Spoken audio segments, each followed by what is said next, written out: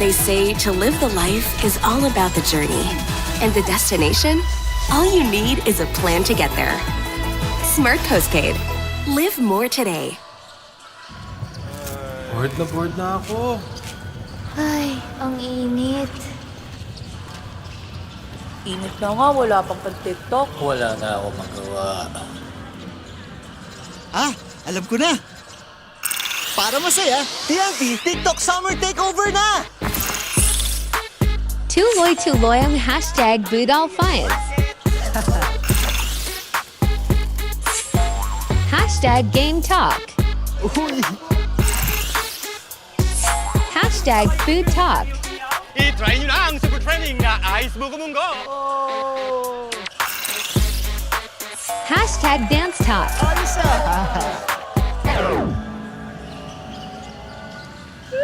Ikaw na lang hinihintay namin. Para only ang TikTok Takeover, mag-TikTok saya 50 ka na! Para only TikTok sa buong Pilipinas! Ikaw din! Tara na sa TNT TikTok Takeover! Mag-TNT TikTok saya 50! Lipat at load na! Hi fans! Ito ang legit na fantastic for the family. Masarap, malinis, friendliest store crew at higit sa lahat, garantisadong zero antibiotics. Posing sa sarap, posing pa sa kalusugan. Let's Chooks to stay healthy. Visit our Chooks dine-in restaurants, Chooks Express, or our Chooks to go takeout stores nationwide.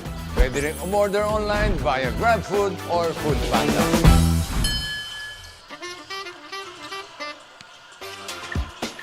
Ano masarap yung tunoon eh? Mas pinasarap pa ngayon. Hindi ko naman i-endorse yan kundi masarap. Yan ang bagong Chooks na buong umapaw sa flavorful chicken juice. Lahat ng manok nila, laki sa alaga at hindi sa gamot. Kaya garantisadong zero antibiotics. Masarap na!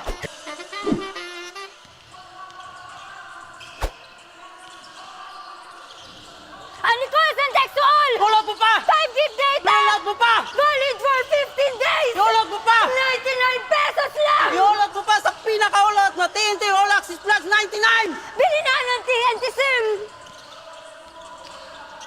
9 gig data! Iulog mo pa! Valid for 15 days! Iulog mo pa! 99 pesos lang! Iulog mo pa sa pinakaulot na TNT All Access 99!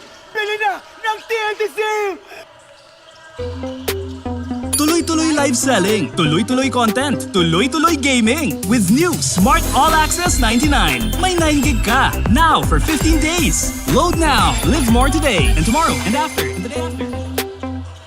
Your home's gotta have the new PLDT Home Fiber Unli All.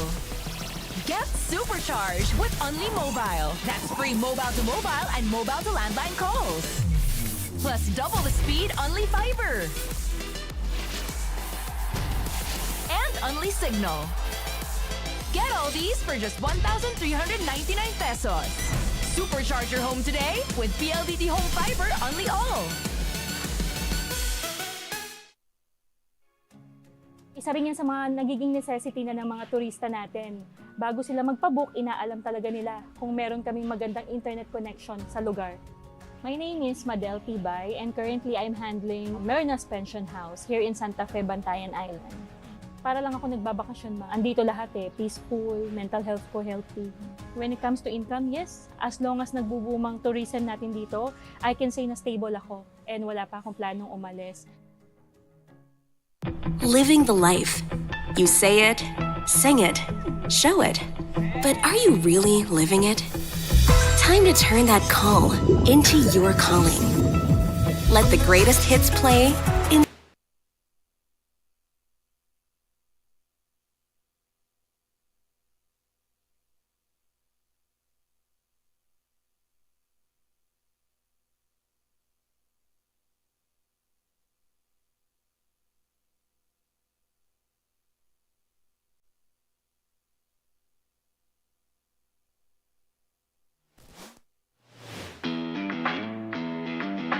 Witness the rise of the next generation. Feel the passion, the pride, and the power of the competition.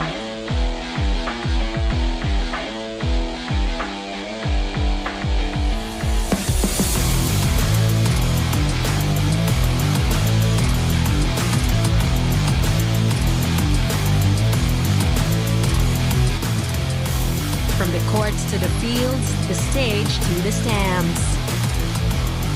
Where every moment counts, where every heart pounds, and where every player rises to the occasion. This is where dreams are chased, champions are made, and where legacies are forged. Are you ready? Join us in celebrating the spirit of sports excellence. This is CIT-U Season 24, Champions of Gold Embracing Nature.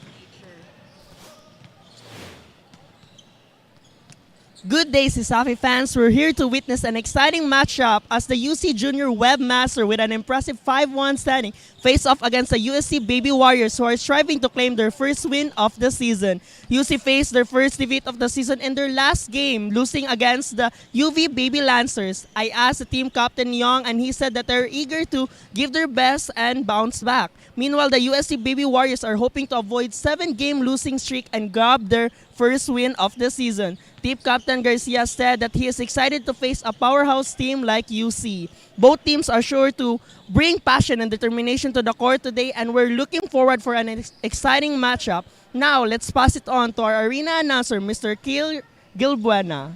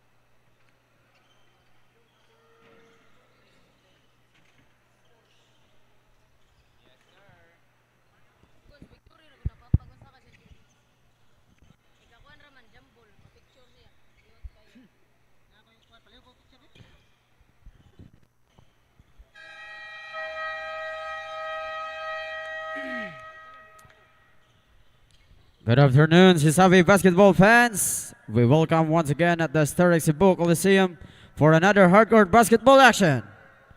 This is your Cebu Schools Athletic Foundation Incorporated, presented to us by 𝐁𝐨𝐲, nag-iisang manok ng bayan, Virginia Foods and Incorporated, PLDT and Smart, Cebu Landmasters, Crayon Lab, Molten, and Mikasa.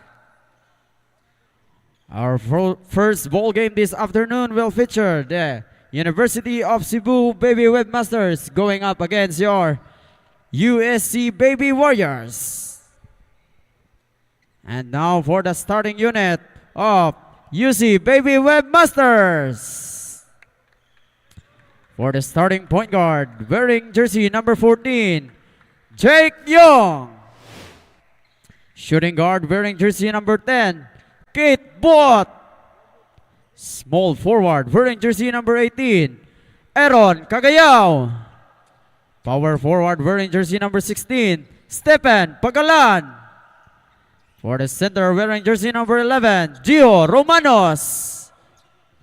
For the head coach of UC Baby Webmasters, Reggie Licanda. And now for the starters for your USC Baby Warriors.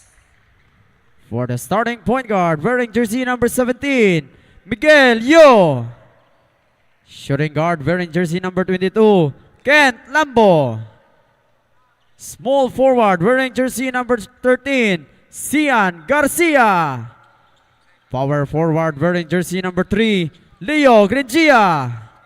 For the center wearing jersey number 11, Zach Hudilia. And head coach for USC Baby Warriors, Bong Abad.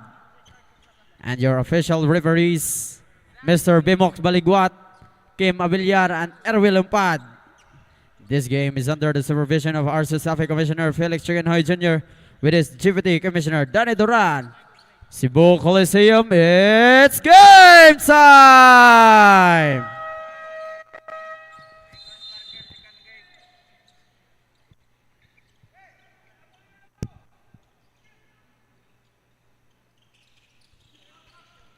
Ball we have here for the high school division, University of Cebu Main Junior Webmasters going up against the USC Baby Warriors. And there you go, a block from Hudilia of USC Baby Warriors. USC will run it down the floor. You will call for a man, but almost slipped off. Brad Yu will pass it to the corner, gets tipped by Cagayao, out of bounds. USC ball. We are looking, the matchup that we are looking at here is, both teams are struggling because they're struggling to gain momentum as of the moment because they lost to their previous matches. For USC, they lost against the CIT-U Junior Wildcats last Saturday, if I'm not mistaken. And there goes a 3 by Cian Garcia to open the game. USC leads in the opening seconds of the first quarter. The corner here for UC Main. A traveling violation is called to UC Main's Romanos. Again, going back, both teams lost their previous matches. USC lost to the CIT-U Junior Wildcats. Meanwhile, the UC Junior Webmasters lost against the UV Baby Lancers. And USC will once again extend their lead. After that, inside shot by the Baby Warriors, and Hudilia will grab the rebound for USC Baby Warriors. You will pass it to the corner. Looking for an open man up top. Garcia fakes a 3. Teardrops. It's off. Hits the right iron. Young will pass it to the corner to Buot. Pagalan will have it in the right wing. Cagayao. Connection to the other man. The connection is off, but USC will retain possession. Having a hard time here down low for Romanos. It's gonna be a jump ball. It'll be USC possession. UC will go for a 4-man full court press. You will bring it, but it's gonna be stolen. Cagayao misses it. Young follows up. Another miss for UC. Another jump ball is called here for the game. 14 seconds left on the shot clock for University of Cebu Main Junior Webmasters. Up top, Cagayao will attempt a 3, but Pagalan will hand it to the right wing. It's short. 3 consecutive jump balls is called here. It is still the first quarter. first 3 minutes, mind you. Almost the first 3 minutes of this game. Now you will run it. Gets tipped by Pagalan. UC will run it down. Pagalan will take the first point for University of Cebu Junior Webmasters. 5-2 is our score here. 7 minutes, 22 seconds left for the first quarter. You will bring it for the Baby Warriors. But it's out of bounds.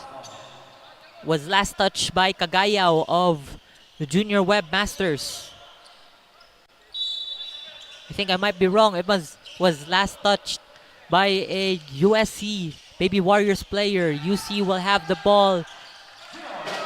And Romanos, once again, back-to-back 2-pointers for UC, and the USC Baby Warriors will take the timeout. What adjustments should USC make in this very first quarter? We are still in the first 3 minutes of this quarter. 5-4 is our score in favor of the USC Baby Webmasters. We'll be right back after the short timeout.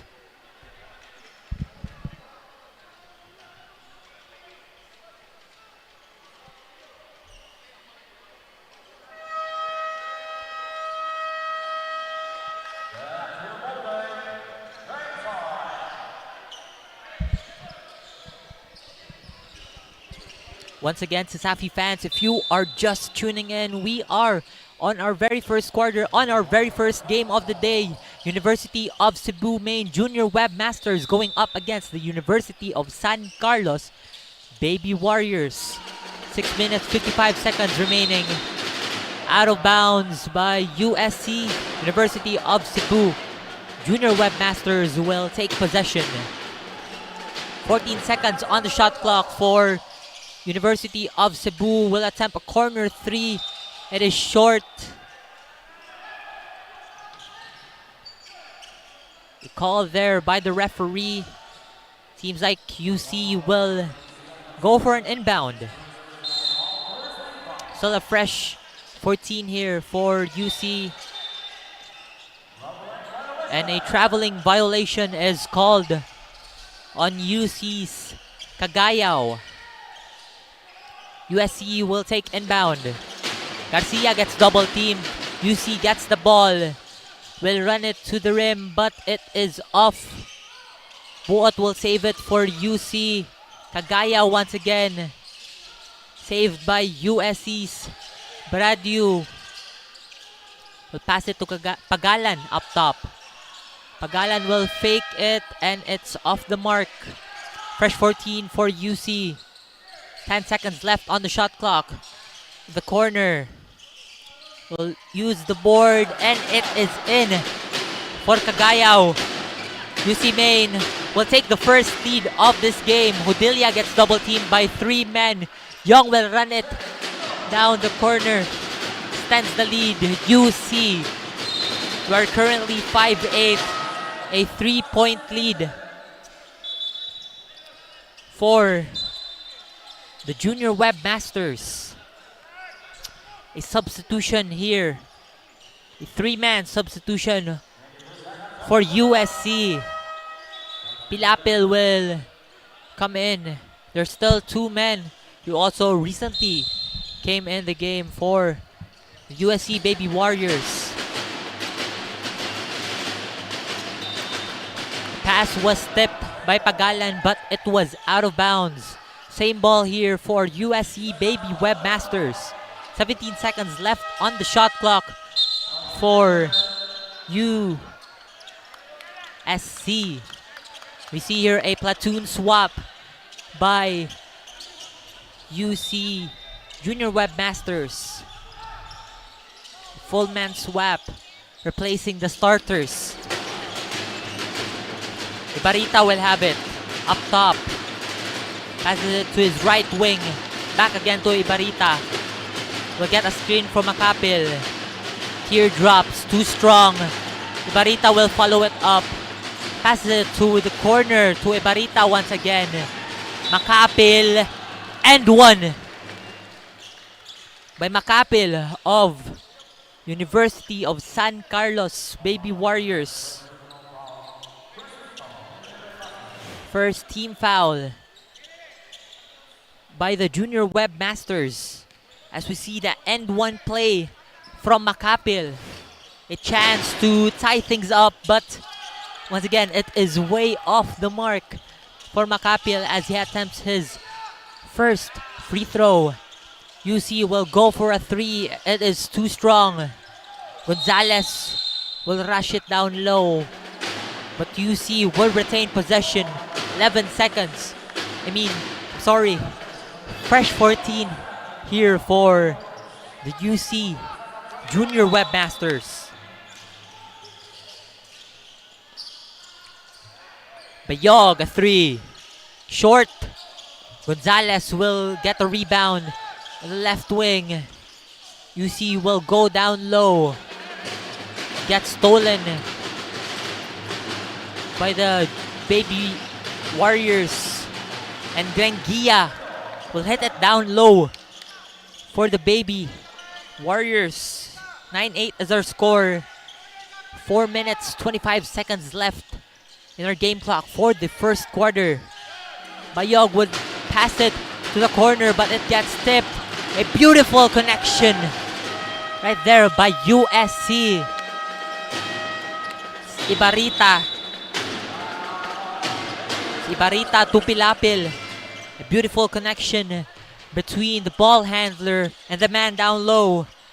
11-8 is our score here on our first quarter. University of Cebu main Junior Webmasters will take a timeout, will talk things in terms of their defense and possibly with their offense. We'll be right back after a very short break.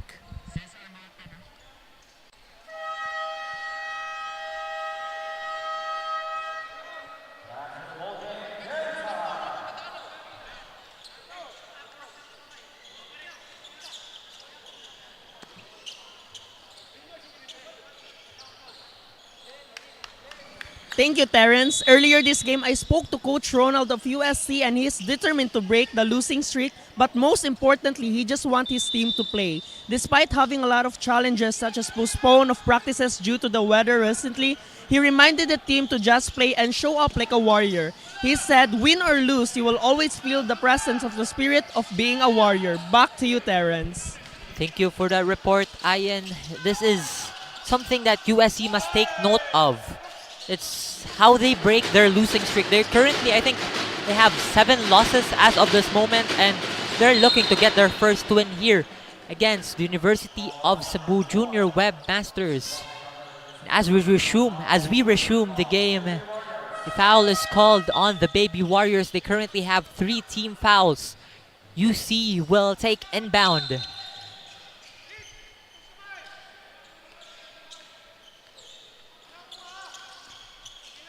UC will take the ball up. Gonzalez up top will pass it to the man on the left wing, and it goes down low for UC. De La Puerta in the paint, scoring for UC. A strong pass there. De La Puerta wasn't able to catch that pass. USC will retain possession. 17 seconds left on our shot clock. A lot of time, a lot of breather for USC in this possession.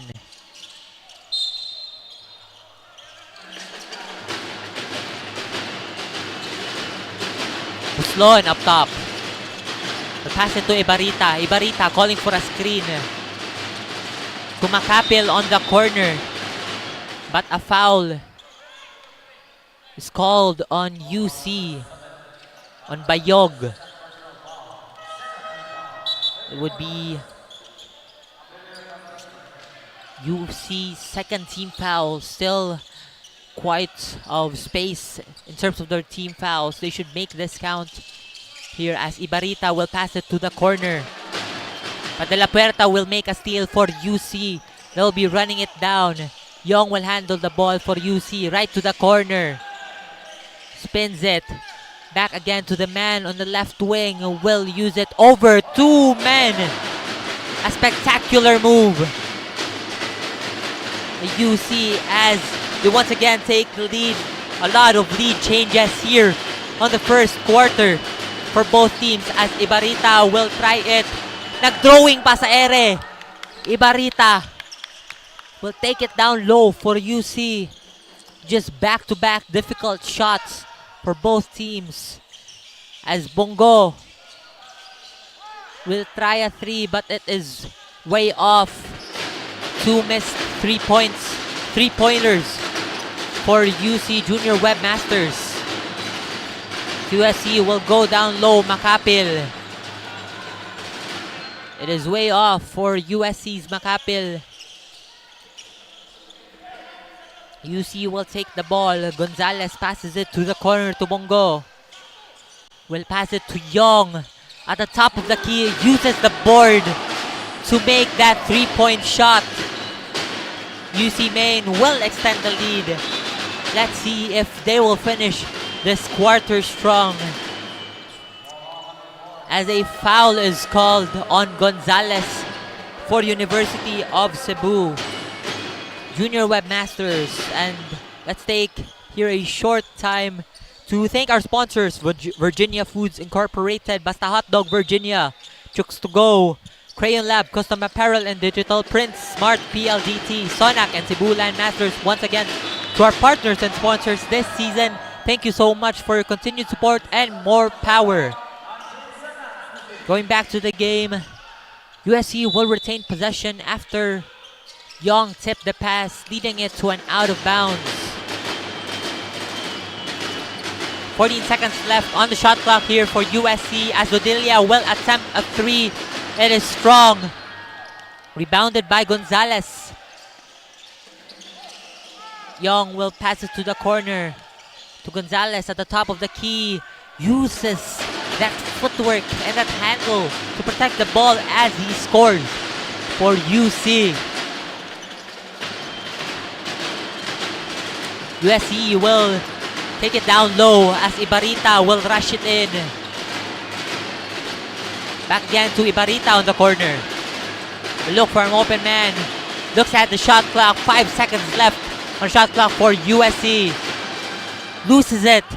UC will run it down. Doverte. It's guarded by Hodilia. Good defense by USC's Hodilia. A lot of improvements here by Hodilia. I have seen a lot of defense here from him during their last game against CIT-U. Has been beneficial in the defensive end for their team. As we go back, 20.8 seconds left on our game clock. It's still the first quarter, ladies and gentlemen, but things are heating up. Both teams are pressuring each other here. USC, but UC there will steal the ball. Doverte will handle it. 9 seconds left on the game clock. Young waiting for time to wind down. Doverte attempts a three, but he misses it. There we go, ladies and gentlemen, the end of our first quarter. 13-17 is our score in favor of University of Cebu Maine Junior Webmasters. A lot of room here for USC to improve offensively because there has been a lot of turnovers, shall we say, for this team. Meanwhile, for UC, I think they should control their offense because there are times that they can't make it. But as we enter our second half, let us see some of the changes that both teams will bring to this game. And once again, 13-17 is our score in favor of the UC Junior Webmasters.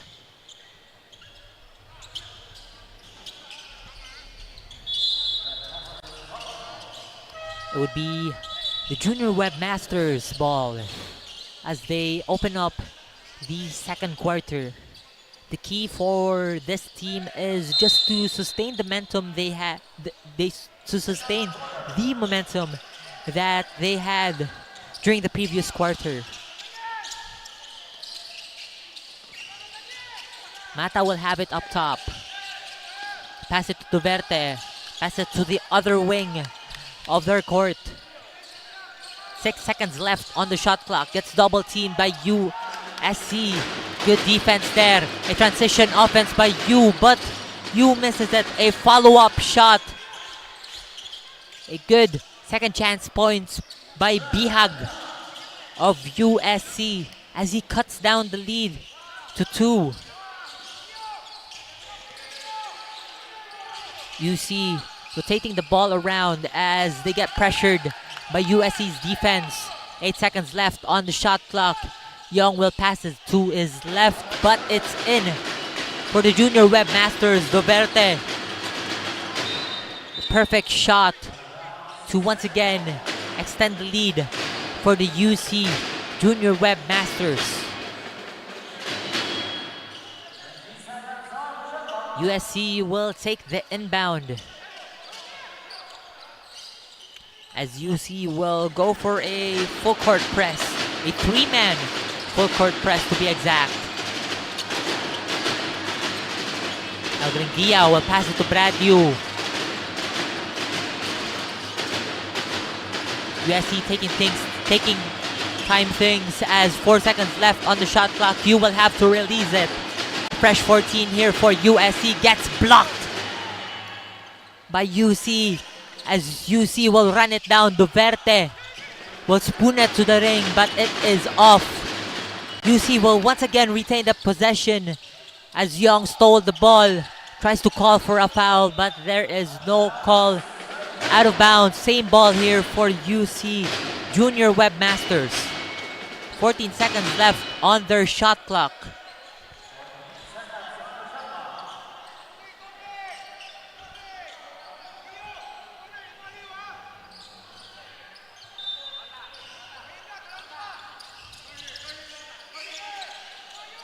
Duverte. Short. Bihag will grab the rebound for USC. You will pass it to the wing. Back again to you. Garcia will attempt a 3. It is way strong. UC will grab the rebound.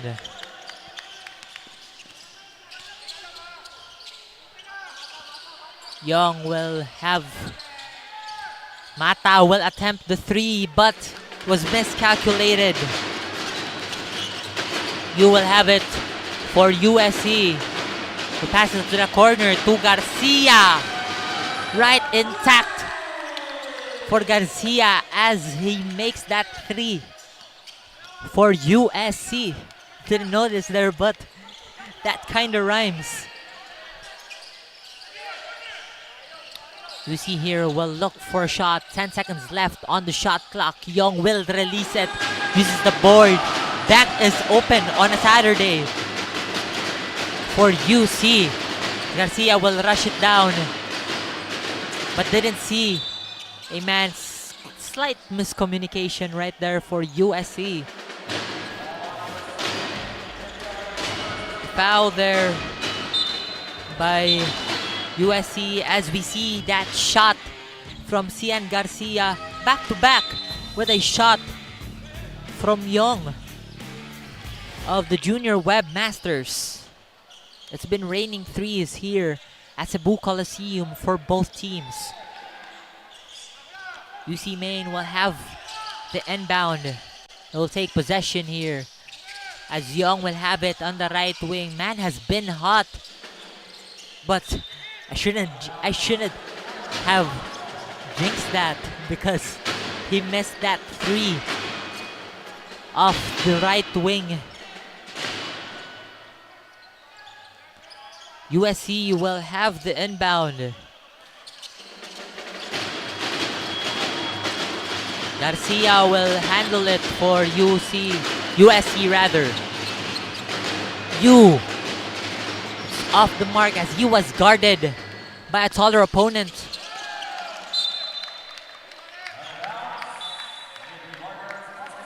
It is out of bounds as it was hit the foot of Pagalan of UC Junior Webmasters. USCU will have the possession in this game.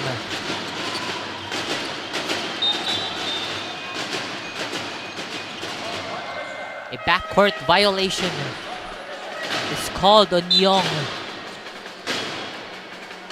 Not on Young rather, but it will be a violation for USC. Young will be out. Will be replaced here for UC.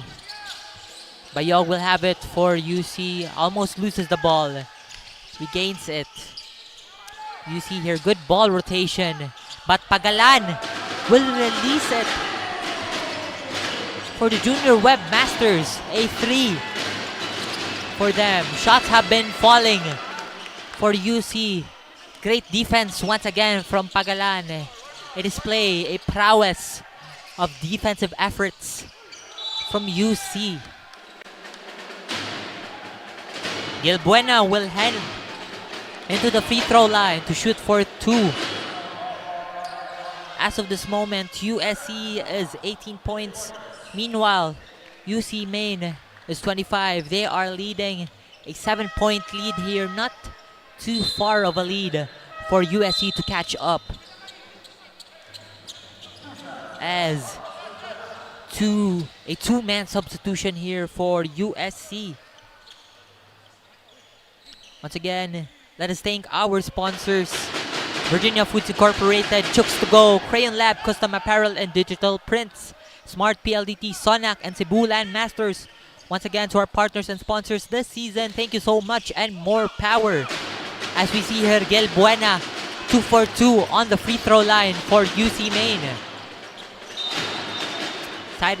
Tightly guarded by two-man, Yu gets called for a traveling violation. UC Junior Webmasters will have the possession.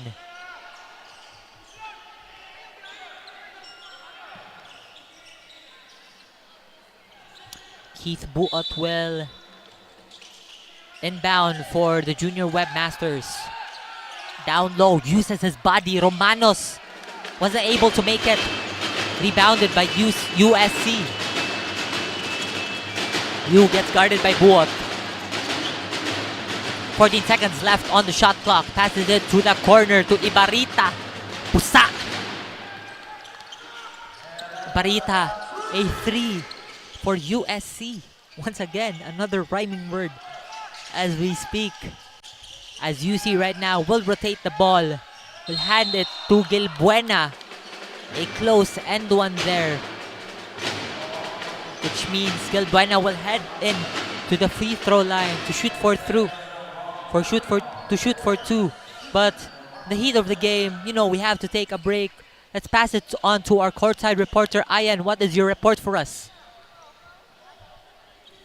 Thank you, Terrence. The UC Webmasters are showing why they're one of the top teams this season as they take control in the second quarter with 28-21 score. With their solid record, they are playing with confidence and precision. I was able to talk to Coach Rigi and he said that their past mistakes like being relaxed and complacent should not appear today because after all, it's always the attitude of the players to play smart, work hard, and discipline. Back to you, Terrence. Thank you for the report, Ian. Have here UC with a shot brought to you by Pagalan. Gilbuena was 1 for 2 during his free throw attempts as USC misses their shot. Gilbuena with a rebound for UC. Pagalan will attempt a 3. It is short. Ibarita will grab the rebound for USC. Buslon uses his body but it is short. Cudilla still miss for USC. Great defense displayed here by the Junior Webmasters. 14 seconds left on the shot clock. Will force it. Gets guarded by 3 men. A lousy pass there by the Junior Webmasters. But as we go back to the report of Ian, we saw that UC Junior Webmasters are really, like, they are not complacent in this game. We can see that they are going all out because they will not force to sacrifice one game because they actually have one loss. Was against the University of the Visayas Green Lancers, a tougher team. I mean, they have the same thing. That's their arch nemesis, mind you. UC Main and UV. Lambo will attempt a 3 for the USC, but it is way off. Bayog will pass it to Buot, but Bayog open lane. He missed that shot. De La Puerta gets guarded by 3 men. It will be same ball. UC will retain possession with 12 seconds left on the shot clock. Long pass to Buot, will hand it to the man on the corner. Off balance shot, it is off. Ibarita will run it down for USC. You said Ibarita has been rushing down the corner, rushing down the rim rather lately. Into quite a lot of misses as UC will attempt a corner 3. Pagalan misses that 3-point shot. Right here on the left wing. Will hand it to the right wing to Buot. Will attempt a 3. Too much on the left. But as Gonzalez will save the ball, was out of bounds for UC. USC will inbound, will take possession. 2 minutes, 30 seconds remaining on our game clock. 21-30 is our score in favor of UC Main Junior Webmasters. A 9-point lead we are seeing here, Sasafi fans.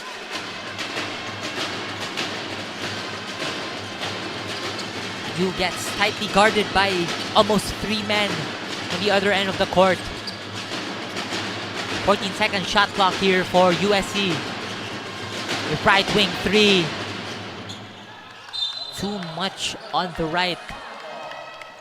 Out of bounds as the Junior Webmasters will take possession. Frequent misses are going on here for both of the teams, especially on the 3-point line. They're hungry to have 3-point makes here in this game just to extend the lead a little bit, as UC will once again attempt a 3. Gets out of bounds by USC. UC will retain possession. 14 seconds left on the shot clock as they inbound the ball.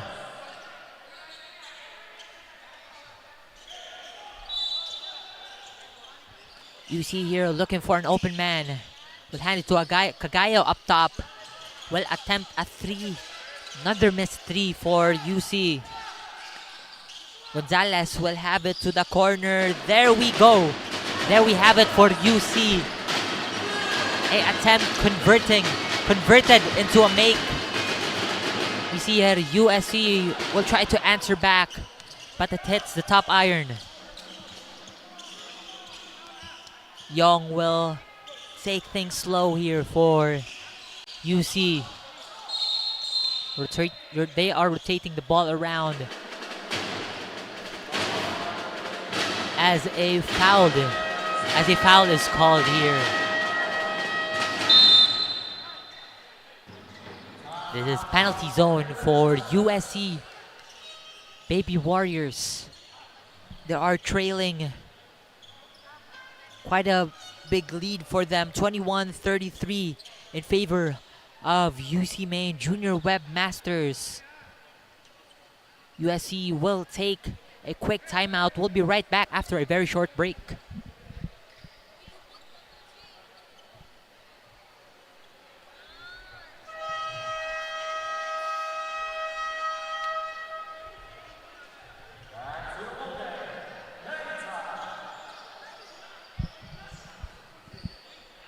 Welcome back, Sasafi fans. It is still our second quarter. If you are just tuning in, we are live on our official social media pages, YouTube, Facebook, We're also live at Smart Sports, Puso Pilipinas, and the Smart Live app. As Soto will head into the free throw line to shoot 2 penalty free throws. If you're just tuning in, once again, USC currently have 5 team fouls, which means that they are on penalty zone.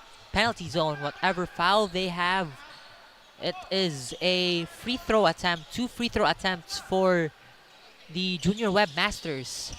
As Soto's second shot won't go, but UC will grab the rebound. UC will take that follow-up shot. A second chance point for UC was courtesy of De La Puerta, as you will make an extra pass to the corner.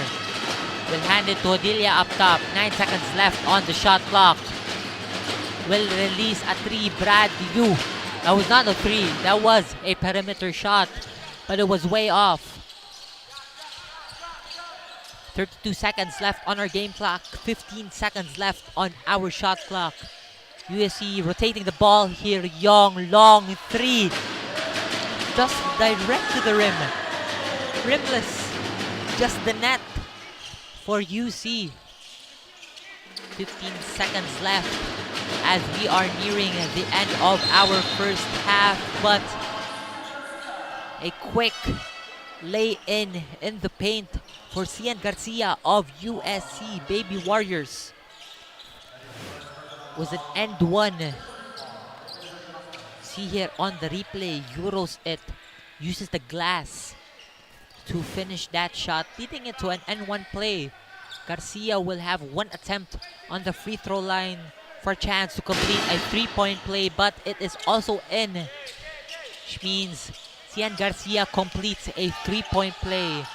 Young rushes it. The rush pass. He still has a lot of time actually to cross to the other court. And that was a strong pass by Young. A timeout here for USC Baby Warriors. 24-38 is our score. 4.4 seconds remaining here on our game clock for the first half. We'll be right back after this quick timeout by the USC Baby Warriors.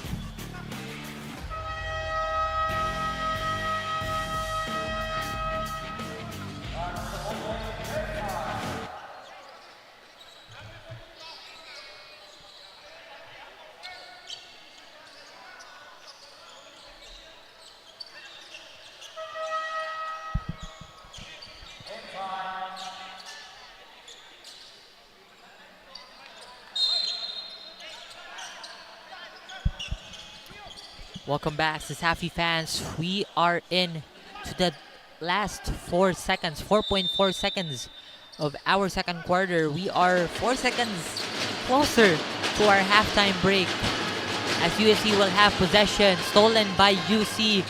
Will attempt an extra shot by Young, but there's a way to the left.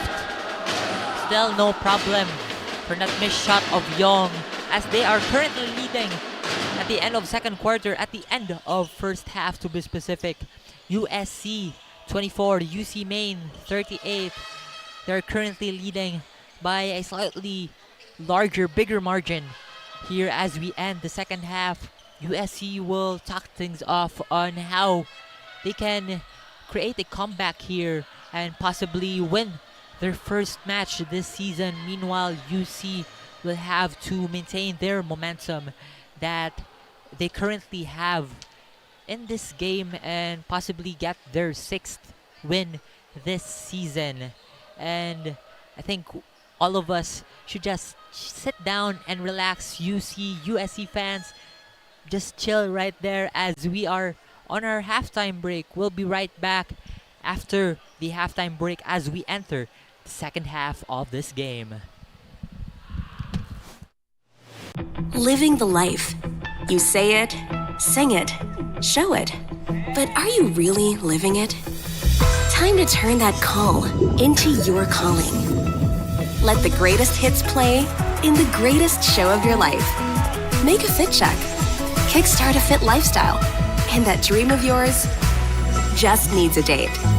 Smart Postpaid. It's more than a plan.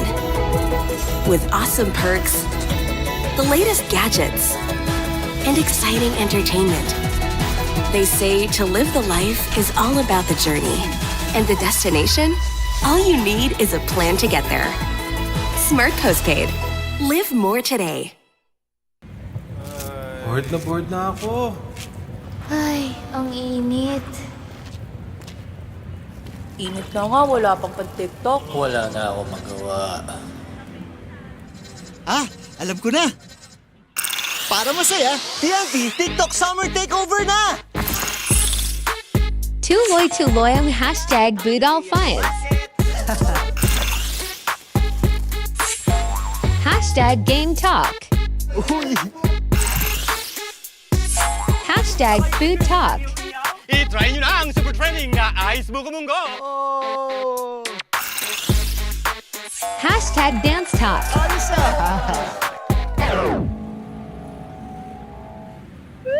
Ito na lang hinihintay namin. Para only ang TikTok Takeover, mag-TikTok saya 50 ka na!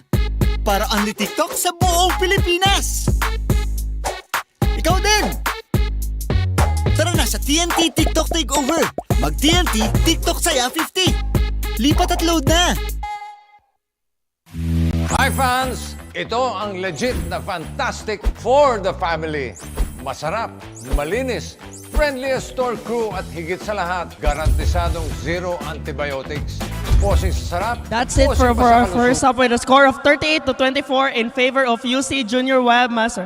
Here we have with me are the players who missed or will not see in action in the court today. We have Borj Lapoos, the point guard of UC Main, and Jay Mamza, the shooting guard of the UC Main. So first of all, guys, I wanna ask, how are you feeling today? Okay lang po. Okay ra. So what do you guys feel not playing today's game? Siyempre nga sayang lang gud kay ganahan man mi matabang sa team ron, especially nga gikan mi sa field pero kanang bawi ako sa next game. All right, how about you, Jay? Siyempre guys, sayang kayo nga gusto matabang sa team na nasakit man. Bawi ra kami sa next game. All right, so what are your messages to your teammate who is playing today? Kanang ano lang, play their hearts out, play as a team. Kalimtan na to ang perde na to last game. Kanang bawil na taron, every play good nga ihatag na mo ng tanan. Maningkamot ra jud perme sa karon dili pa magkumpiyansa bisan dako naglamang. Kada duwa all out perme. Maminaw sa coaches magpatuo perme. So guys, laban mo pa salamatan or gusto i-shout out? First of all, I want to shout out nga pamilya ko sa Bacolod, sa mami ko, sa lola ko, kag akong sister o akong mami sa Amerika. Shout out sa akong family nga naa sa Alegria, og akong mga amigo, og sa akong coach nga si Coach yan, og ang nagdala sa ako dire sa Cebu, Alboro family, og ang akong mga amigo. Mara, thank you. All right, that's it, Sisafi fans. Please stay tuned for more basketball action in the second half. Hi fans! Ito ang legit na fantastic for the family. Masarap, malinis, friendliest store crew at higit sa lahat, garantisadong zero antibiotics. Posing sa sarap, posing pa sa kalusugan. Let's chooks to stay healthy. Visit our Chooks dine-in restaurants, Chooks Express, or our Chooks to go takeout stores nationwide. Pwede rin umorder online via GrabFood or Foodpanda.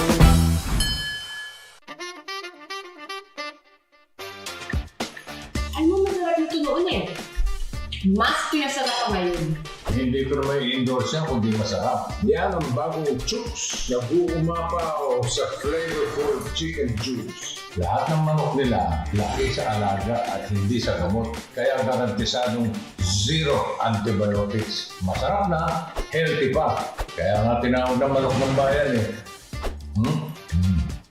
Sarap nito! O paano?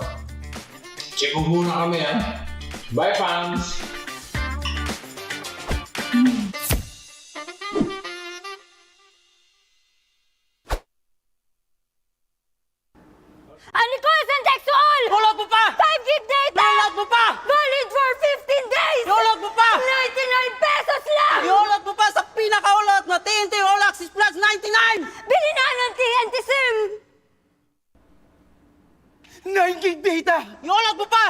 Valid for 15 days! Iulat mo pa! 99 pesos lang!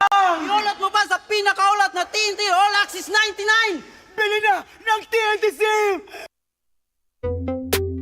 Tuloy-tuloy live selling, tuloy-tuloy content, tuloy-tuloy gaming. With new Smart All Access 99. May 9 GB ka. Now for 15 days. Load now. Live more today and tomorrow and after and the day after. Your home's gotta have the new PLDT Home Fiber Unli All.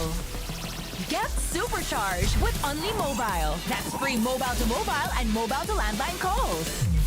Plus double the speed Unli Fiber. And Unli Signal. Get all these for just 1,399 pesos. Supercharge your home today with PLDT Home Fiber Unli All. Isa rin yan sa mga nagiging necessity na ng mga turista natin. Bago sila magpabook, inaalam talaga nila kung meron kaming magandang internet connection sa lugar. My name is Madel Tibay and currently I'm handling Merna's Pension House here in Santa Fe, Bantayan Island. Para lang ako nagbabakasyon ma. Andito lahat peaceful, mental health ko healthy. When it comes to income, yes, as long as nagbubumang tourism natin dito, I can say na stable ako and wala pa akong planong umalis. Living the life. You say it, sing it, show it. But are you really living it? Time to turn that call into your calling. Let the greatest hits play in the greatest show of your life. Make a fit check. Kickstart a fit lifestyle. And that dream of yours just needs a date. Smart Postpaid. It's more than a plan. With awesome perks, the latest gadgets, and exciting entertainment. They say to live the life is all about the journey, and the destination, all you need is a plan to get there.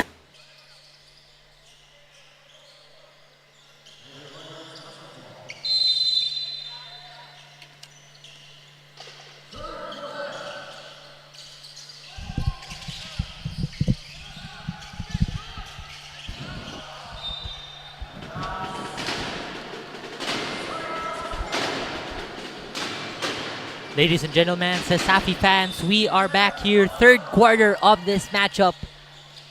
USC versus UC Junior Webmasters. USC now has the possession with U. Has it to Budilia. Too strong at the top of the key. UC will grab the rebound. Pagalan up top will hand it down low to a bigger man. Pagalan with the vision to his teammate Romanos, who scored it down low. 8-second violation is called on the USC Baby Warriors. Good defense there by UC Maine. Cagayaw inbounds it for UC as they rotate the ball around. But it's way too strong, I guess, for UC. Violation is called on UC, so USC will take possession.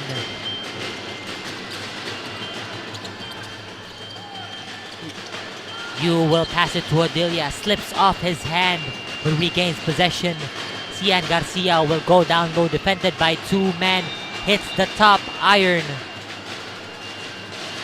And it'll be UC Maine possession.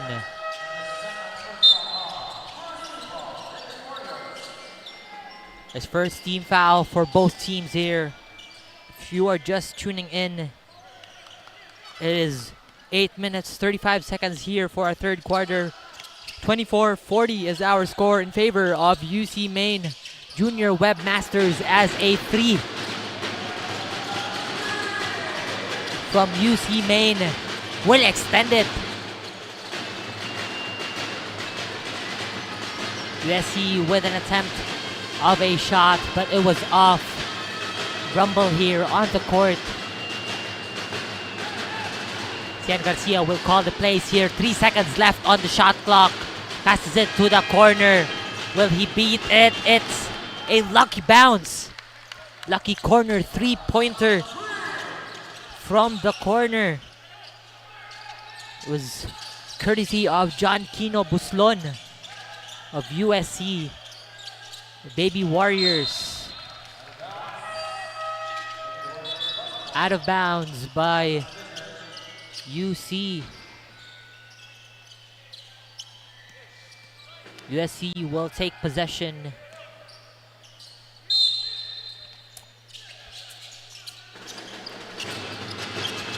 UC here trying a modified diamond press, so-called 1-2-1-1 defensive full court press.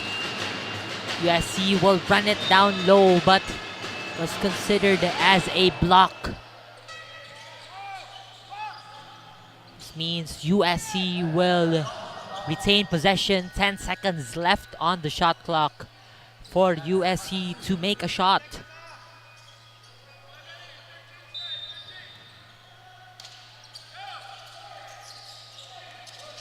Pass it to Buzlon. Barita up top with 6 seconds left on the shot clock. Will get a screen from Balahadia. Balahadia at the top of the key. Fails to beat the buzzer, but a fresh 14 is given to USC. Gets tipped off a pass. Stolen by UC. Young will do a floater. It's way off the mark. Hits the top iron. Kagaya will get a steal for UC. Will pass it to Bagalan up top. A 3 for UC Maine. Bagalan has been a key contributor in the Rainbow Country for UC Maine, giving them this quite a huge lead, almost 20-point lead. We have 19-point lead here.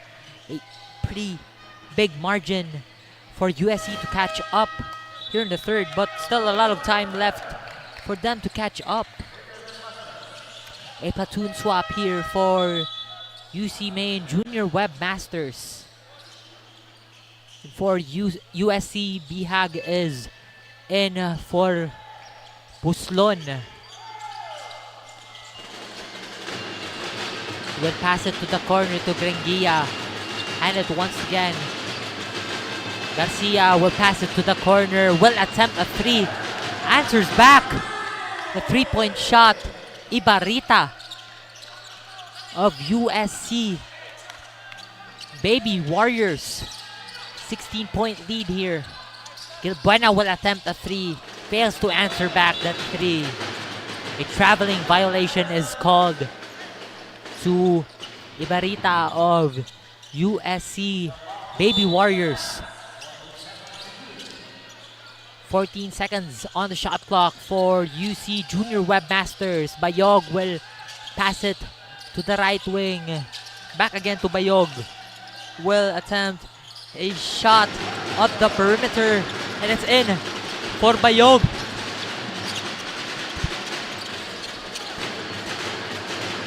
Garcia will bring it for USC as they have the possession. Balahadia will try to get it down low, but as it to Grengia, gets defended pretty well by UC, and oh, what a spin off the air, the hang time that Gilbuena has as he makes that shot in the paint for UC Junior Webmasters. Ibarita, extra pass, and a foul. As we see here, that shot from Gilbuena, the Virginia booster move of the quarter. Parang nagsusulat lang sa ere.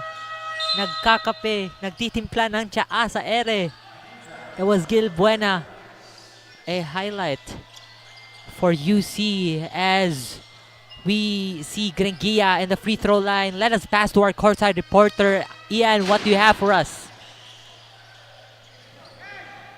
Thank you, Terrence. In the third quarter, USC is pushing hard as they aim for a comeback after being behind 19 points. When I asked Team Captain Garcia, he reminded his team to never lose hope and just play because nothing is impossible. And as what they say, bilog ang bola. They're trying to make a defensive plays, and if successfully done, we could see a game changer soon. Back to you, Terrence. Thank you for the report, Ian. Seems like USC really need to catch up in this game. They have a 19-point... I mean, this is not a 19-point lead anymore. This is quite a big lead for USC. USC will take possession. Garcia will attempt a 3. It is strong. A way off the mark shot for Cian Garcia of the USC Baby Warriors. UC Junior Webmasters will gain possession. 4 minutes, 38 seconds left on our game clock here at the third quarter of our game.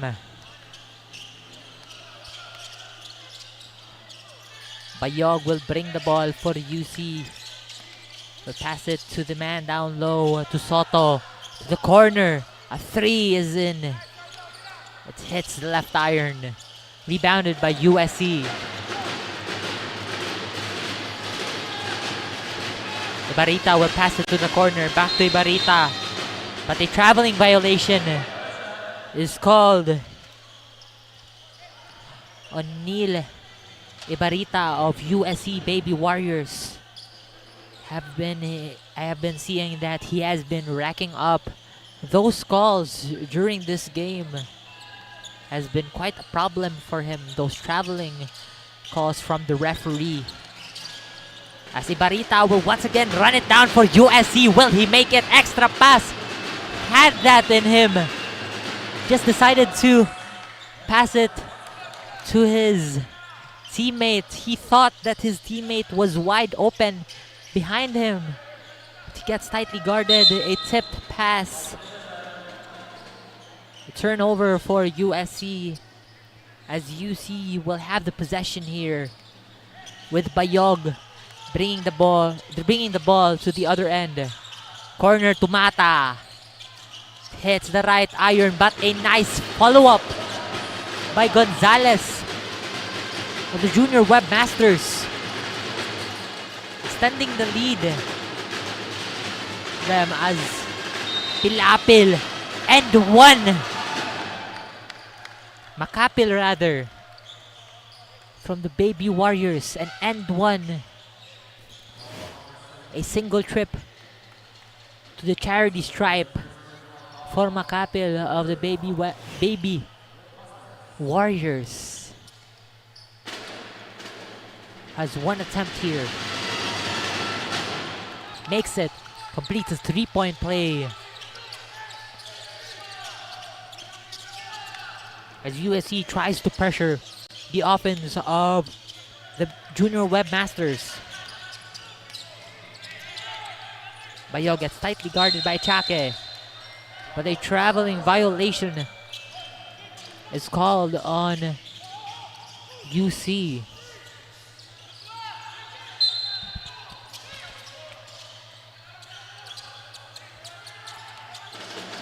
USC with 2 minutes 55 seconds left on the game clock for the third quarter. Seems like a jump ball is called between Soto and Makapil. They were hugging each other out, trying to hustle for the ball. Despite that call, UC will have the possession as Gonzalez will gain inbound in this play. UC rotating the ball. Stolen to Soto. USC will grab the rebound. Bihag will rush it down for USC. Barita was looking for a 3 but fails it as UC will run it down the floor. Bayog finish it and end one play by UC Junior Webmasters. Bayog will take one free throw attempt as we see he crossed that opponent upon going in the rim. It was a smooth finish.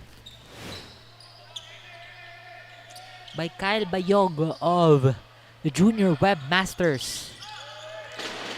𝐨𝐲𝐬 completes a 3-point play as he once again extends the lead, but a steal is there for UC Gilbuena. Was caught short, defended by 2 men. 𝐵HAG will attempt a 3, hits the top iron.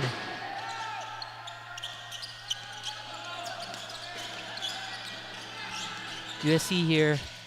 Open pass down low. Traveling violation is called on Marty Soto of the Junior Webmasters.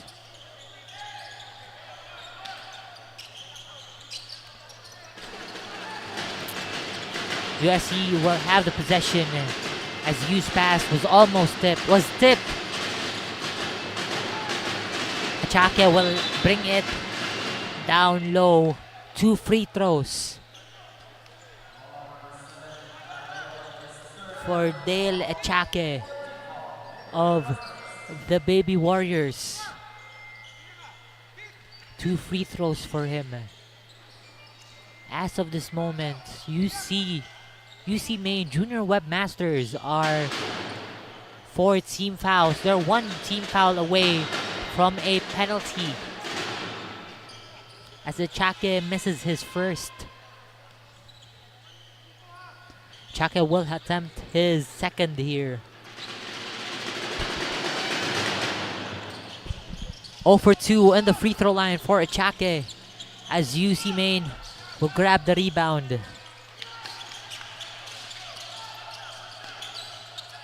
A lot of pressure here offensively for UC Maine. 12 seconds left on the shot clock. Gilbuena will hand it to the wing.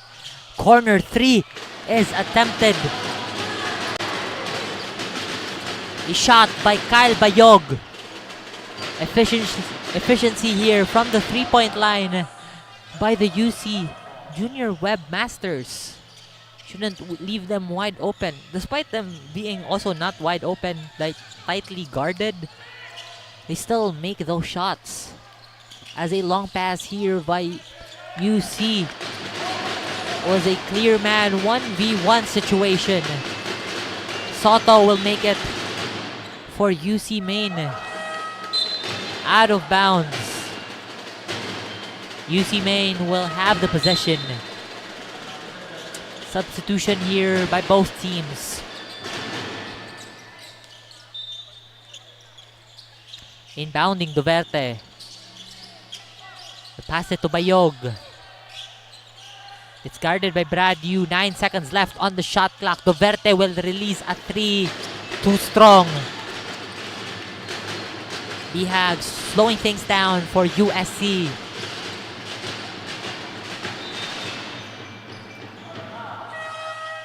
Out of bounds by UC Maine. As we see that open lane 1v1 was Macapil against Soto down low. Just 2 of them. Shot clock here, 14 seconds for USC as he tries to hand it to the ring. It gets in for 𝐵HAG of the Baby Warriors.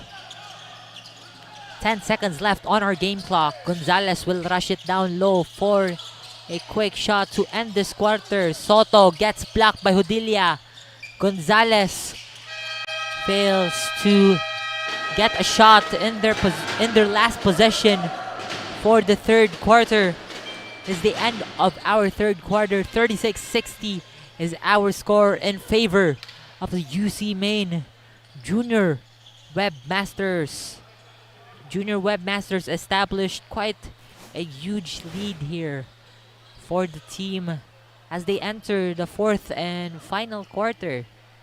Let's see if there's some miracle happening because it seems like natatambakan na yung USC sa ating laro. Also here for UC Maine, they have to maintain their aggressiveness that they have displayed during their first, second, and third quarter. Have displayed those offensive and especially the defensive end of their play. So The question is for UC, will they end the game strong?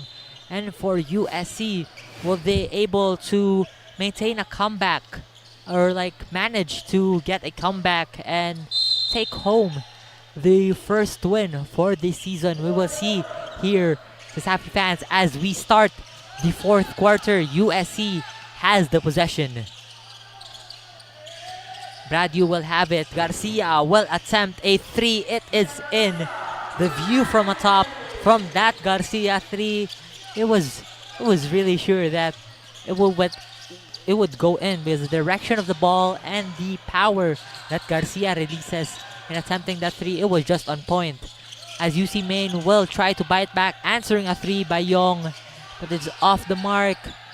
Will try a three, answers back.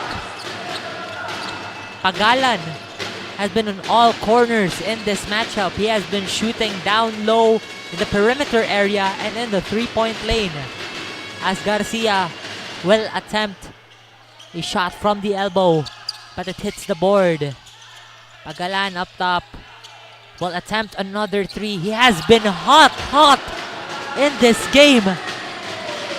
Pagalan raining threes for UC Maine. Junior Web Masters partly tightly extending the lead. It is close to a 30-point lead here for UC as Young will steal it. A transition offense. Might be an 8-0 run for USC as of this moment. For UC Maine rather, as of this moment. As Doverte, another transition offense. Will they finish it? But a good defense by Hodilia of the Baby Warriors.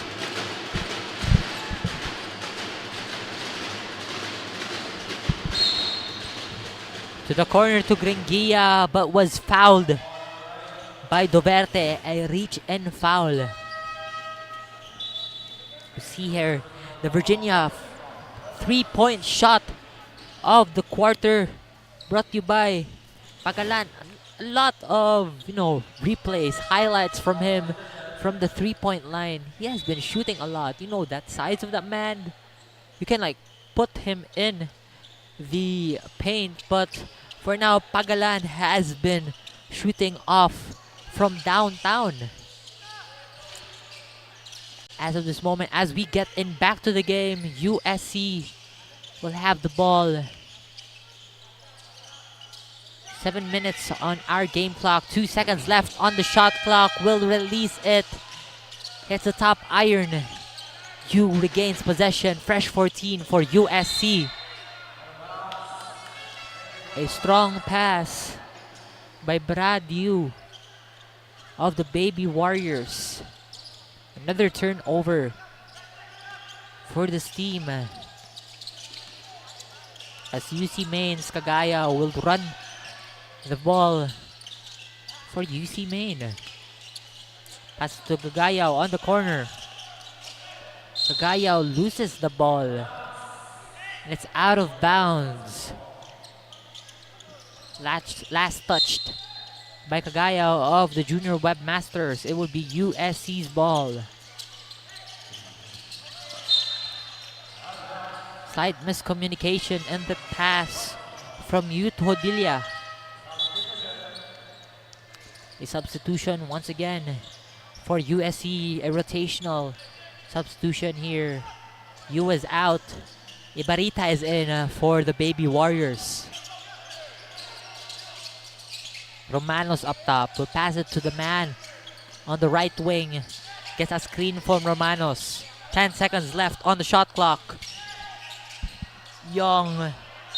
It is way off the board. It is far from the board.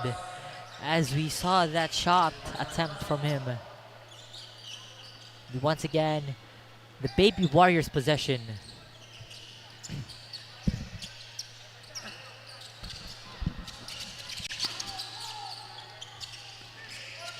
Cian Garcia will have it for the Baby Warriors. Pass it to Hodilia, but Hodilia will pass it back to Garcia as Buslon will drive the lane.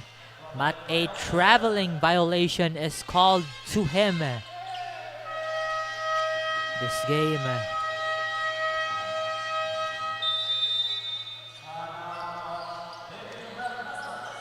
A timeout is called here by UC Maine Junior Webmasters.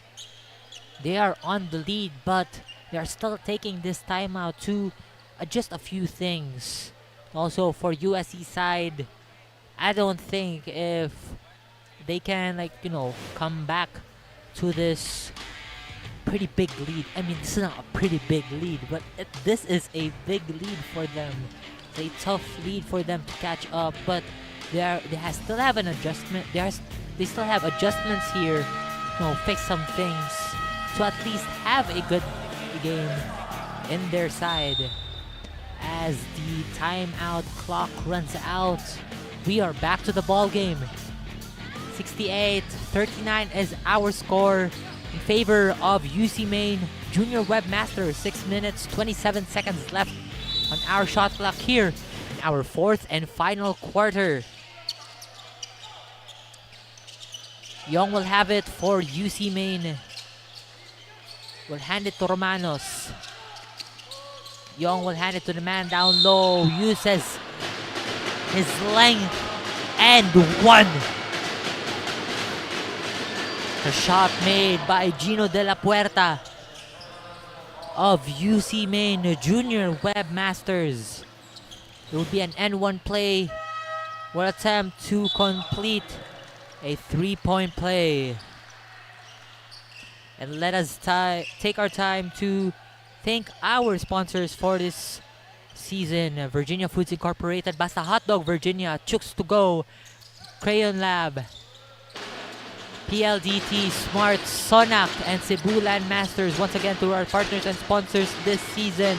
Thank you so much for continued support and more power.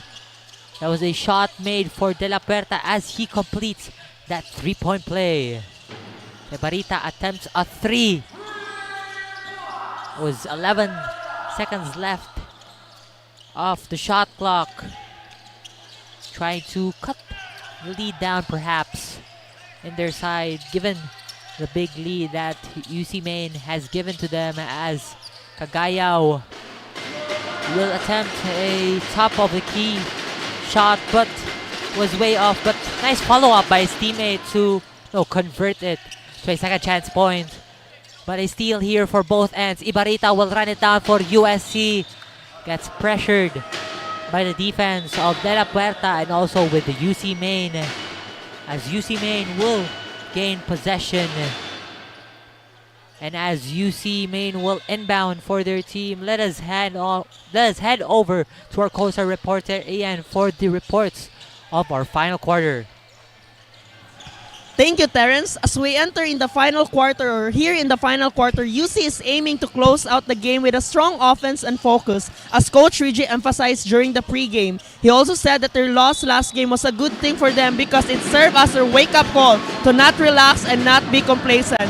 Team Captain Young also said that they should keep their composure and avoid costly mistakes for them to successfully clinch the victory. Back to you, Terrence. Thank you for the report, Ian. Another N1 play here by UC's De La Puerta. He has another attempt, one free throw attempt in the free throw line. And going back to Ian's report, UC really needs to lock in to secure the victory, but we are seeing here on our scoreboard, it is a huge margin for UC. This might be a big victory for them. Going back to the game, De La Puerta misses his first, but UC regains possession as that shot attempt from Young was blocked, leading to a out of bounds. 9 seconds left on the shot clock for the Junior Webmasters. Bayog pass it down low to De La Puerta. Doverte loses it. Shot clock expires, but USC has the possession already. Ibarita gets tightly guided by Doverte. 14 seconds left on the shot clock for USC. Bihag will pass it to Garcia. Will attempt a 3. It is short. Rebounded by Soto. De La Puerta will hand it to Duverte. Duverte will try to rush it down low. Pickpocketed by Macapil. A rumble here for the ball as they try to gain possession. 2 USC players and 1 UC player. It would be a jump ball. Would be in the possession of UC Maine Junior Webmasters.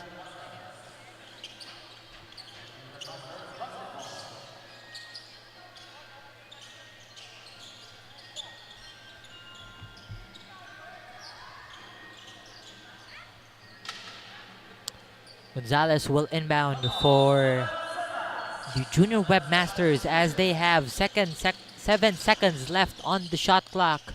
Fires it from the free throw range. Soto will make it for UC Maine Junior Webmasters. A timeout is called here for USC Baby Warriors as they once again talk things out here. 77-42 is our score here on our timeout in favor of the UC Maine Junior Webmasters. We'll be right back after a very short break.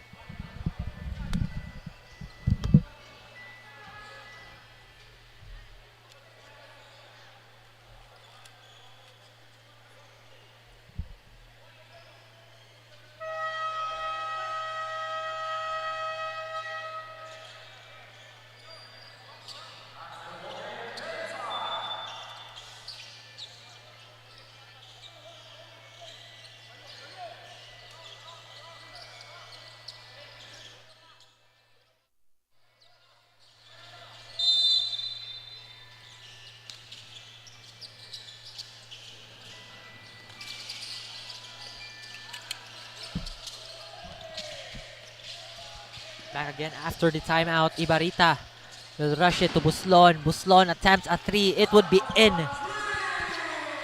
for John Buslon of the USC Baby Warriors.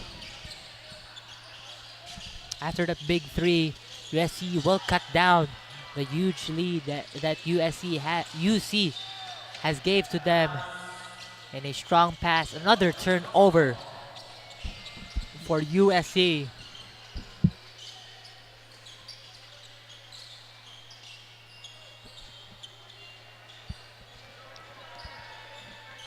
Three minutes, 5 seconds left on our game clock. Bayog bounce pass to Soto, but it's off. A close and 1 by Soto of the Baby Webmasters. This means that Soto will head to the line to shoot for 2. Has 2 attempts on the free throw line as a substitution was made here for the Baby Warriors. Balahedia is in for Macapil. Soto misses his first free throw. Still has the second attempt for this ball game.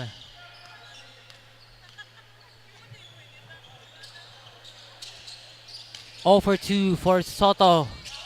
Hasn't made the shot during those 2 attempts. Buslon was wide open, decides to pass it to Garcia. Too strong, too high of an angle for a layup by Garcia. UC Maine has the possession. Will hand it to Soto. Soto up top. Guarded by Buslon. Bayog's pass gets tipped, gets stolen by USC. As Bihag will rush it down. Garcia will rush it down for a free throw shot, gets blocked. UC will run it down. Soto will make it for UC Maine.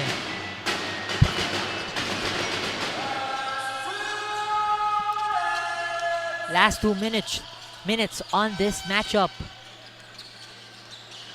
Big lead here for UC as Cian Garcia fails to make his wide open layup and a shot by UC Main Webmasters Doverte.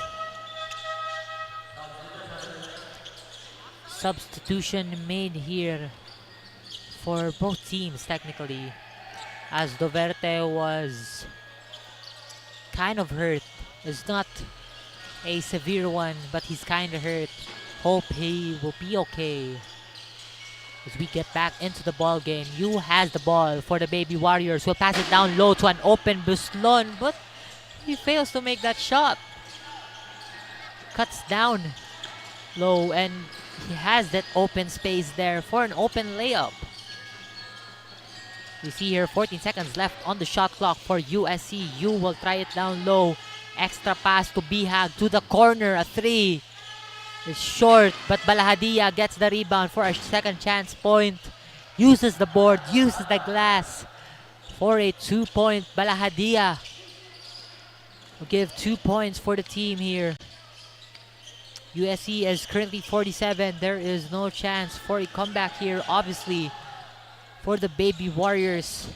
A very big lead established here by the Junior Webmasters.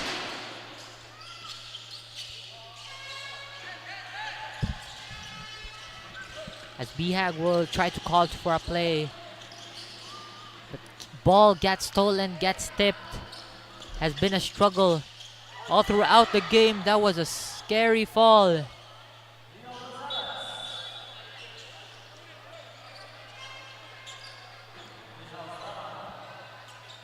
The officials has to stop the ongoing game because of that scary fall. Good thing he was okay. Go there. He went down the floor. Good thing his face didn't actually got into contact on the floor because that would be severe. Good thing that he was doing fine. That was Buslon. Pretty great hustle from that fake as he catches that fake.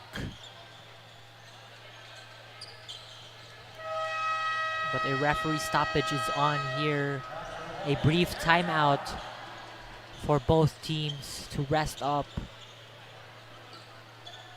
You're just tuning in. We are down to our last 26 seconds of this game. 83-47 is our score in favor of the UC Main. Very big lead established here by the Junior Webmasters. This is not surprising for this team with a pretty inferior opponent that they have here. As of this moment, USC still goes on with their losing streak. They still continue to struggle because right now they have a 7-game losing streak. 7 seconds left on the shot clock, 16 seconds left on the game clock here. Last seconds of the ball game. He makes that shot for the Baby Warriors. Junior Webmasters cooling things down because it is a secure dub for the team. Our final score given for both teams, 83-49. Our final score, a stupendous victory for University of Cebu Main Junior Webmasters. No surprise. Once again, I've been saying this once again. Great hustle, great team effort, great shooting, mind you, from this team. I've seen a lot of shots displayed, released by Pagalan of the Junior Webmasters that has been a key contributor in their lead during this matchup.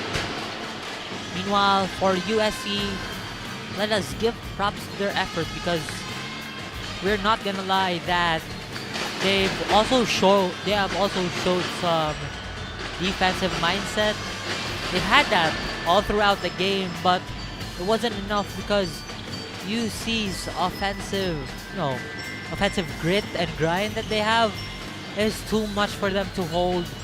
So this is quite another learning experience for USC that they have as they go on after a 7-game consecutive losing streak, have to, regain some strength as they have quite a few games left in this season.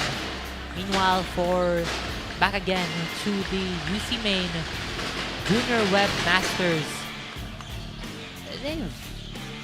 There's not much to say about this team because it has been pretty clear. They've shown the dominance in their end. Most especially, we've seen a lot of great defenses from those teams. Also with their transition offense, they're pretty quick, and also in rotating the ball, because we all know that rotating the ball, passing to each man, one man to another, it is still quite a key contributor in winning this game, because we all know basketball is a team game. So it'll be no surprise if we see a lot of passing from a certain team, which actually had won in this game. But going back once again to USC side, it's still a tough loss because this is a pretty big lead for them. That has been our game for USC against UC Main, with UC Main winning the game, proves their standing 6-1. But before we end this game, I would like to give a pretty quick shout out to my friends at home. We have Zachary Daniega, Kurt, Daniel Agripo, also from my CIT-U, my classmates, my friends from CIT-U, as we have this matchup coming up here. It is CIT-U Junior Wildcats against the University of San Jose Recoletos Jaguar Cubs. It is something to look forward to because these two teams have been dominant in their last matches. I've been saying the word dominant a lot of times in this game. And now to introduce you the player of the game for this matchup, USC versus UC Main, let us pass on to our courtside reporter. Ian, what do you have for us? After an intense game, both teams showed their strength and challenges. UC Main Junior Webmaster came out victorious. Here we have with me is the player of the game, Stephen Pagalan, with 19 points and 3 rebounds. First of all, congratulations. Thank you thank you. So, I would like to ask, how did that loss last game help you win today? Naningkamot rami nga mo bounce back mi kay napildi mi nya dako kay ang labaw ang kontra nya mas maningkamot pa mi sa sunod na mo duwa. So, what should we expect from you guys to your next game or for the rest of the season? Amora paningkamutan nga mahatag namo among best para sa among mga umaabot na duwa. So, na ba kay gusto pasalamatan or i-shoutout? Nagpasalamat ko sa among mga coaches nya, sa among athletic director nga si Ma'am Jessica nya, ang Hook Gear nga sponsor namo nya, si among team manager nga si Attorney Stenso nya, sa akong pamilya o sa mga relatives na ako sa Leyte.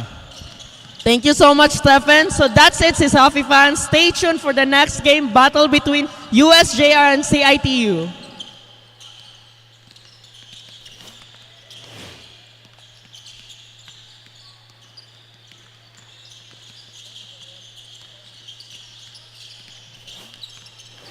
Living the life. You say it, sing it, show it. But are you really living it? Time to turn that call into your calling. Let the greatest hits play in the greatest show of your life. Make a fit check. Kickstart a fit lifestyle. And that dream of yours just needs a date. Smart Postpaid. It's more than a plan. With awesome perks, the latest gadgets, and exciting entertainment. They say to live the life is all about the journey. And the destination? All you need is a plan to get there. Smart Postpaid. Live more today. Bored na ako. Ay, ang init. Init na nga, wala pang pan-TikTok. Wala na ako magawa. Alam ko na. Para masaya, TNT TikTok Summer Takeover na! Tuloy-tuloy ang hashtag Budol Fans. Hashtag Game Talk. Hashtag Food Talk. I-try nyo na ang super trending na Ice Buko Munggo. Hashtag Dance Talk.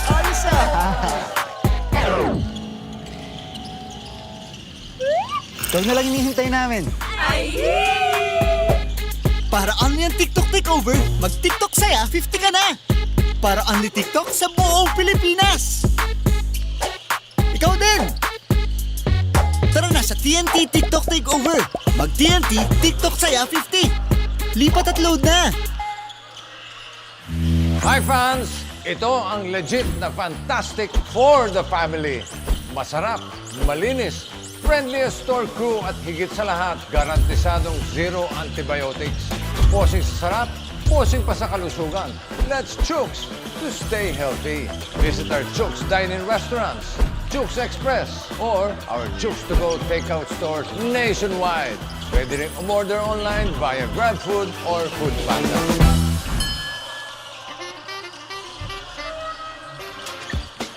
Ano masarap yung tuloon eh? Mas pinasarap ka ngayon. Hindi ko naman i-endorse yan kundi masarap. Yan ang bagong chooks na buong mapa. Good day, Tisapika! We're tuning in live from the heart of Cebu. This is Report Courtside. Get ready for claws and hooves as we're about to witness the ultimate clash of the cats in this Game 2 of today's high school basketball tournament, featuring the Jaguar Cubs from the University of San Jose Recoletos and the Junior Wildcats from Cebu Institute of Technology University. Both teams are ready to face off head-to-head. Daniel Mapula from the Junior Wildcats has recovered from his injury and will be playing, while Clive Antig from USJ-R will be resting as he awaits the doctor's advice on whether he can play in future games. Let's find out if Mapula's comeback will strengthen the Junior Wildcats or if Antig's absence will push the rest of the Jaguar Cubs to victory. Now let's get the ball rolling as we hand it over to our arena announcer, Mr. Iliam Kazin Porlas.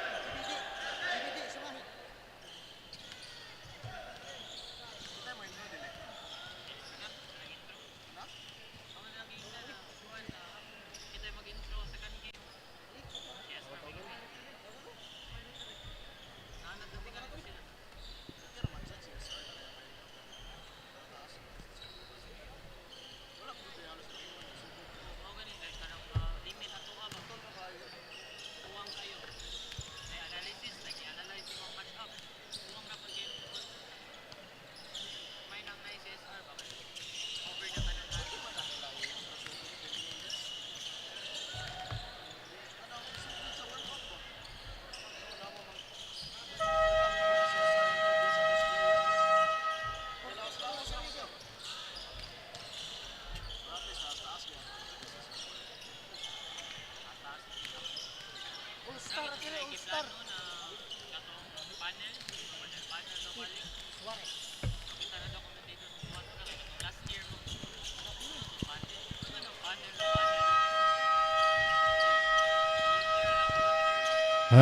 once again, good afternoon, ladies and gentlemen, and welcome to CIT-U Season 2024. Before we start our fourth game, the CIT-U Season 24 would like to thank the following sponsors: Virginia Food Incorporation, 𝐁𝐨𝐲, PLDT Home Fiber, Smart Telecommunication, Cryon Lab, Cebu Landmaster, Molten, and Mikasa. And now, in our fourth game, we have exciting matchup between USJ-R Baby Jaguars and CIT-U Baby Wildcats. Let's not take it any longer. Meet the starting lineup from Team CIT-U Baby Wildcats. Jersey number 0, Christian Bustillo. Jersey number 19, Kip Suarez. Jersey number 25, Raiko Batigas. Jersey number 14, Ken Noguera. Jersey number 7, RJ Mindaros. And I coach Mr. Axel Rabaya. And now, let's proceed to the second lineup from Team USJ-R Baby Jaguars. Your starting lineup: point guard, jersey number 22, Matthew Marietta. Jersey number 11, Gaylord Pipito. Jersey number 6, Sean Graba. Jersey number 24, John Pitilos. And jersey number 19, John Beans Uringo. And of CIT-U Commissioners of 2024 Commissioners, Mr. Felix Chukinhoy, and the Deputy Commissioner, Mr. Danny Turan.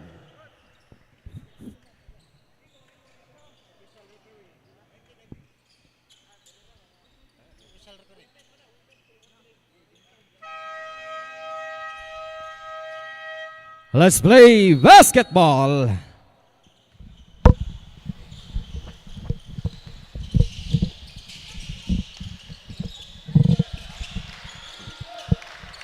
It's the start of our ball game. Once again, it's CIT-U and USJ-R.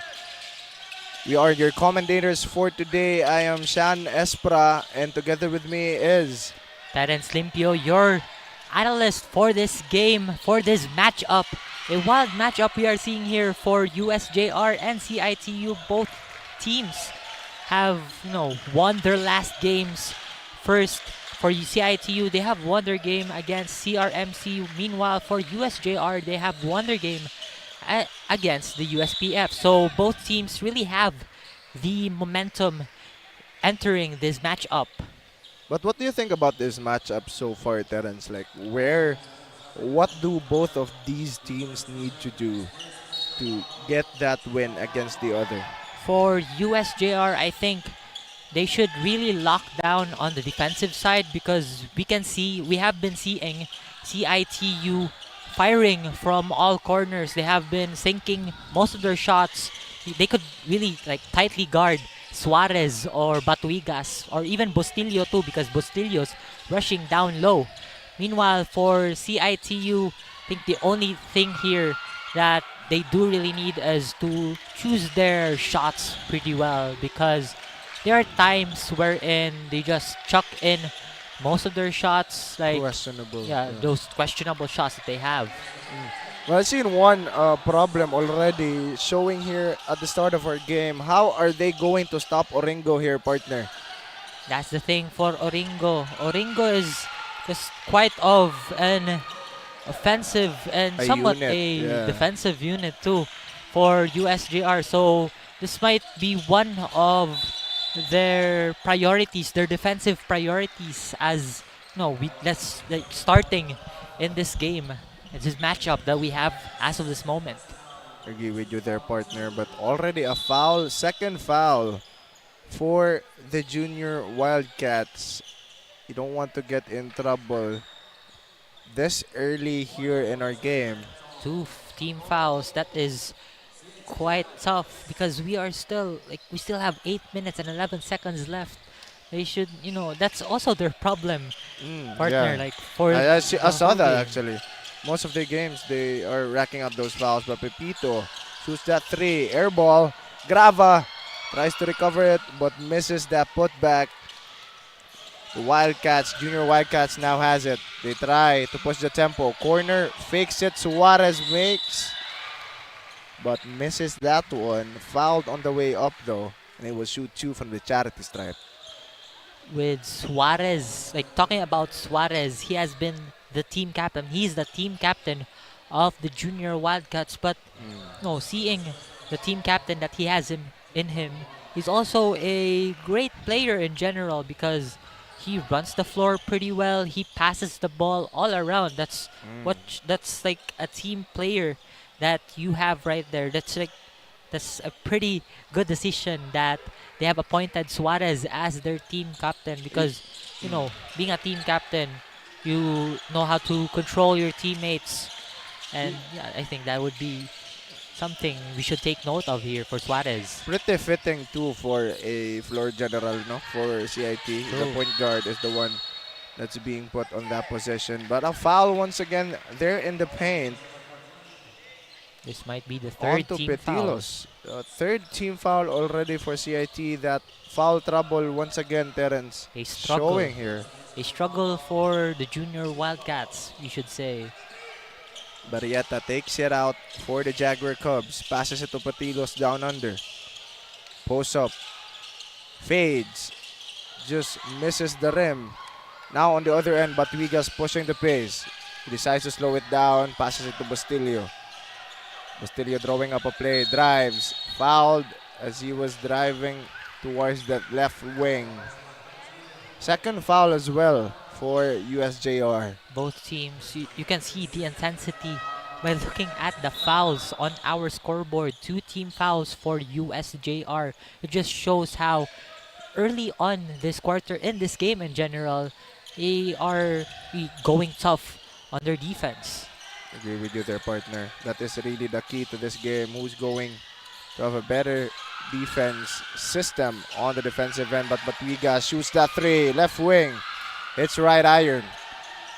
Rebound secured by Petilos. This is one of the aspects too of this Jaguar Cubs lineup, no? The rebounding aspect, even against the bigger team, right?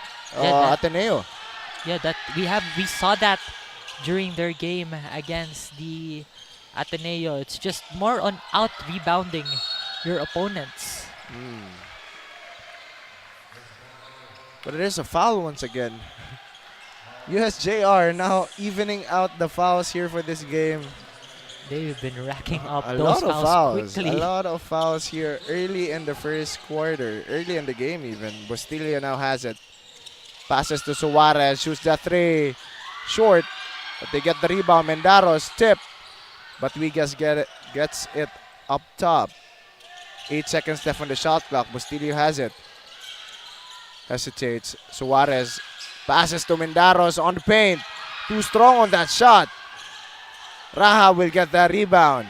A lot of extra passes during that play, but none of them seems to fall. A lot of, good opportunities for the Junior Wildcats to create a shot and make a shot during that possession. 8 seconds left in the shot clock here.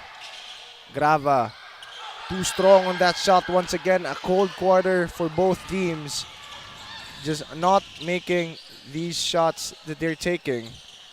But quite questionable shots are being taken here by the Jaguar Cubs as opposed to the open shots being taken by the Junior Wildcats. But Bastilio!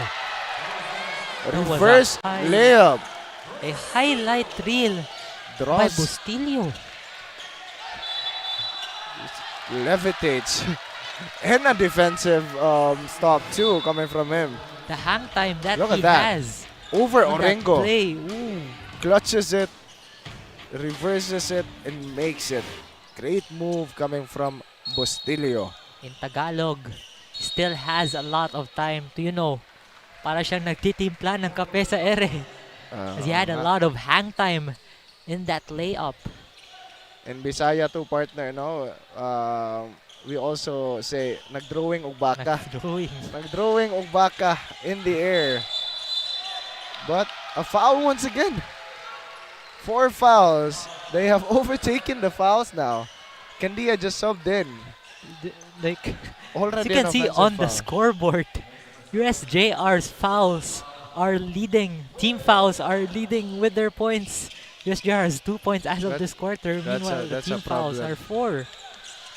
A big problem for the Jaguar Cubs. But Wigas has it. He's looking for an open man here. against Pitilos. 9 seconds left on the shot clock. Suarez almost loses a hand on the ball. Bustillo gets it up top. Passes it. Extra pass, but will there be enough time? Short on that shot. Oringo gets the rebound. Batwiga saves it. Raha. Quite messy play. And what a sequence. What a sequence. Of plays. Can see how tough both teams are getting at it at the very first quarter. The sequence that we are seeing right now, we usually see this on the third or fourth quarters, like, you know, the late quarters in the second half. Yeah, I agree with you there, but they're upping the ante against each other, so this is a pretty good game we're seeing here. It's quite messy lang, no? The execution coming from both teams. But Wigas tries that shot too strong. USJ-R with the rebound. And quite messy still, this game. I think haven't gotten their groove, both teams. They're missing their shots, but Pepito with the 3. Short. Narvaez was not able to secure that rebound. Great box out coming from Noguera. And I can see that CIT-U is trying to out-rebound USJ-R. Look at that. Still almost loses the ball. Extra pass from Mendaros from the left. Still a miss, but another turnover. But Wiga shoots it. Finally makes one. Steps it back. He adds a little flash to, you know, create a space for him to shoot that ball. Still quite messy for USJ-R. Still haven't been able to find their groove here. Bustillo will slow down the tempo. Passes to Batwigas from the corner. 3. CIT-U on fire on this opening minutes. We are 8 minutes in this first quarter, but we see a big 3 in the corner. Was that a 3? I think that was. I think that was a 2. A 2. That was a 2 2-pointer, from but Batwigas in the corner. Still a good shot. Still a good shot. Still was challenged during that shot. Still was able to make it. But I think well called timeout here. You don't want this guy, Raiko Batwigas, to get hot. We've seen him in their past games. I think he was one of the reasons why they were able to beat, or I think the strongest team. Also UV. The current season.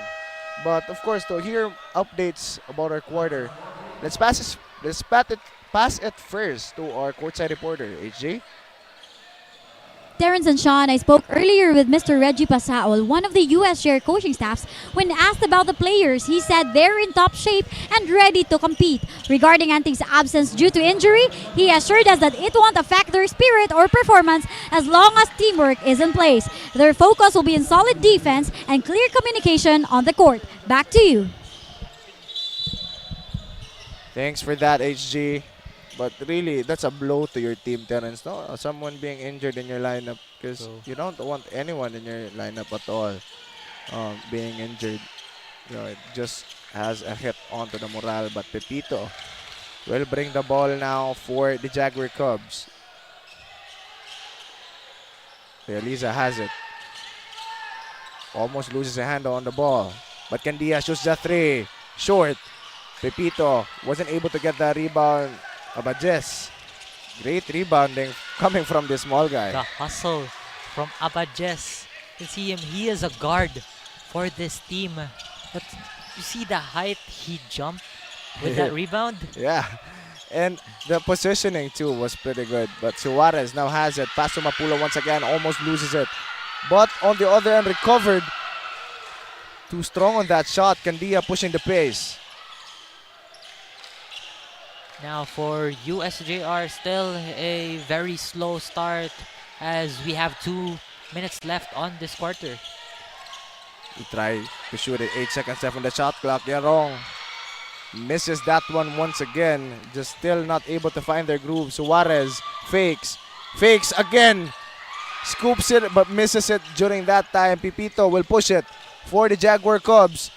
Tries to kick it out to Narvaez. But tipped by Bapula. Great defense there coming from CIT once again. Just a back and forth game between both teams. We are seeing Bapula back on the floor because he was injured during their game I think that was last week, but he manages to get back on the groove in their matchup today against USJ-R. Mapula able to recover that saved ball. Abajes has it. Up top. Batwigas thought about it. Corner. Too strong on that one. Mapula gets the rebound though, but blocked on the way up. Narvaez secures the possession. Candia will try to drive, uses his body, but loses a handle on the ball. Once again, another turnover for the Jaguar Cubs.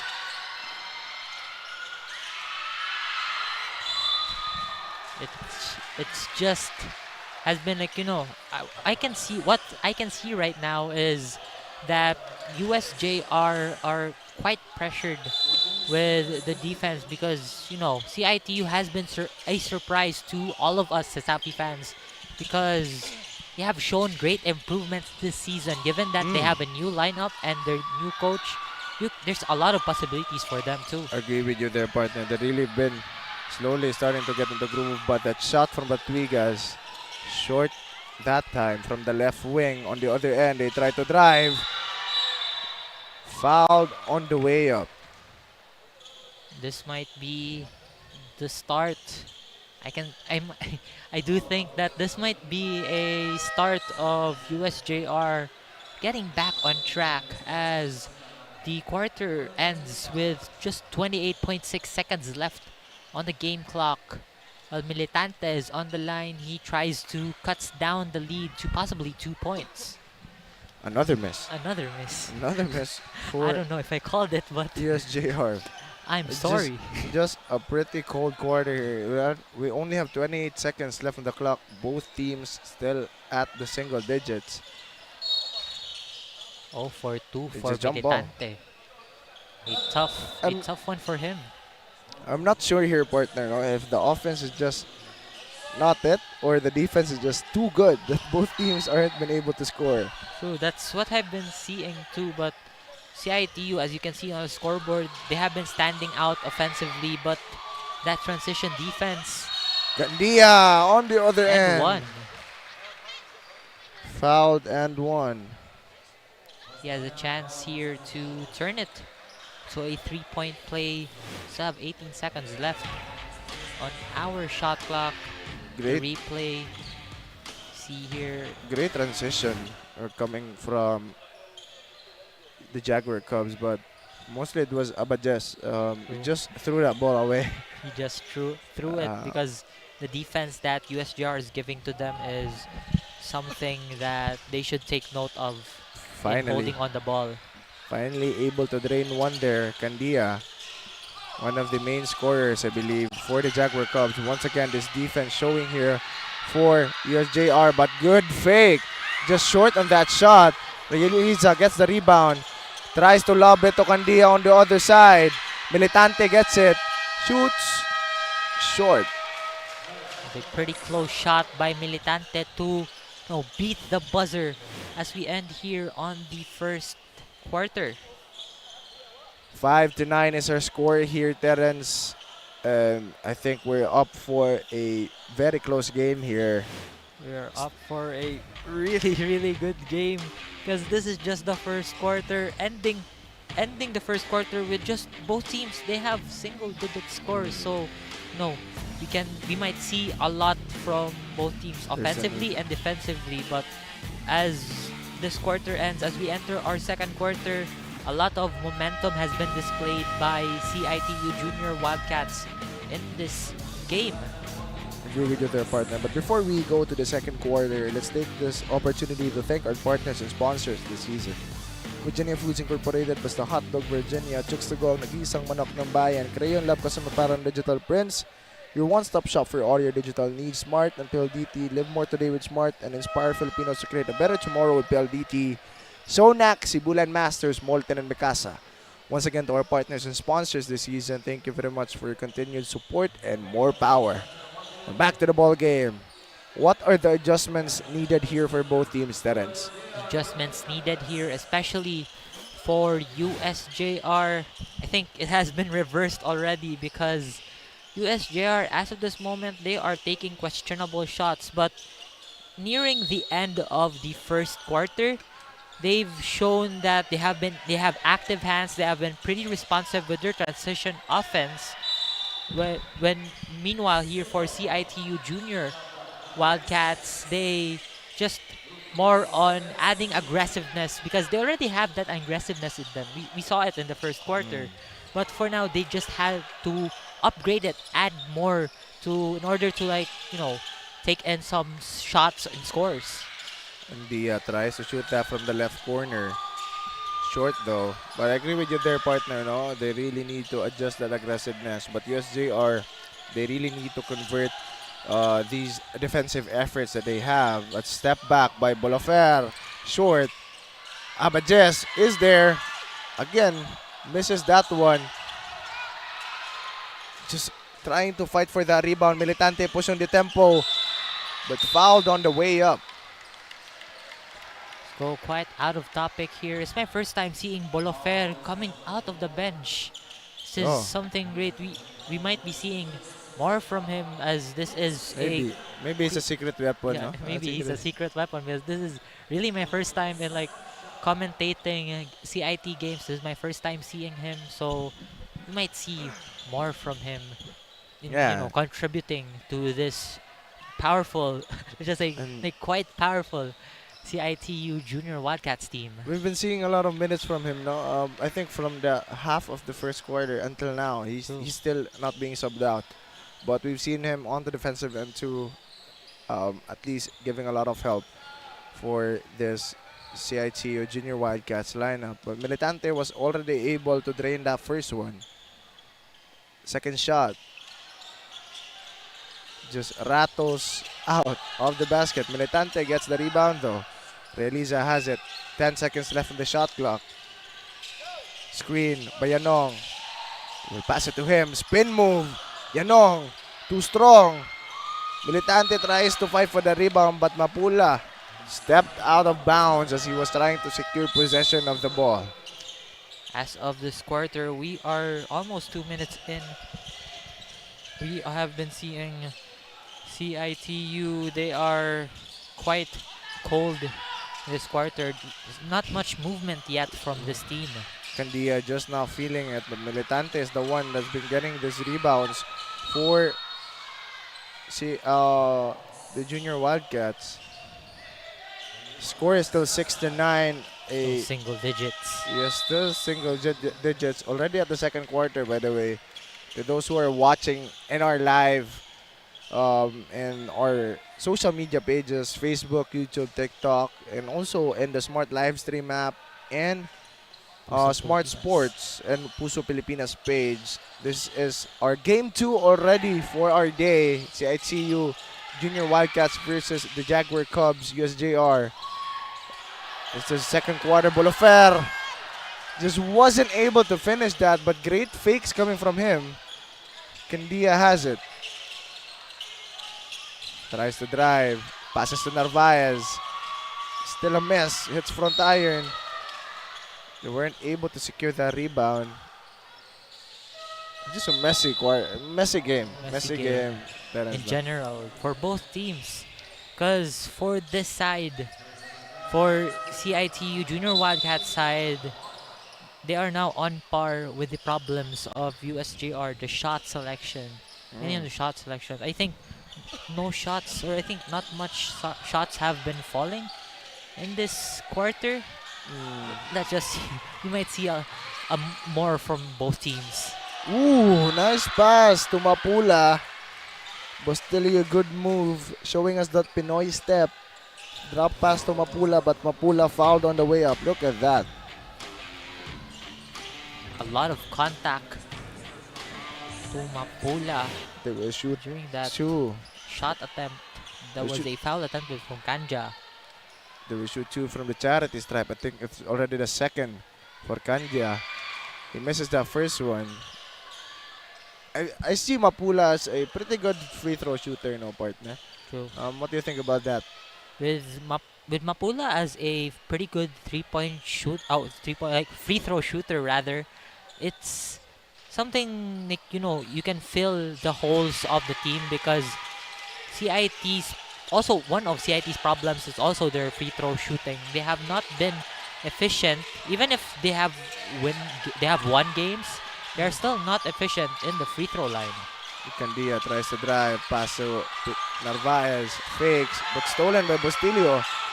Oh, slips on the ground. 𝐁𝐚𝐬𝐤 gets it, tries to drive once again, but a foul being called there onto 𝐁𝐚𝐬𝐤. That's the sequence that we have been seeing in the last 13 minutes of this game. Unlucky for Bustillo, was already able to secure the possession. Just slips as he was trying to go past Turing, I think.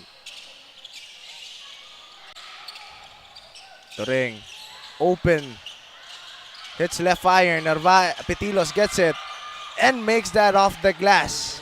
Finally, a shot for USJ-R. That was a pure shot from them actually for this quarter. Slowing things down, USJ-R cuts the lead to 2 after that shot. A very low scoring game now, Terence. True, it's something that I've never seen this season of Sasafi. Ringo, pass to Militante there in the right corner. Petilos has it to 𝐁𝐚𝐬𝐤 for 3. Too strong. He gets his own rebound. Pass to Turing on the inside, but stripped. They will push the pace here. Bustillo drives. Turing is there. But look at that hustle from Anakta. They will try to get the rebound once again, and they will retain possession. Let me tell you something, partner. CIT-U, may it be on the high school or the college division, they're pretty good hustlers. They are shifty. They are quick. No, if we could compare it to the college division, one of their most hustle, like a key player in their hustling is Sahol, Edgar Steven Sahol. Pretty good in rebounding, saving the ball, securing the ball for the team. Here for CIT-U, I think everyone are good hustlers. Another body on the ground there. Suarez shoots a 3. Short once again, but that's been the story of this whole game. I think bodies on the ground. True. But for CIT-U, they are just like a team. No. Ringo. They're a team which starts slow. But as soon as second quarter, third quarter comes in, they fire up, they ignite. But the same can be said for USJ-R too, no, partner? Yeah. They start pretty slow in their games, but just slowly start to get into rhythm. As Pipito blocked by Noguera. Great defensive play coming from Noguera, able to time that perfectly. Look at that.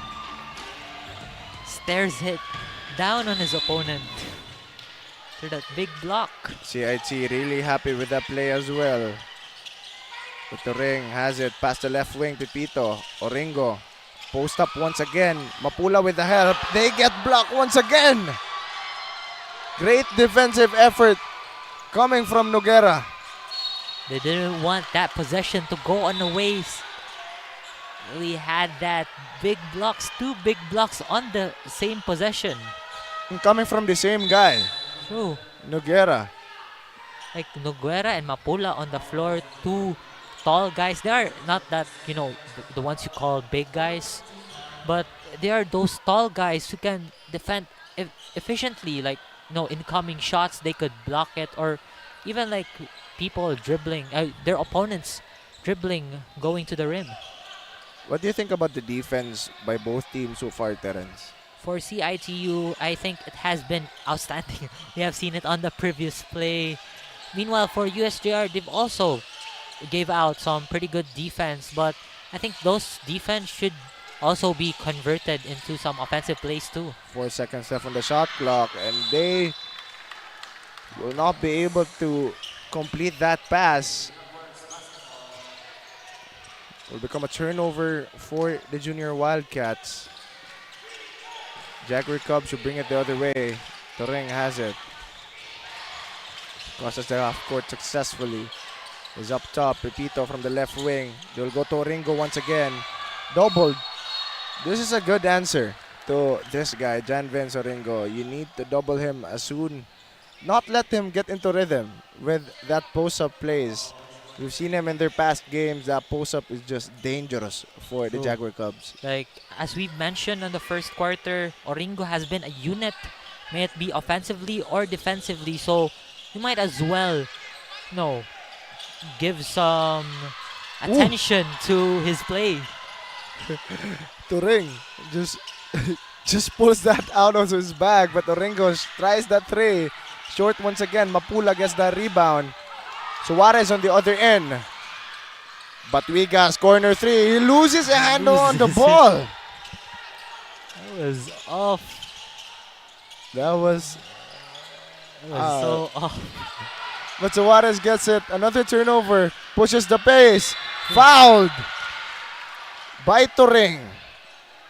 Scary fall. Dangerous fall. Scary fall by Suarez. Don't want to lose a player like Suarez on your team. The speed he's got, as we see here, the transition. Turing just wasn't able to. Even some extra motion during that defense. I think he extended his hand as Suarez was doing a finger roll. It was a full bump coming from Turing, really. Wasn't able to control his speed. True. I think he was trying to dodge. It looked like he was trying to dodge, but wasn't able to anticipate that direction for the drive coming from Suarez. But he's okay. He's standing up. Good. That's CIT-U good. fans are cheering because it would be scary, and as someone from the CIT-U crowd, you don't want Suarez That's to a be big gone hit. from the game. That's a big hit true. partner, no? Suarez would be out of the game. He is a key player, a critical player for the team. Second shot for Suarez. Misses that one. And Ringo will secure the rebound off the top by Pitilos. Pitilos. Pepito has it. Pass to the right corner. Barrieta gives it back to Epa. On the inside, they will be able to recognize that pass once again and intercept it. Another turnover for the Jaguar Cubs. A good read defensively by the junior Wildcats during that play. Traveling.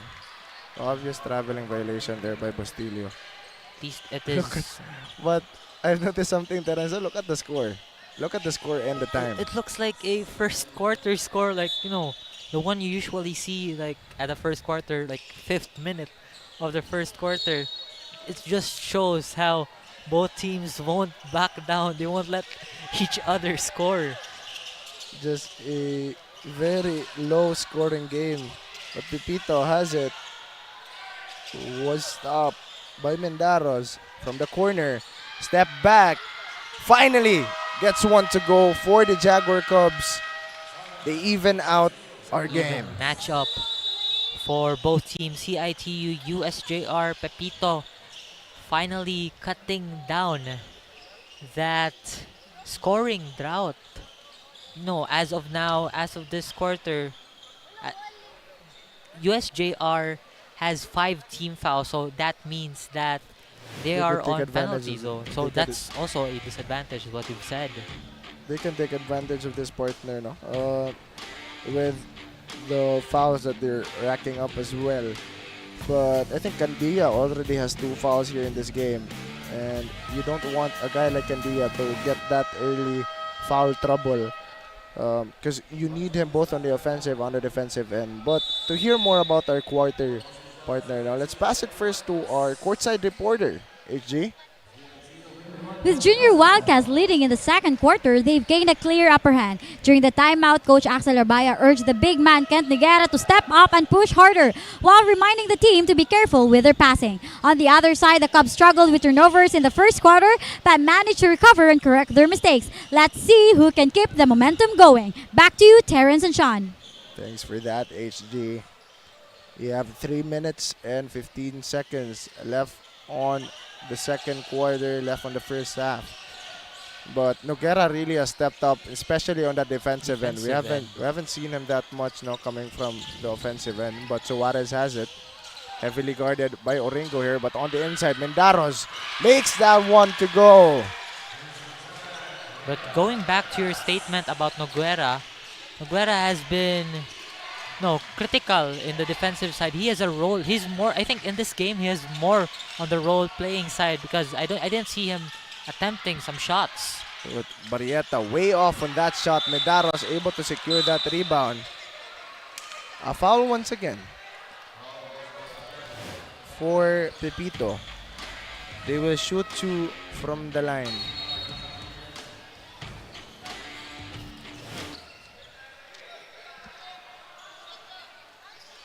And as of this game, still as we've mentioned earlier, it's still a low scoring matchup. 10-12 we have right here. This is something that you usually see on your first quarter, the very first minutes of your first quarter. It just shows how the grit and the defensive side for both teams are showing off in this game as Mendaros made that first shot attempt in the free throw.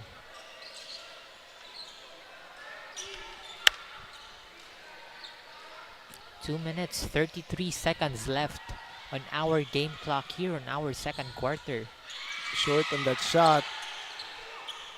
Pepito with that rebound for the Jaguar Cubs. Barrieta calling up a play here. Passes to Pepito on the right wing. Oringo has it. Pitilos. They're moving the ball around here. Jaguar Cubs looking for that perfect shot. Oringo on the inside, off the glass and in. Great pass coming from Pitilos as well. That's something that you should take note of Oringo. He spins it inside, but no, his shots down low are pretty efficient. So you don't want him to, leave him wide open down low. But Wigas almost drains that heavily guarded shot for the Junior Wildcats. Barrieta on the other end now. Oringo. Pepito. Pitilos calling for a post-up. Decides to go away from that path. But Noguera called for that foul. Noguera had to act up. I think he has some chances. But we see here, Oringo, their one-man unit, shall we say. He can go both ways. He's a two-man player. He has two, focuses in his game. He is also a great offensive player. He is also a two-way player. Barrieta drives, spins, off the glass and in, scoops it. Great move coming from Barrieta, the rookie. USJ-R now has the lead.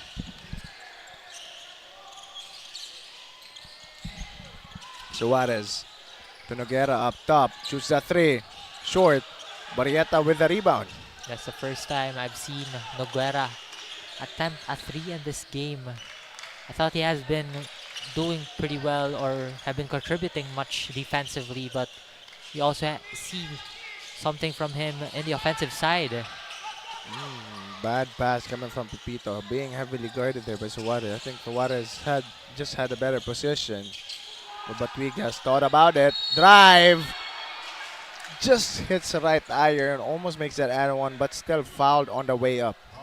For CIT-U, as of now, let's just go ahead onto this replay. Spin by Barrieta.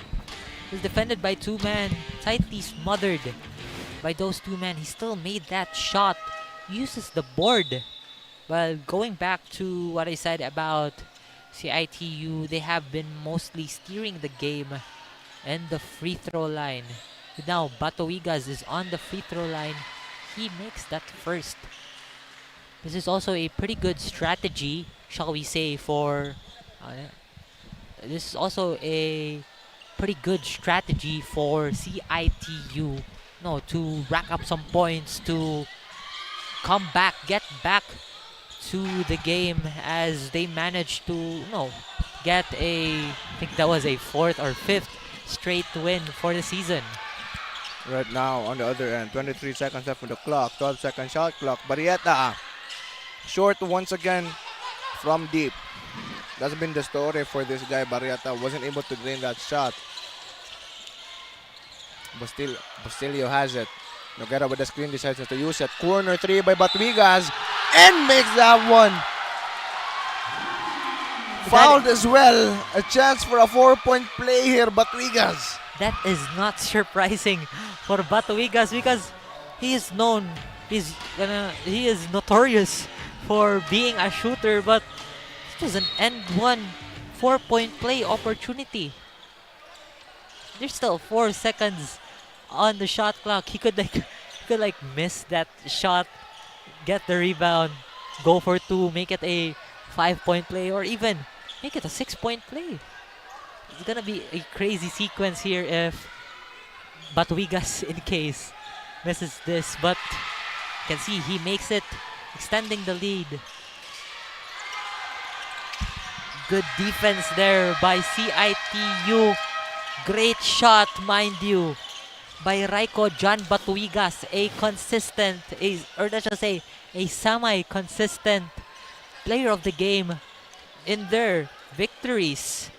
So we end the quarter here 14-18 in favor of CIT-U, a low-scoring game. We are 2 quarters in and we are seeing that kind of score. This is the first time I've seen this kind of score in a Sisafi game, may it be in high school or in college division.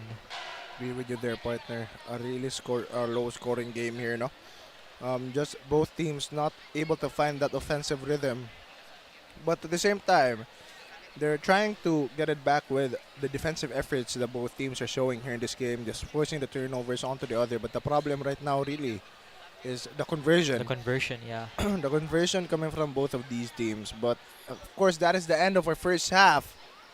And it's been a close game here, very low scoring game between the Jaguar Cubs and the Junior Wildcats. And we'll be back after this halftime break.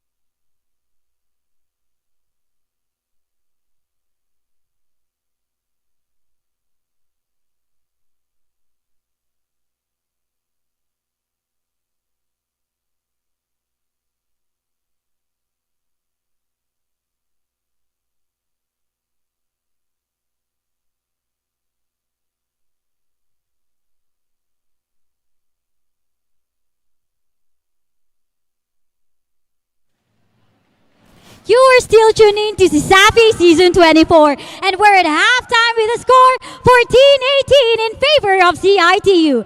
Winning or losing, it's knowing your family is there for you that makes every game worth playing. Before we head into the second half, I'm joined here by Miss Phoebe Abadies, the mother of Cyrus Abadies from the Junior Wildcats. Hello, Miss Phoebe. How are you? I'm all fine and okay. All right, Miss. So I have a question. How do you encourage your child before every game? Encourage sa jud nako nga i-enjoy lang gud niya ang duwa at focus. All right. So what's your message to him to keep him motivated every game that he's going to play? Just pray to God nga naa siya confidence sa iyang duwa, and every time nga moduwa siya, ako siyang i-pray sa Lord nga please give or keep my son safe from injury. All right. That's really true. Prayer does work. So any shout outs or birthday greetings? Shout out di ay sa ako ang apo, Bibi Kali, 4th birthday niya. Og mga parents diri sa kilid, shout out. Og akong mga silingan dito sa Lotopan, Toledo City, shout out. Og sa Masikampo and Abadies family, shout out. All right, thank you so much, Miss Phoebe. Stay tuned for the next exciting, thrilling half of this game.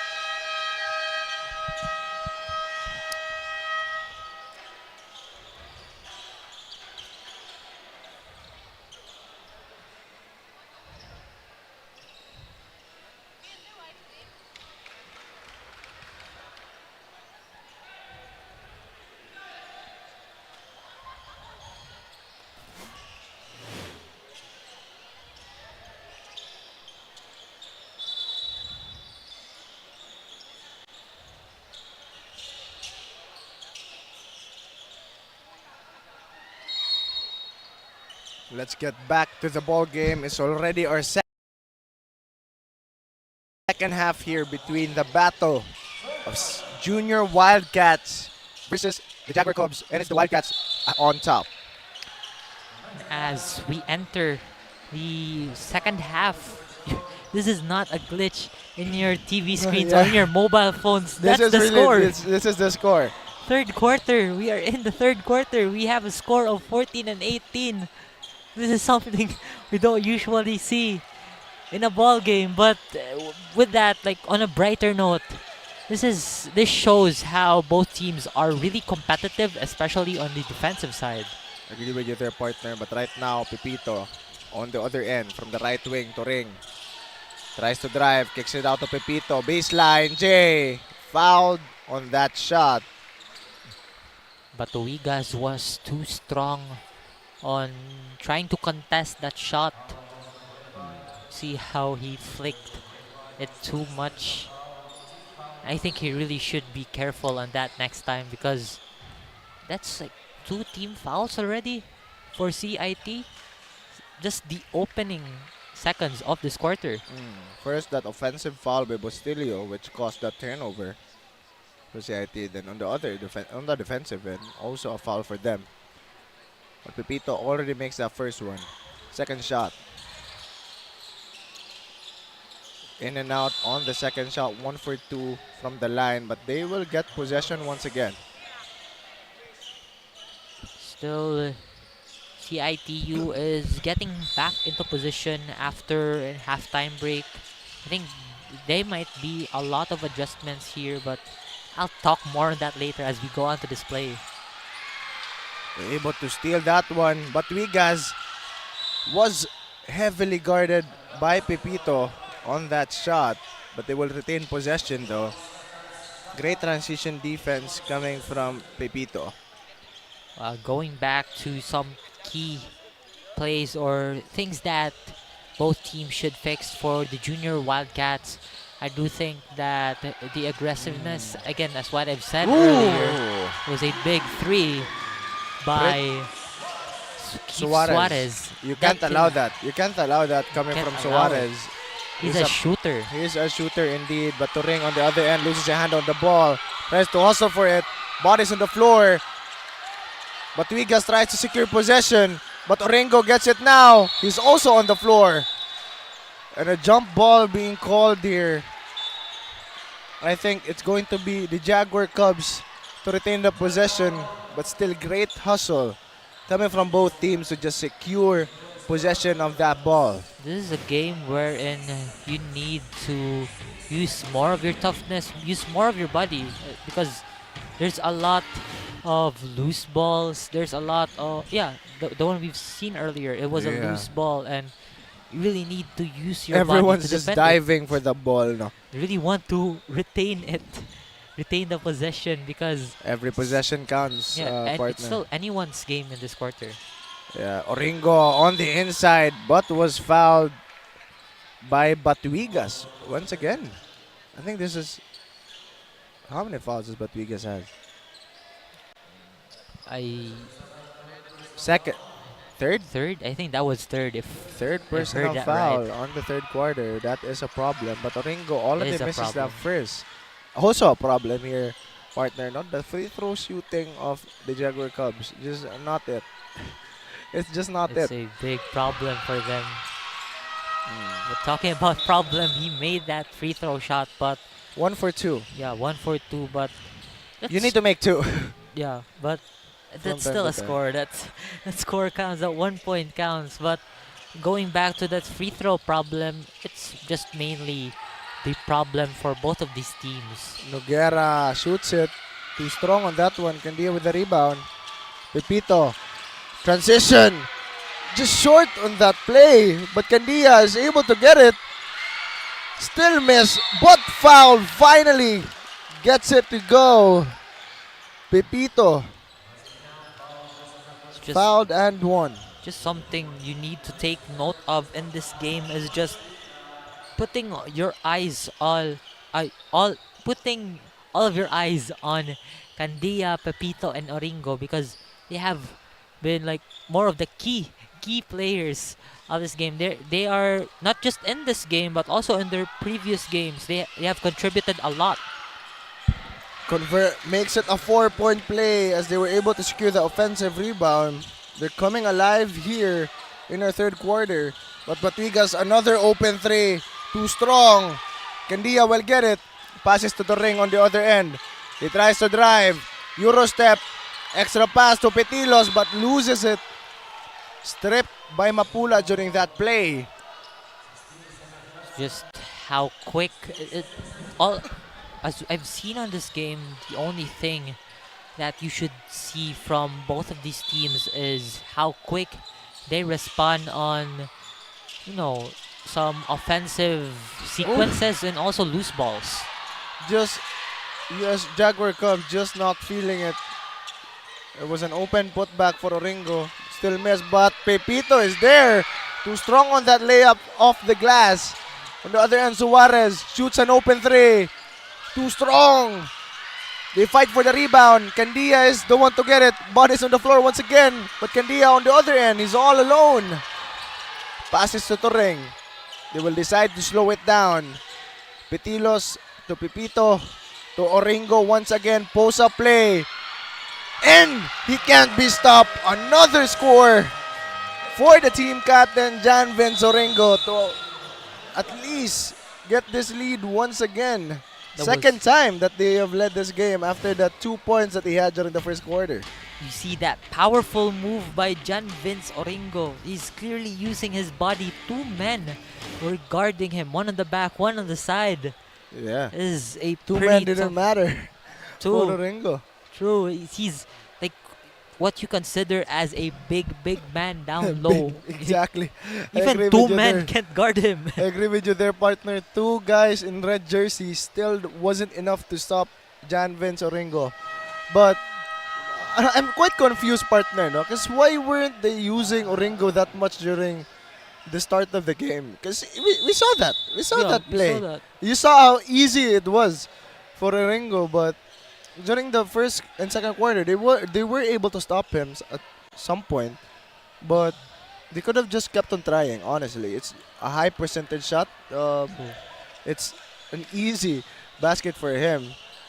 But mind you, Noguera also is not here. Maybe that's the reason. Noguera wasn't the one guarding him. And it was mainly on Mapula. Yeah. And now a newly added member of CIT-U Junior Wildcats, Francisco. Bustillo has it up top. Passes to Suarez. Corner. But Wigas tries. Short. Candia wasn't able to secure that rebound. Bustillo able to get it. Fades. In and out during that shot. Pepito gets that rebound.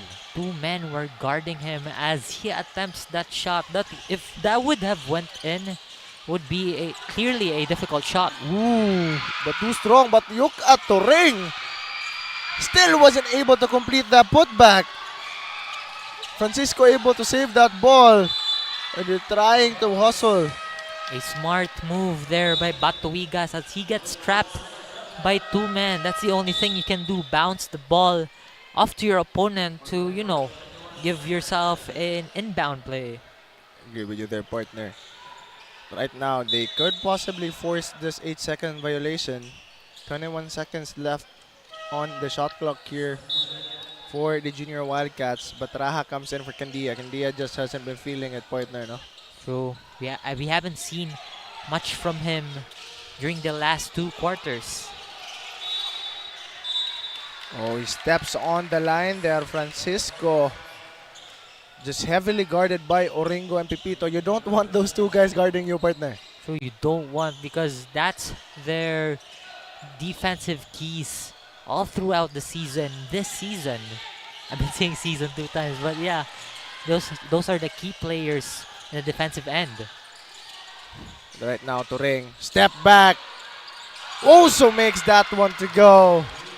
Great move coming from Turing. USJ-R just lighting it up this quarter. It's just more of their game. Look at during that this defense. quarter. Just completely smothering the Junior Wildcats with the defense that they have. They're upping the intensity. This was not the intensity that they had during the first half. It was just like some plain defense during their first and second half. But right now for USJ-R, they have added intensity in the ingredient. Sleeping. They were sleeping. Didn't see that pass. They were sleeping, not seeing Batuigas on the inside. And able to make that easy 2 from the paint. Petilos is the one to get it. They will try to push it. Raha. Extra pass to Oringo once again.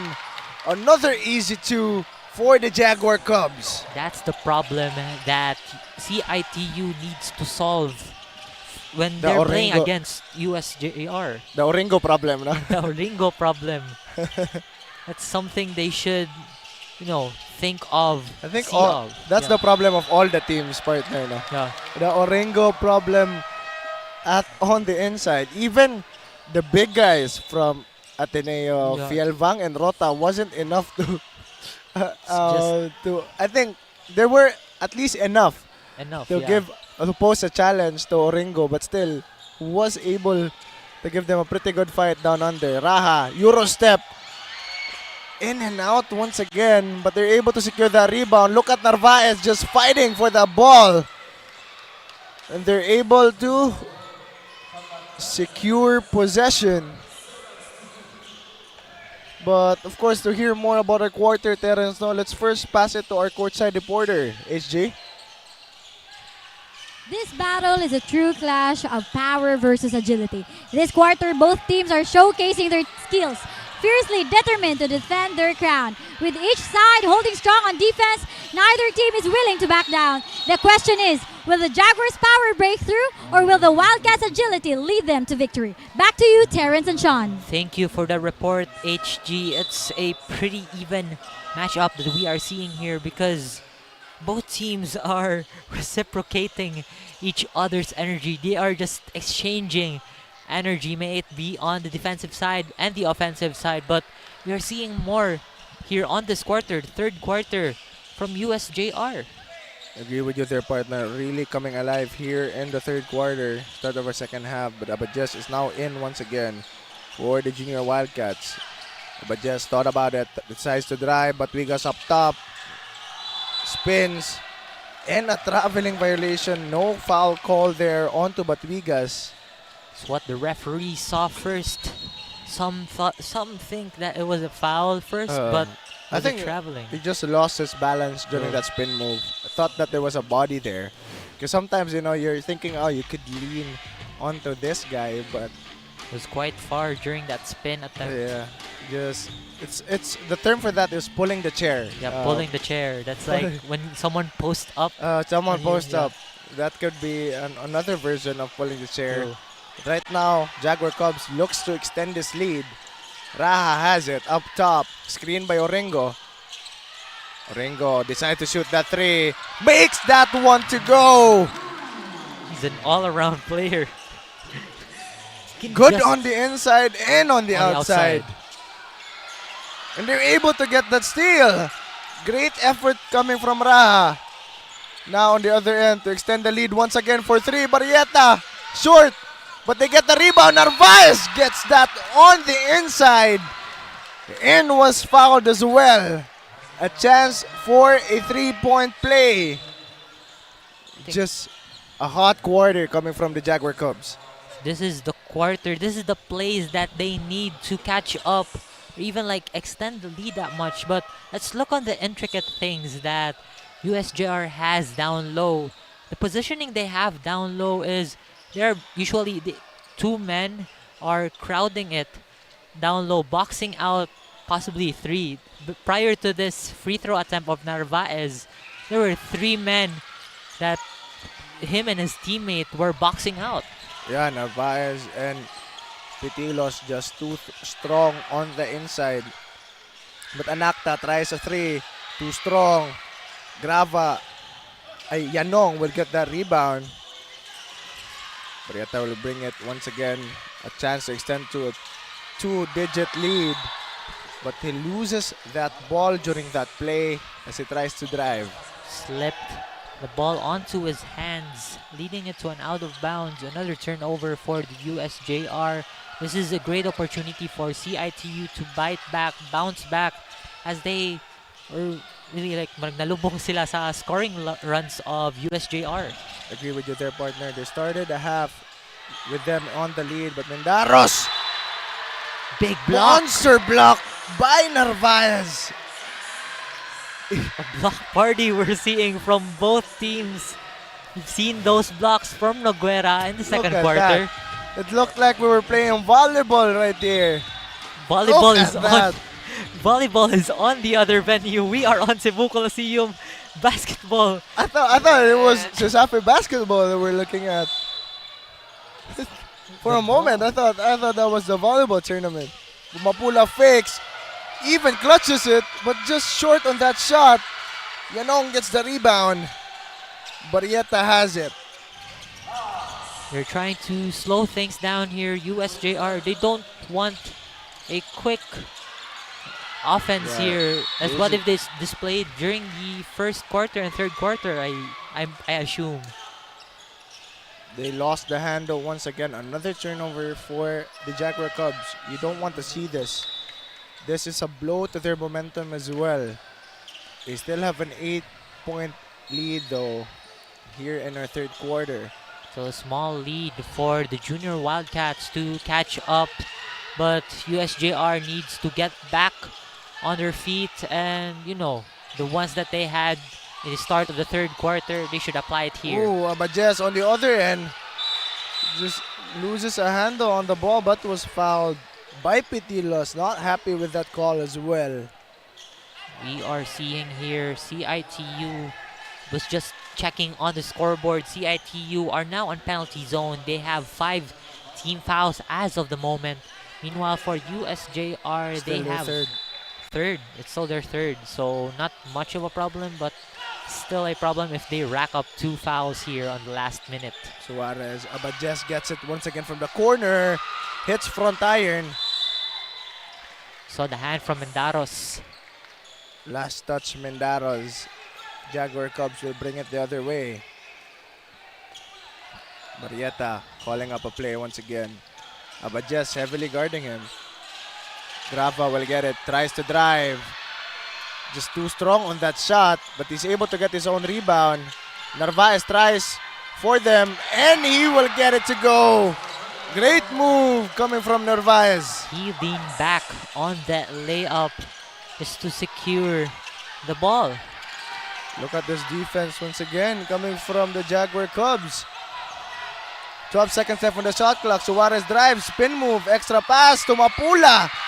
Just wasn't able to get it in. An offensive foul as well. Let's talk about the atmosphere that we have here at Cebu Coliseum. Fans from both sides, USJ-R and CIT-U. It's a thrilling matchup that we are seeing in this game. This is not much of, you know, a dominant game for either USJ-R or CIT-U, but it's some good game that we're seeing here. Seeing that the defenses of both sides, most especially for USJ-R, it has just been popping off, showing off here at the third.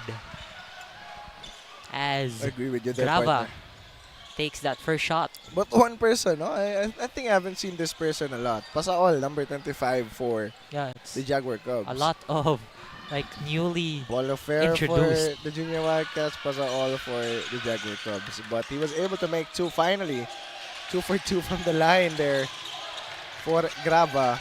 But Wigas was fouled. So trying to get that steal. A lot of contact there by 2 men in yellow. USJ-R commits those fouls as CIT-U will inbound. Still anybody's ball game, a 10-point lead. 33 seconds here in our third. But Mapula from the corner, heavily guarded by Narvaez. Stolen once again by the Jaguar Cubs. Pasaol has it. Pass on the inside. Pitilos gets it, but stolen by Batuigas. Great presence coming from Batuigas. 8 seconds left on the clock. Abadjes tries to drive. Kicks it out, but stolen by Grava. He has 2 seconds. Decides to shoot it. Makes that one. He was calm and composed during that transition offense. It's like when you see him move, it doesn't seem like he was pressured during that last minute bucket. He just stopped. Second rather. Stopped and shot it. A pull-up jumper in the indeed. elbow. Pull-up jumper coming from Grava. Great move. Just even well guarded, no? Even well guarded on the transition, even able to recognize the time with 2 seconds left. Just had enough to at least get that shot in. Not a rushed shot too. True. As He you had can a see, lot of time. he had a lot of time. Still was able to gather his footing to make that shot, and they're able to extend this lead to 14. Just, they're just coming alive here in our second half. Just they are showing off here at the third, specifically here at third quarter, but here in the fourth quarter we might be seeing more of CITU because that was not a great quarter for them. There's a lot of holes, especially in their offense. I mean, their defense is there, but just more on the offense. Offensively, they're just not feeling it. They're offensively short. And again, the thing that we were talking about a while ago, the conversion really is lacking for CIT. But USJ-R already has gotten it, that conversion aspect of the game. But Batigas will get it. They're moving the ball around. Suarez thought about the three. Pass to the other side. Batigas, 3. 2. Short on that shot. Just short. Raha has it. They try to drive, but tapped from the back by Bustillo. But they will still retain possession. As we've mentioned earlier, the thing that CITU needs to fix as of this quarter, USJ-R has already fixed it. It's just on their shot selection. They should not choose more of the questionable shots. I mean, it's okay to miss, but as long as it is a good one. Ooh, Suarez levitates, but just wasn't able to make that. It was supposedly a highlight, but Bustillo heavily guarding Raha here. Grava gets it, shoots that 3. Short, but they get the rebound. Raha blocked from the back by Bustillo, but they get it once again. Narvaez was fouled down low. We might get a replay of that sequence. There was a lot of things happening during that play. But just great hustle coming from the CIT. Jaguar Cubs as well. True. Still able to recover that ball almost every time they lose it. Just not giving up on that ball. And right now, they were able to score already in this possession as the first shot goes in for Narvaez. For USJ-R as of the moment, seeing the people on the floor, they have been bringing out most of their bench. They have been utilizing their depth in this game. Agree with their partner. And Mapula, pass to Batuigas. Suarez to the left side, but Batuigas gets it, another 3. Too strong once again for Batuigas, but they will get their own rebound. Bustillo, too strong off the glass. Bustillo had an open look as the defender was down on the floor, but I think it was a strong of a shot from him. Be with you there, partner. Just he was rushing that shot, just afraid of a block coming anytime soon, especially with the speed when it comes to response coming from this Jaguar Cubs lineup on the defensive end. But Bustillo gets that spin move, but fouled by the Jaguar Cubs. They will retain possession here. Was a foul by Grava. Grava? Was it Grava? Ah, Grava. I thought it was Raha who got the foul. For now, CITU will gain inbound. Nothing much has been happening for this team. They're still hoping for a comeback. This is not quite of a huge margin for them to catch up. But great pass on the inside to Noguera, but short on that one. He was able to get his own rebound and put it back in. The hustle. The signature hustle of CITU Junior Wildcats. Good that they're able to cut the lead at least to 14. But time is running here. Grava thought about that, decides to drive. Hits front iron. CIT will bring it on the other side. Batuigas, Suarez, corner 3. Short. And Petilos will get that rebound. They're just not making their shots here. Junior Wildcats.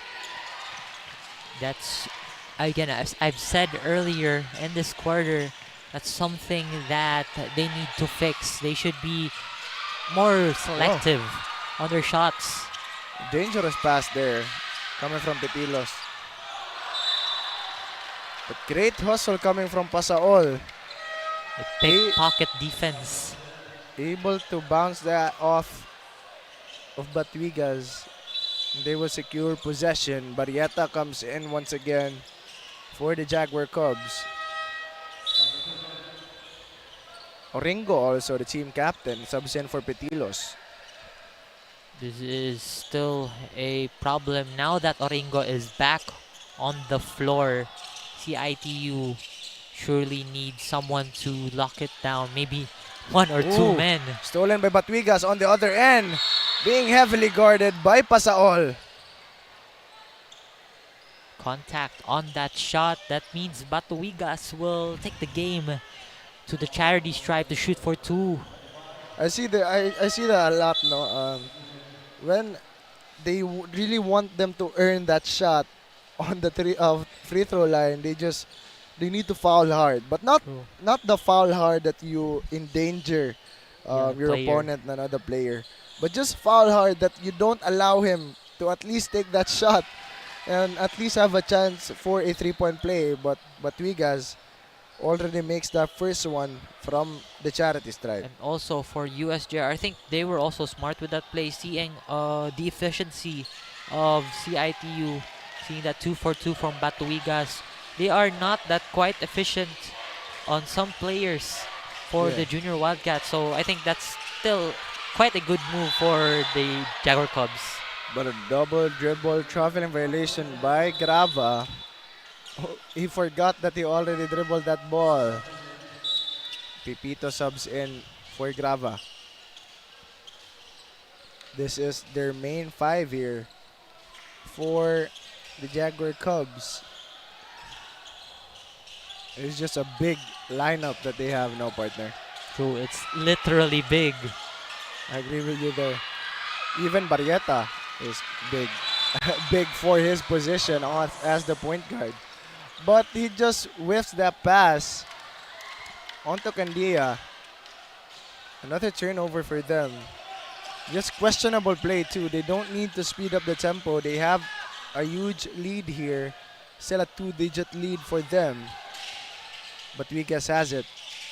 From the baseline drive. Tries to get that reverse but short. Barrieta pushes it. Pass to Narvaez. 1v1. Just short on that layup. And Bastilio will bring it on the other end. Was fouled by Candia during that play. He thought he was slick during that play. He was trying to sell that he was the one being fouled on that play, but actually he was the one who is getting that foul call.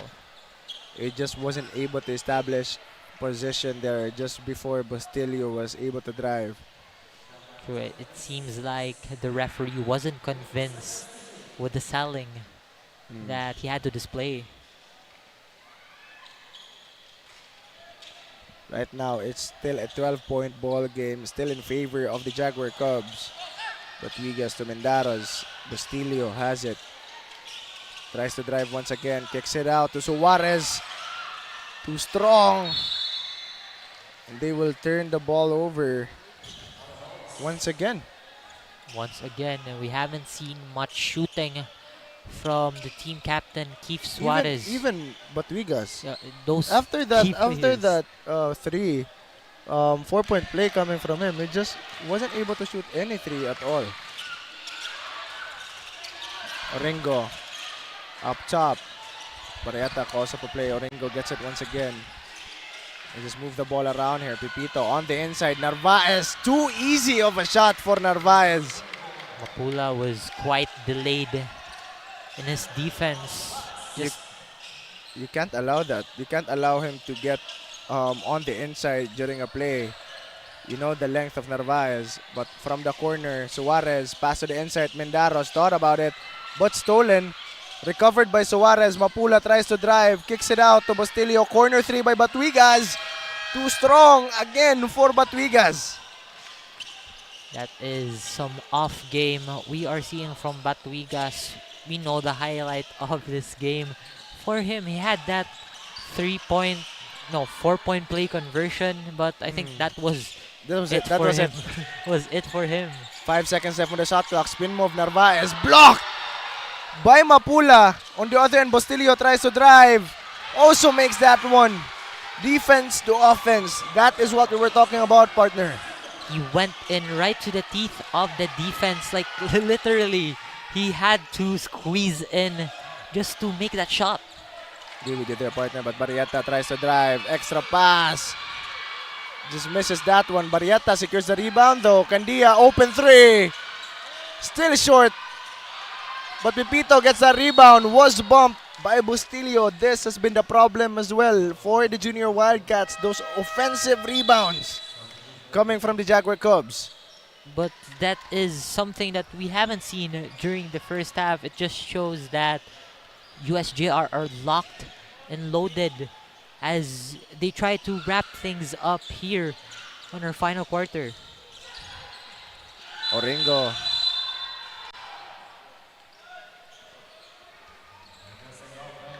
But of course, to hear more about our quarter, let's pass it first to our courtside reporter, HJ. Terrence and Sean, the coin has flipped and now it's a waiting game to see who will come out on top. The Jaguar Cubs had a difficult start, but after regrouping in the dugout, they found their stride, hitting impressive shots, including a clutch 2-point buzzer beater by Sean Grava, number 6 of USJ-R. Meanwhile, the new Junior Wildcats are putting up a fierce fight, bringing all their energy to the court. In just a few minutes, we'll find out which cat will take home the crown. Will it be the Jaguar Cubs or the Junior Wildcats? Back to you. Thank you for that, HG. But as we were going to that courtside report, I think there was a technical foul, unsportsmanlike foul being called onto the Junior Wildcats. But I just don't know what happened. I didn't see what happened. Barrieta was signaling that someone was punching. That was a quick sequence right there. Even me, I haven't seen it. I was just shocked that a foul was called because it doesn't seem like there was a foul happening. We weren't able to see what happened really. If we're able to get the replay, would be pretty helpful. But I think the USJ-R, the Jaguar Cubs intensity just really getting into the head of the Junior Wildcats now, partner. There might be some major changes, some crucial changes that they have made in the dugout during the halftime break, and I think it is just working here because they have been popping off third, fourth quarter. As of now, they have been slowly, steadily extending the lead for their team as they try to secure the win here on the final 4 minutes of the game. Turing missed that first shot. I think they will shoot 2 and retain possession. Second shot is good for Turing. This is the game wherein we haven't seen much from CIT-U, especially with their key players, Suarez, the outside Batuigas. The outside shooting just isn't there for the Junior Wildcats, and that is their bread and butter. True, that is just something that we usually see, especially during their game against CRMC. It's just more on shooting. But Mapula is just shut down too as well, no, partner? Mapula being shut down by the bigs of the Jaguar Cubs, but on the other end, they try to speed it up. But Wigas just too strong on that shot. But he gets the steal. Abajes fakes. Passes to Suarez in the corner. They will reset.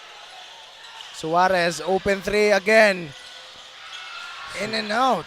Suarez is still struggling with his 3-point shots. He has a lot. I can't count it, but there has been a lot of attempts from him.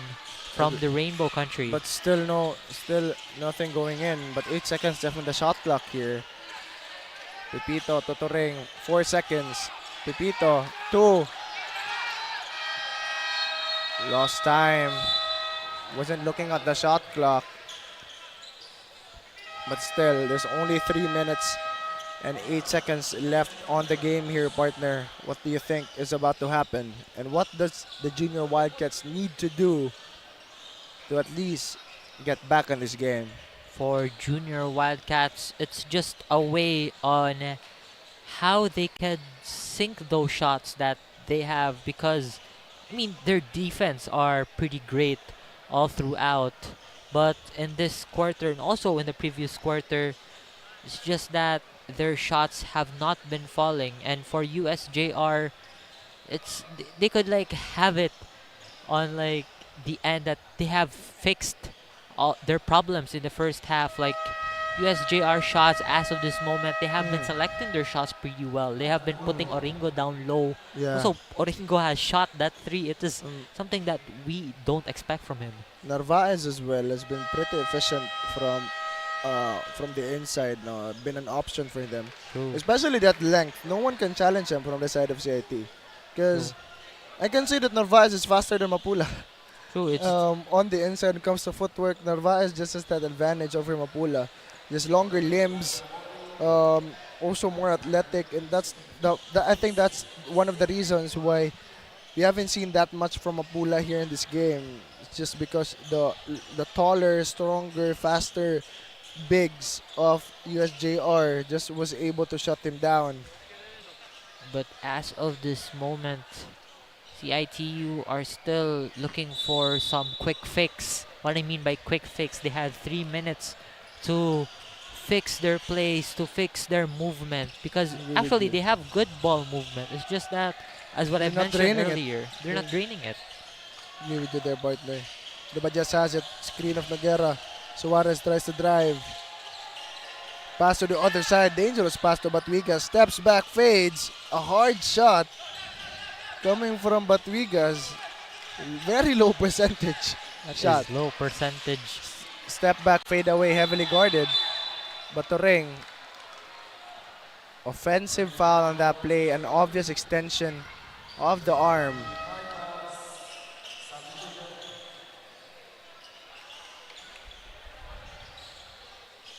Barrieta will sub in again for the Jaguar Cubs.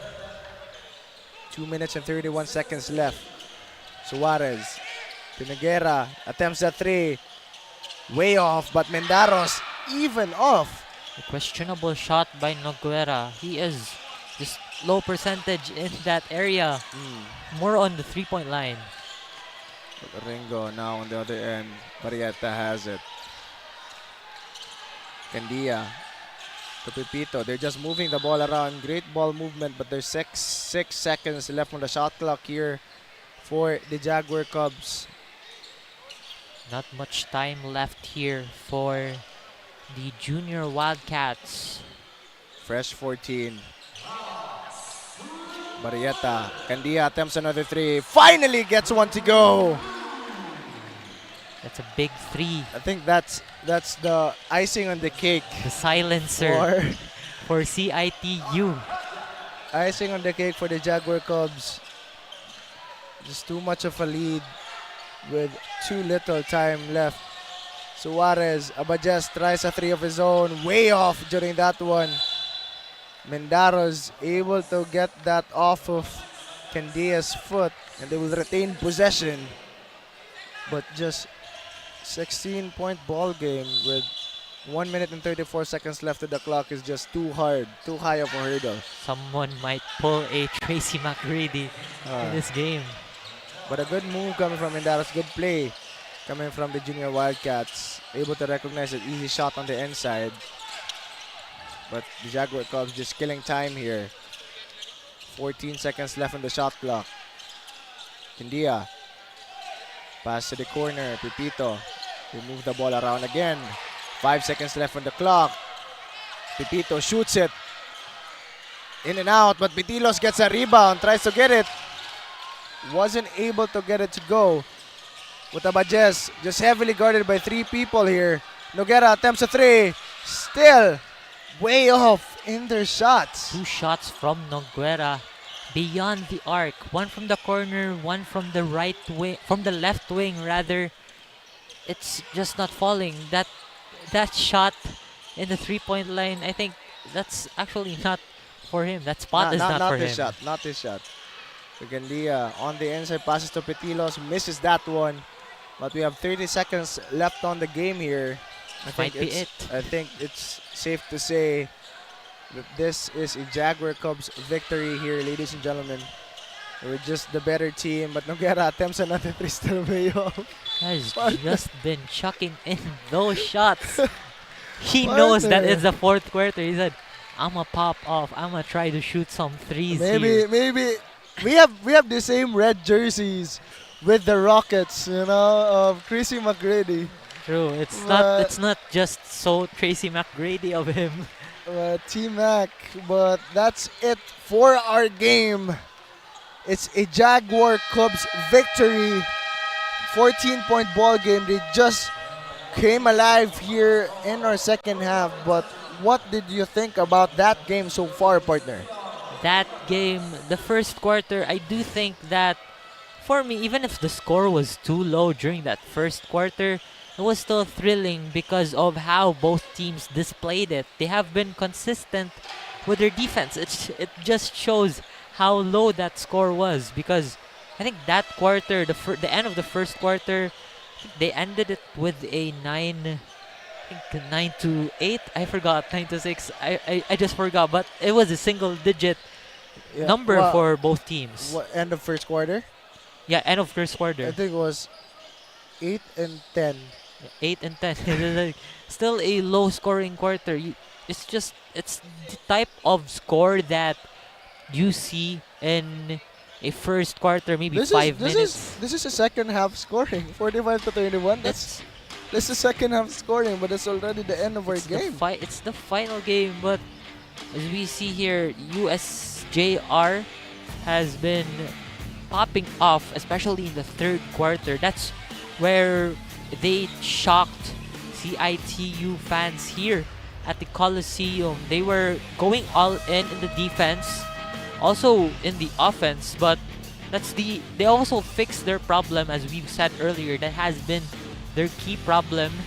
It's just their shot selection, those shots would fall. Look at this, just too easy for Oringo on the inside. They should have opted for the inside playmaking, partner, because they were forcing those shots from the outside. Even Barrieta, I think, heaved a lot from three, just wasn't able to make anything from deep, and I think they were just trying it and experimenting. I think that's the reason why the Jaguar Cubs usually start slow, because they try to get their rhythm early in the game, try to test some shots. Oh, we're hot from the inside today. Then we'll go for the inside on the second half, or they'll go for that adjustment there on the second half. That's why they end the game really strong on most of their games. Speaking on the inside, USJ-R has been pretty productive in the paint, because we have seen a lot of shots from them, not mainly from doing drives, going in, but it's more on their big mans. Let us acknowledge the fact that Oringo has been there. Who are their other players? Who are their other big mans in their team? Oringo, Narvaez, Petilos, just everyone just pulling their weight there on the inside. And even if they're the ones mainly on the inside, they're outside also, their backcourt. Let's say, for example, Barrieta as well as Yanong, even Toreng, the small guy for the Jaguar Cubs, just fights for that rebound, and just everyone hustles for it. And that's the reason why most of the time they get these second chance opportunities, a chance to reset. And when you're leading that much, we notice that they shoot it, they get their own rebound, they reset. That's a lot of time already being burned on the clock, and it's just able to hand on to that lead, and mainly the reason why they're able to win that game. But again, congratulations to our Jaguar Cubs. You're able to win that battle against the Junior Wildcats. But still a good try coming from the Wildcats. But to interview our player of the game, partner, let's pass it first to our courtside reporter, HJ. You are still tuned in to CISAPI Season 24. The Clash of the Cats has ended 45-31, and the Jaguar Cubs has taken the crown. Joining me is a standout performer who racked up 15 points, 10 rebounds, and 1 assist, number 19, Mr. John Vince Oringo. What a double performance from you. Congratulations, sir. So, what was your mindset going in today's game? Yung mindset ko na lang doon dahil nakalamang yung kalaro namin. Ano na lang, depensa na lang and communication na lang kami, usap-usap na lang. At score, kalmahan lang namin. Yun lang. Alright, thank you. So, during the start of the game, medyo tagilid tayo, no? You had a difficult time catching up with the CIT-U. So, what did the coaches say to you during the dugout? And after the dugout, grabe yung performance nyo? Sabi namin sa coach namin na depensa lang tayo, kaya to, and patuloy lang, and hustle hard lang, go hard pa rin, makukuha rin yung panalo. Alright, thank you so much, John. Any shoutouts you'd like to give? Especially, papasalamat ako kay God na binigyan ako ng lakas at magandang laro. At sinashoutout ko yung family ko sa Leyte, yung mother ko at father ko dyan sa Leyte. And shoutout sa mga pare sa USJ-R, especially kay Father Glenn and kay Coach Melo. Shoutout Coach Melo, Amping Mudia, and sa team manager namin, shoutout me. And sa mga coaching staff and sa Lambarian at kay De La Torre, kay Cole. Shoutout sa inyo. Yan lang. Alright, thank you so much. And once again, congratulations. We'd also like to extend a big thanks to our sponsors for partnering us with this event. Sona, Cryon Lab, Cebu Land Masters, PLDT Smart, Virginia, and 𝐁𝐨𝐲. Stay tuned for the next exciting match. Once again, this is HG Castro reporting courtside.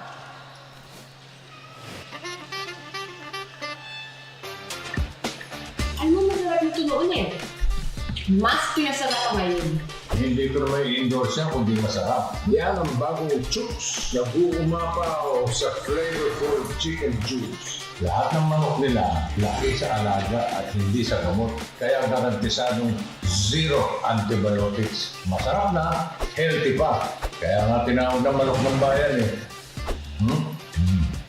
Sarap nito! O paano? Sibog muna kami ha. Bye fans!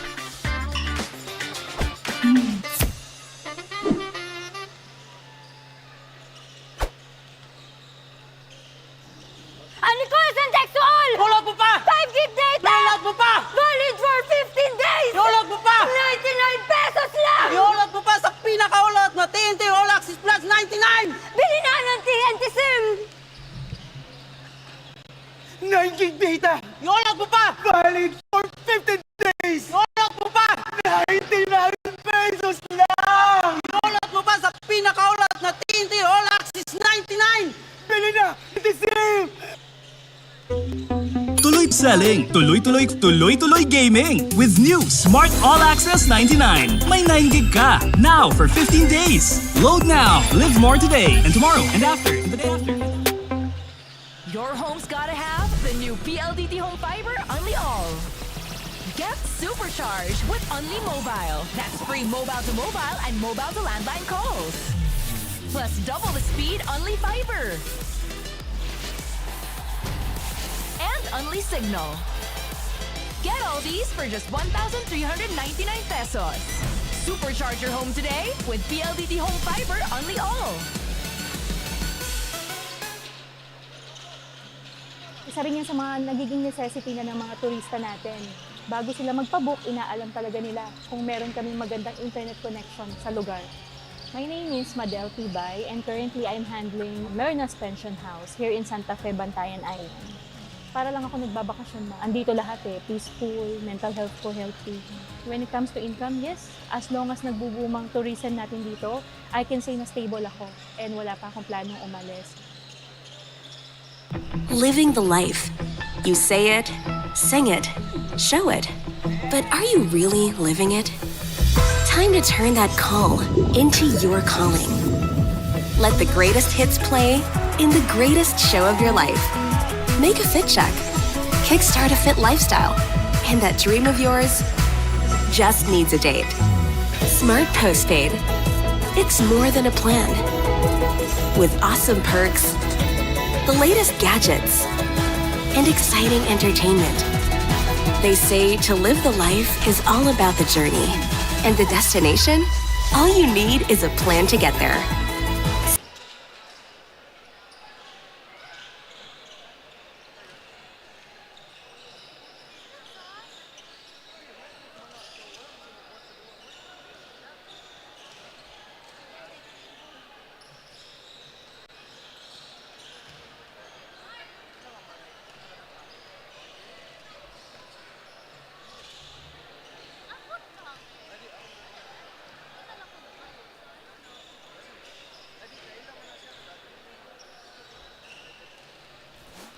Welcome to Sami fans. This is game number 3 between Ateneo de Cebu versus the University of the Visayas. Now this match is the battle between the defending champions and runner-up of season 23, and both teams right now are currently waiting for that 7th win for this season. Now news from the Baby Lancers, Paka wearing jersey number 11 will not be allowed to play in today's game due to his ejection last season in the finals game 3 against the Magis Eagles. Now this news was just announced yesterday, which means he will get 1 game suspension penalty and will not be able to play in today's game. Now we will see more of this basketball action later on into the game. Let's hand it over to our game arena announcer, Mr. Roland Tumagang.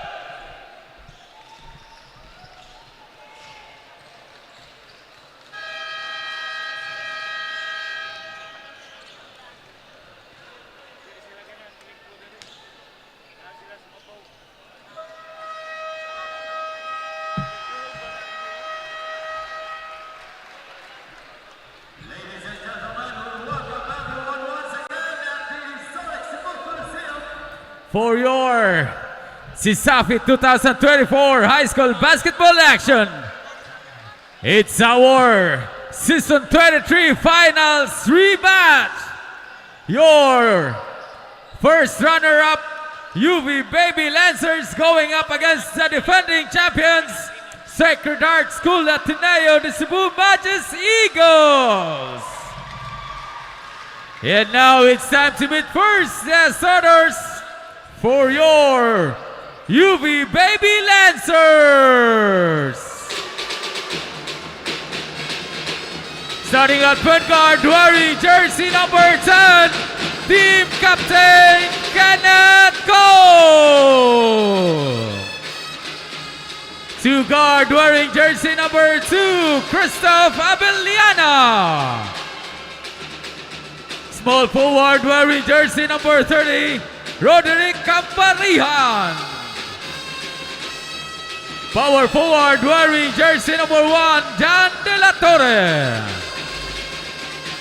And at center, the man in the middle, wearing jersey number 17, Marvin Ravelo. Head coach for your Baby Lancers is John Pipito. Assistant coaches are Ronald Bukaw and Jory Biolanco. And now, it's time to meet the starters for your defending champions, your Sacred Heart School Ateneo de Cebu Magis Eagles. Starting at point guard, wearing jersey number 10, Froilan Maglasang. Two guard, wearing jersey number 1, Ken Basa. Small forward, wearing jersey number 16, Bench Chua. Power forward, wearing jersey number 10, Jello Ruta. And the man in the middle, wearing jersey number 14, Lars Fjellbang.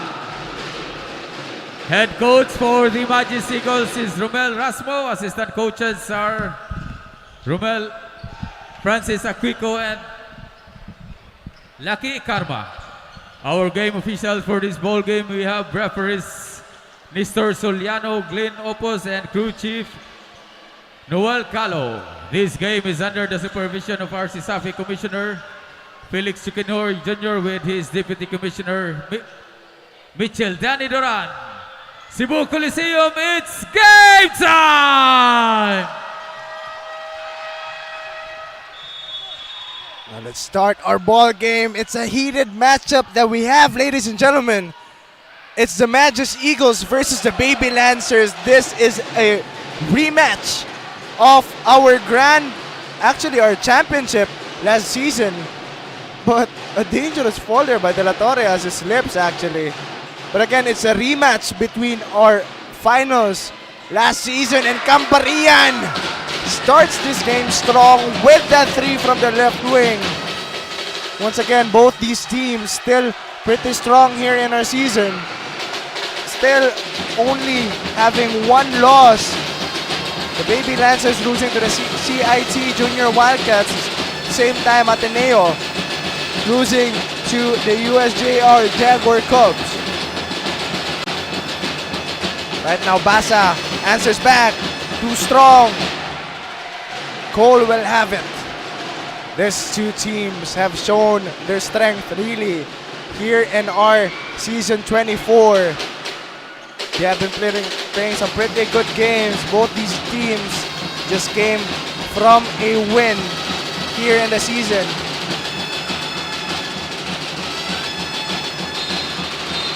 But De La Torre just keeps on slipping. But a foul already. First foul here in the game. Cambarihan is the one to get that foul.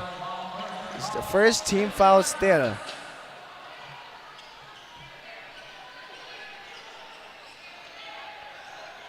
Few key players right now. It's the best 5, but Maglasang tries to be slicky with that. Just to bounce it off of someone's back, but Maglasang attempts a 3, too strong. Cambarihan gets the rebound. De La Torre has it. I think 1 for De La Torre means that he is supposedly the best player for this team. But Cole attempts a long 3. He's too strong on that shot. Chua brings the ball. Tries to drive, pass to Maglasang. He tries once again. Too strong. And a miscommunication between Basa and Rota. Supposedly they were able to secure that rebound, but just loses it. De La Torre brings the ball for the Baby Lancers. Being heavily guarded by Chua here. De La Torre, isolation. He passes to V.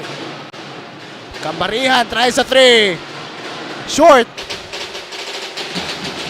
A bunch of misses coming from both teams here. Delbang. Rota on the inside, loses a handle on the ball. I think the nerves are slowly getting into Ateneo here. Cole has it. Kenneth Cole, a sharpshooter from deep, has been a key player for the Baby Lancers in their past few games, especially with that 3-point shooting. But De La Torre tries to drive, hangs, makes that one friendly bounce. Score is 5-0, still no scores for the Magus Eagles. Rota coast to coast, uses his body, but misses that shot. Chua secures the rebound. Basa attempts a 3. In and out. De La Torre has it once again. He slips once again. It's his 3rd slip. Maybe these are new shoes for De La Torre. I think that's the 3rd slip that he has. During the first possession, while on defense, and now during the transition. Just confusing. And the Magus Eagles pretty quick to take advantage of that. Able to get that and 1.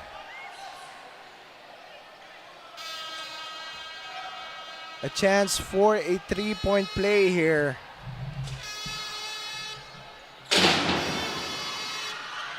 He misses it. Abeliana gets a rebound. Abeliana was the player of the game for the last game. It's especially with his threes, just dismantling the UC main defense during their last game. But Cole attempts another three. Short during that time. Maglasang gets a rebound. Forward pass to Chua on the other end. Tries to fake. He passes on the outside. Rota on the inside. This Chu delayed on that play. Ravelo was not able to pose a challenge to the bigger Rota. They cut down the lead to 1. Cambarihan to De La Torre. Ravelo with the screen. They get the switch. Fialvang versus De La Torre. 6 seconds left on the shot clock. Spin move. Kick out. But he loses it. Maglasang gets it. Pushing the tempo. Tries to drive. But a miscommunication between them both. Abeliana on the other end. A quick 2 for the Baby Lancers. Great forward pass by Cambarihan.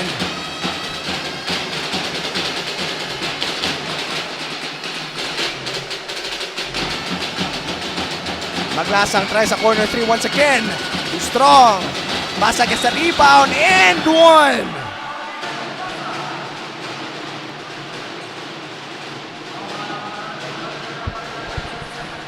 Great move coming from Basa. Able to calm himself during that shot. Uses the glass. Even with contact, still was able to make it. 3 team fouls already for the Baby Lancers with 5 minutes and 13 seconds left in our first quarter.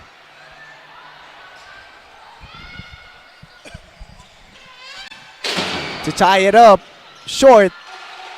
Rota almost gets that rebound, but Viloria was the one to touch it last. The Magis Eagles will retain possession. Maglasang calling up an inbound play. Pass to Rota. A bit of a miscommunication, but Basa was able to save it. 10 seconds left on the shot clock. Rota to Philbang on the inside. Short on that one. And fouls Viloria as he was getting that rebound. But you can really see that the size advantage of Ateneo here by the name of Fialvang and Rota. Just 2 pretty big guys for the Magis Eagles. But it's going to be Baby Lancers ball. Magis Eagles was not able to take a lead here in their game. Dagatan is in for the Baby Lancers. Also a key player for them. One of the hustlers for this team. Being heavily guarded by the bigger Rota. Having a hard time driving. Look at the defense coming from both the big guys from Ateneo. But he shoots that 3. Just way off. It's the board. On the other end, Basa tries to drive. And he gets it. Great drive coming from Basa. Great lane that he's chosen too. Dagatan now has it. Pass to Viloria and De La Torre. Torre attempts a 3. Hits front iron. Ravelo tries to get that rebound. He's able to get it. Viloria thought about that 3. Drives. Inside pass. Loses it.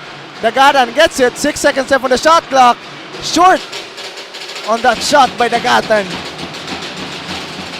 Teneo will bring it on the other end. Score is 8-7. Basa an open 3. Hits front iron.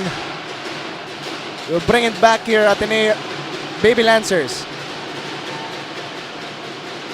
Just a bunch of missed open shots coming from Basa. De La Torre. Look at the bigger guy just guarding on the top side. Basa able to secure that rebound.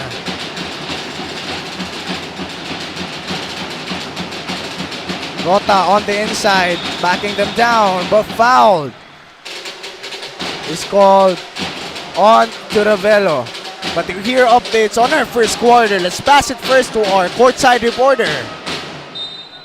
Thank you, Sean. Just a few minutes into the game and a lot of shots have already been fired by the Baby Lancers. But as of right now, they are having trouble making that into basket. This is also answered by the back-to-back three-point attempt by the Magis Eagles, which right now is being the statement that they can really defend their crown. We will see and get more of the basketball action into the game. Back to you, Sean. Thanks for that, Lindsay. I agree with you there. They've been trying a lot from 3, but just wasn't able to make those shots. And a fresh 4 for the Magis Eagles. Maglasang the only one left. At the same time, for the Baby Lancers, also some substitutions that came in. Castro is in. Dagatan still here. Viloria as well.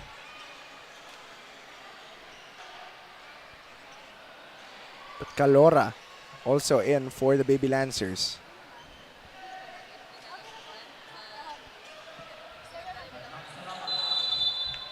Ateneo will have it. They have a 1-point lead here in this game. Still our first quarter with 3 minutes left. King-Let tries to drive. Team captain. But look at that hustle coming from Castro, able to challenge the bigger King-Let. This is what we see from the small guys of the Baby Lancers. They're hustling. They might be small, but they have big hearts. Maglasang attempts a long 3. Misses that one. Calora able to score that rebound. Caro tries to push the tempo. He makes that one a quick 2 for the Baby Lancers. They get the lead once again. King-Let on the other end. Maglasang right wing pass to King-Let. King-Let behind the back, inside pass to Kabantog. Fouled on the way up. A trip to the charity stripe for Kabantog.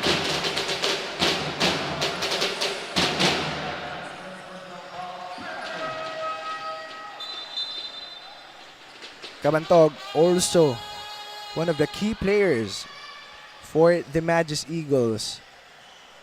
Able to get those defensive stops as well as offensive on the offensive end. Great two-way. Big. Able to make that first shot. 2 minutes and 20 seconds left on the clock. It's a tie ball game. 9-9.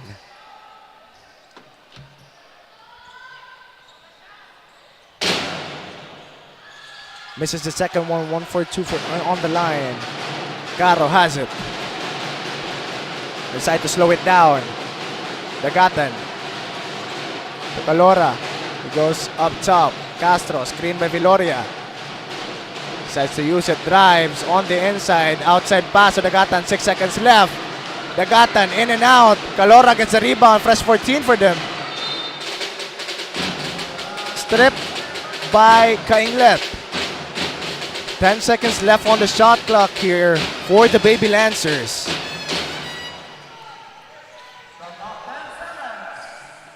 Castro will take it out.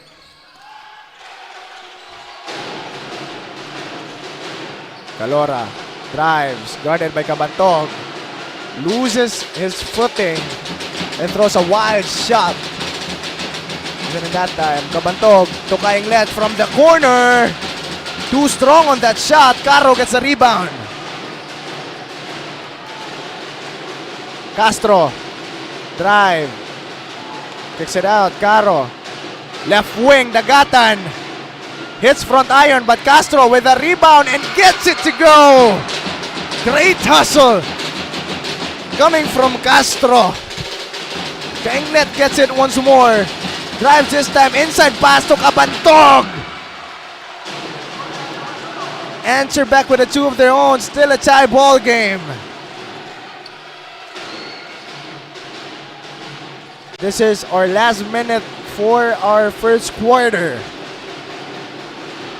Dagatan has it. Caro attempts a 3. In and out. King-Let to the corner. Kinglet running down the time here. 10 seconds left on the shot clock. Lim decides to shoot it. Doesn't get the friendly bounce. Kalora gets a rebound. 6-second shot clock, game clock differential. Castro will get it. 12 seconds left on the shot clock. Castro drives, splits two defenders. Teardrop but off. 10 seconds left on the first quarter. Kinglet slips. 5 seconds. 3. Decides to shoot a long 3. Short on that shot. But it's a tie ball game. Really proving the heated matchup. Baby Lancers and the Magus Eagles. Just a great game. Just bucket after bucket as well. Defensive stop after defensive stop. And just both teams showing how skillful they are. Both teams just showing their system as well. No wild shots coming from them, just great plays and great makes. Still have a lot of time here. A lot of action left as we're still entering our second quarter. But before we do that, let's first take an opportunity to thank our partners and sponsors this season. Virginia Foods Incorporated, Basta Hotdog Virginia. Chicks to Go, ang nag-iisang manok ng bayan. Crayon Lab, Custom Apparel Digital Prints. The one-stop shop for all your digital needs. Smart PLDT, live more today with Smart and inspire Filipinos to create a better tomorrow with PLDT. Sonac, Cebulan Masters, Molten, and Mikasa. Once again to our partners and sponsors this season, thank you very much for your continued support and more power. So back to the ball game. Still the same 5 for the Baby Lancers. Castro, Dagatan, Veloria, Calora, and Caro.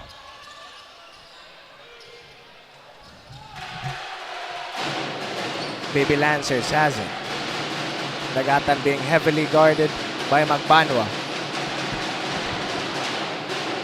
Pass to Castro up top. Gives it back to Dagatan. He hesitates. Castro gets it once again. Veloria thought about a 3. Decides to drive. Uses the glass. Scoops it in.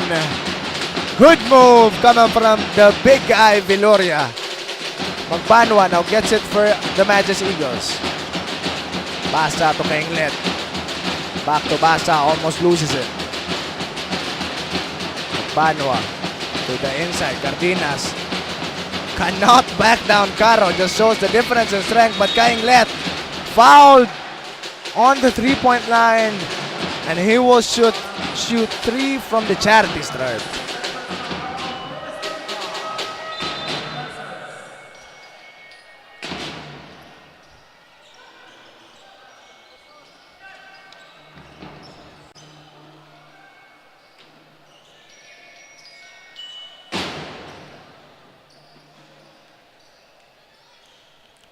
First shot. Miss.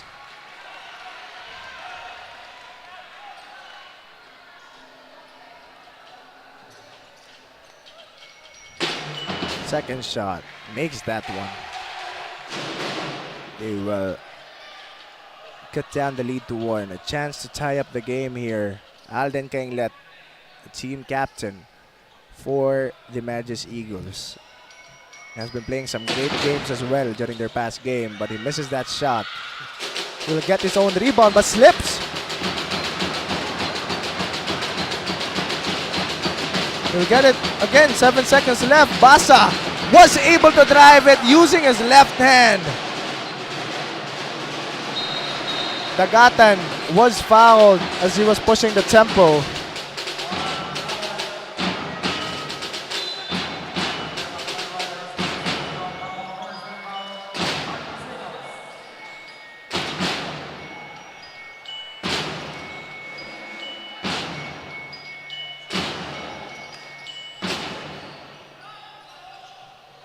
Baby Lancers will still have possession. Ateneo now has the lead.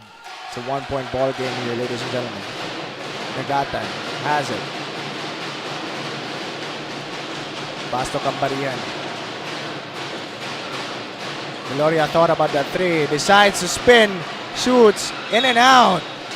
But a foul being called onto Magbanwa as he was running into a jumping Dagatan during that play.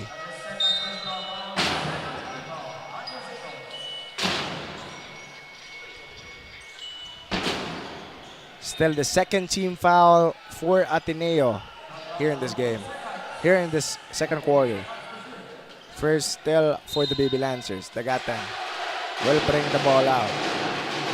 Pass to Cambarian. Ravelo.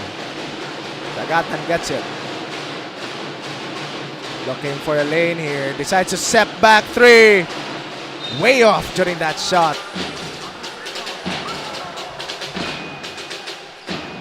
The Magis Eagles will have the possession.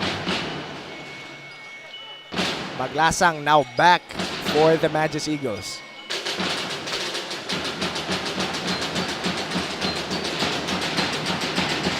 Maglasang just trying to play it slow.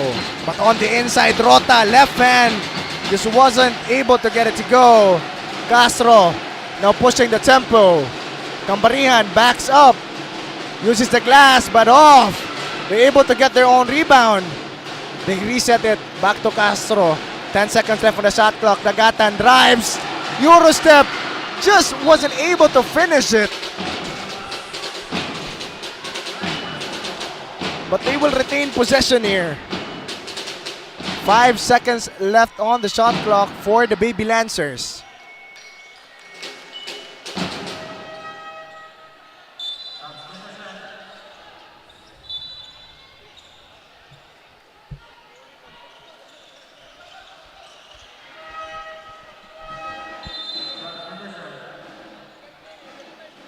Substitution. Abeliana comes in for Dagatan.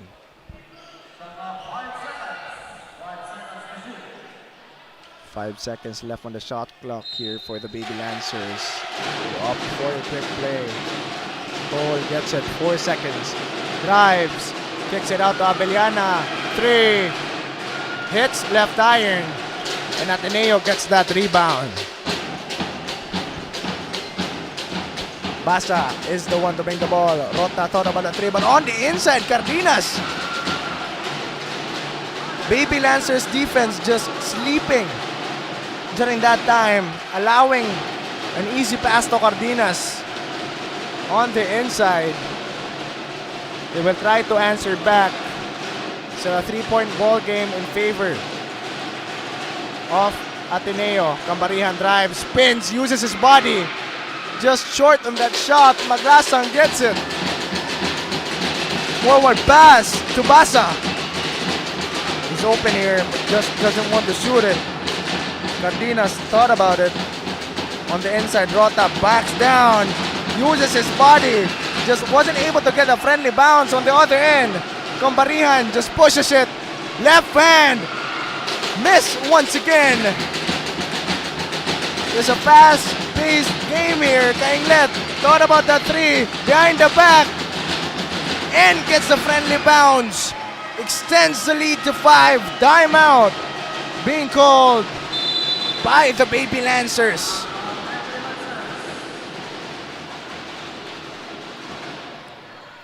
A great series of plays coming from the Magis Eagles.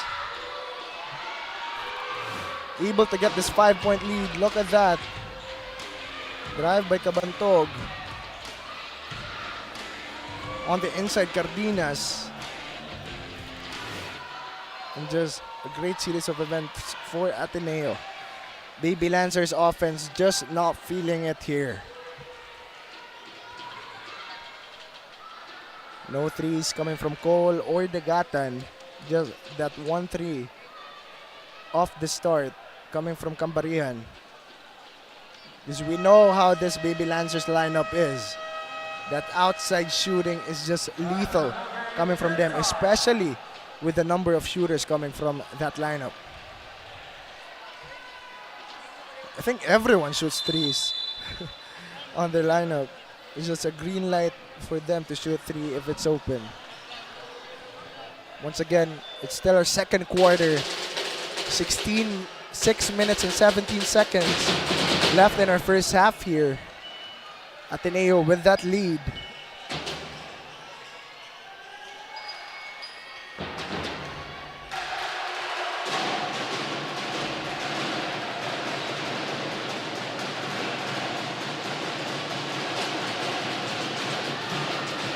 With a drive, friendly bounce by Cole. Great move from Kenneth Cole. Basa thought about that three, decides to drive. Makes that one.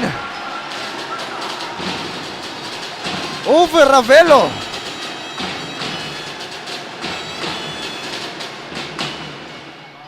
Basa, I think that's his second and one. Just almost unstoppable here in our first half. They bring back the lead to 5, even has a chance to extend it to 6. Kent Basa, short on that shot. Great box out coming from Cambarihan. Able to secure that rebound. Cole has it. Beliana. Passes to Viloria. Almost loses it, but Viloria drive.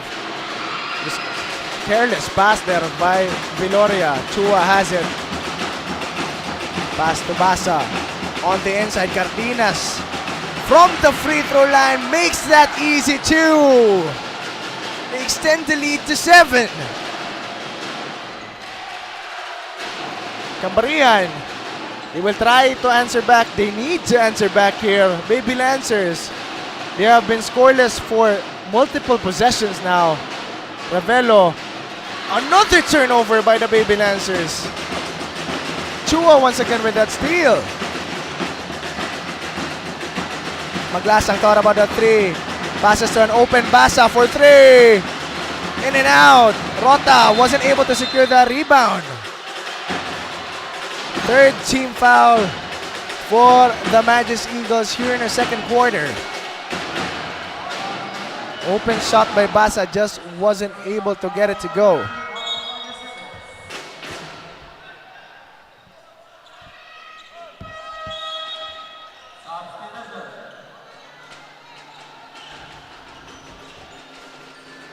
Baby Lancers will have a chance to cut down this run by Ateneo. The lead is still 7. De La Torre now back in for the Baby Lancers. Pass to the inside, Cambarihan fading away and making it. Cambarihan from the baseline, able to cut down that run. Englet. Cardenas up top, tries to drive, uses the glass, answers back quickly with a score on the paint. Cardenas, still a 7-point ball game. Cole attempts a 3, hits back iron, Nobiliana gets it. De La Torre, drive, kick it out to Cambarihan. Baseline once again, short during that time. 3 minutes and 40 seconds left on the quarter. Kainglet attempts a 3. Too strong on that shot, but Ateneo will retain possession.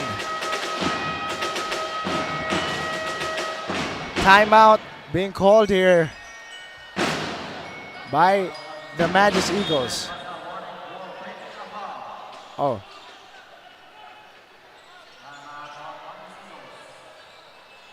There is a warning for Basa, Kent Basa of the Magis Eagles.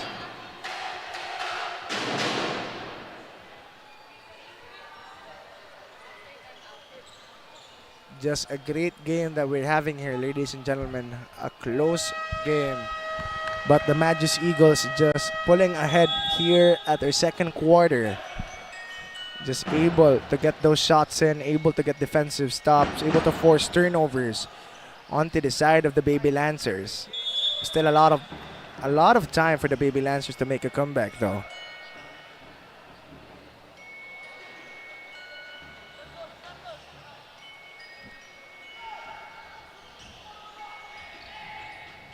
Maglasang takes it out for the Magus Eagles. But Maglasang has it. Pass to Lim. Maglasang gets it once again. Cardenas. To Kabantog. Misses that one. To hear more updates on our corner, no?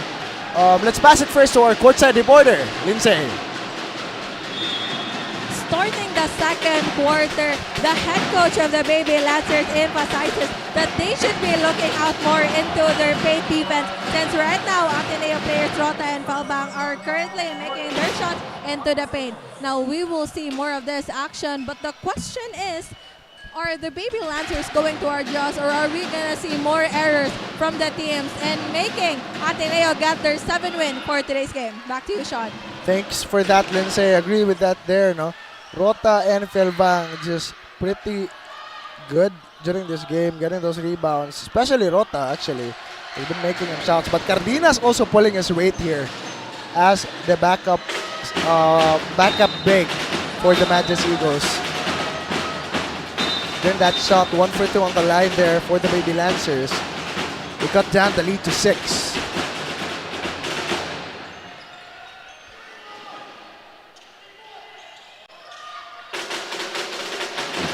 Full court trap here coming from the Baby Lancers, and they will force a turnover off of Dylan Lim. Besides being a good basketball player, Dylan Lim also is a good singer. Actually, performed at the halftime break here at the CISAFI Season 24 basketball tournament. Just captured the hearts of our women audiences. But right now, Castro has it. Castro, Viloria, traveling violation, just stutters his pivot step before he dribbled. And now it's Magus Eagles ball once again. They pass to Lim. Lim decides to reset it, being heavily guarded by multiple jerseys in green. Maglasang drive off the glass, but miss. Rota with a rebound and was fouled on the way up. He will shoot 2 from the line. 3rd team foul.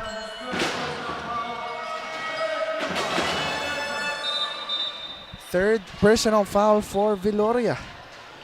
That is a problem for the Baby Lancers. One of the more efficient bigs for this lineup. But Rota for a shot. Doesn't get the friendly bounce. Calora goes in for the Baby Lancers. It's the 3rd team foul for them as well.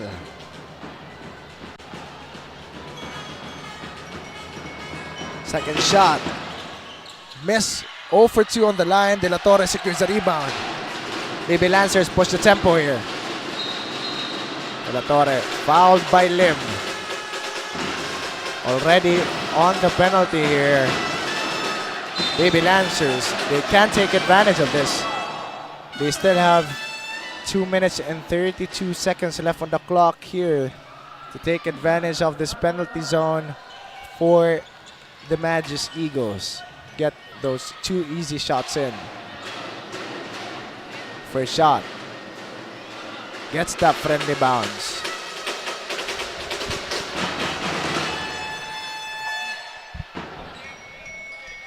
Second shot for De La Torre.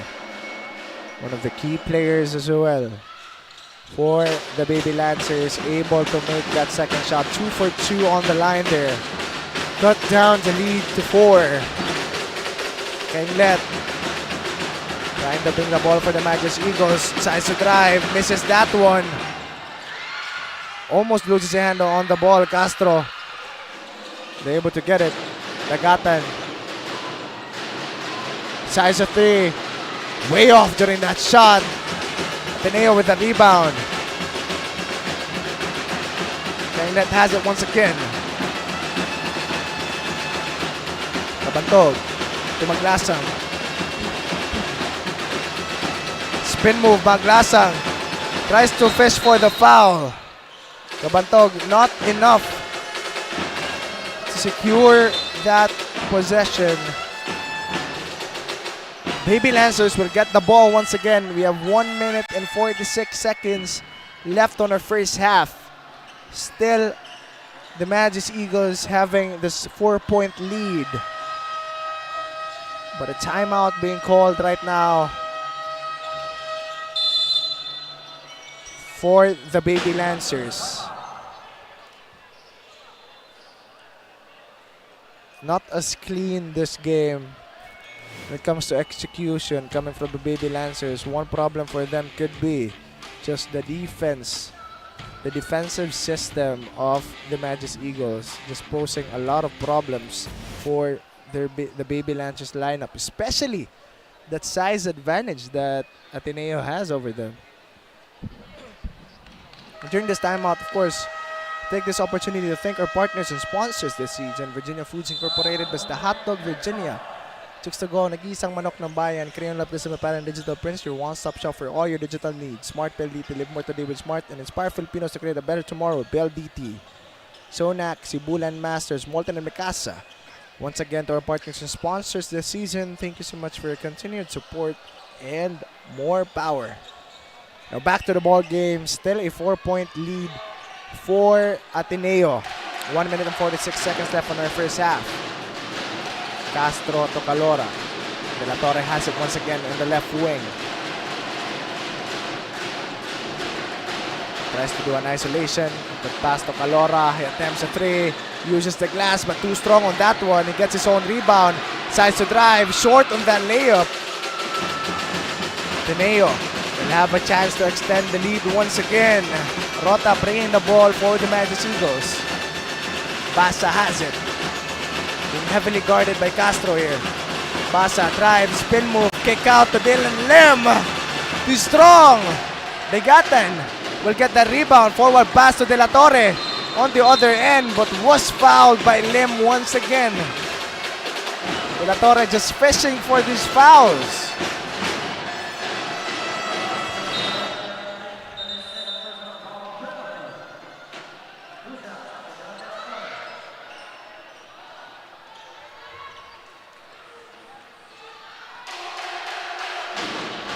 First shot for De La Torre. We have 59 seconds left on the clock. Doesn't get the friendly bounce that time.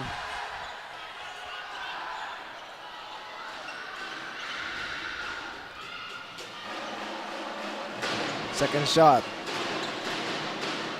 Makes that one. 1 for 2 from the line here. But a timeout being called now for the Magic Eagles. Baby Lancers have managed to cut down this lead to 3. Still a great game that we're having here, ladies and gentlemen. A close game. After that run from Ateneo, they have just been having a cold streak here. Not been able to score for multiple possessions, as opposed to the Baby Lancers, which have just been constantly scoring, constantly just trying to cut down the lead that the Magic Eagles have established.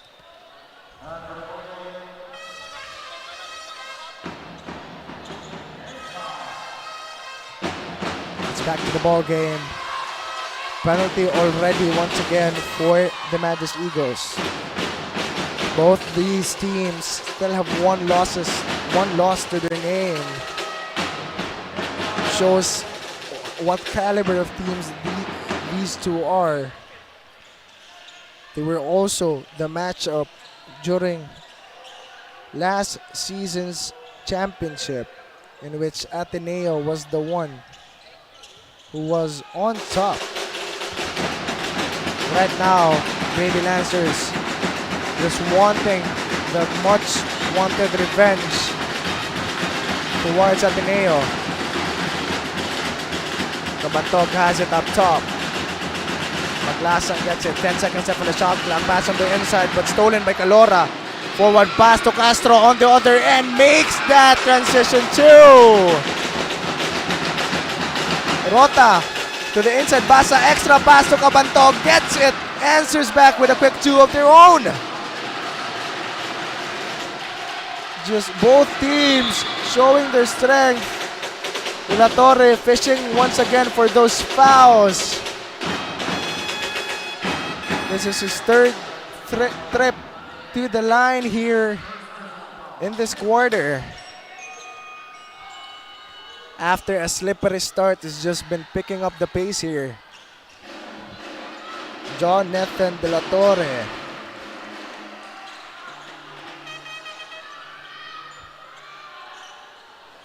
But he misses that first one. Oh no. He wanted to make it actually. Second shot. Also makes that one to go. They cut down the lead to 2. 20 seconds left on the first half here. Maglasang being heavily guarded by Dagatan. Rota tries to drive on the inside. Look at the speed coming from the big man. Just in and out, but Cabantok able to recover it. 5 seconds left on the clock. 3. But they will have no time. The Magis Eagles will end the half with a lead. 4-point ball game right now that we're having, ladies and gentlemen. A close and thrilling fight between the two top teams of our season. Ateneo just showing and trying to defend that title, showing their strength as the defending champions. But the Baby Lancers also proving that this time they have the chance to get it from the Magis Eagles. But that again is the end of our first half. That's with a lead on towards the Magis Eagles side. 4-point ball game. And we'll be back after the halftime break.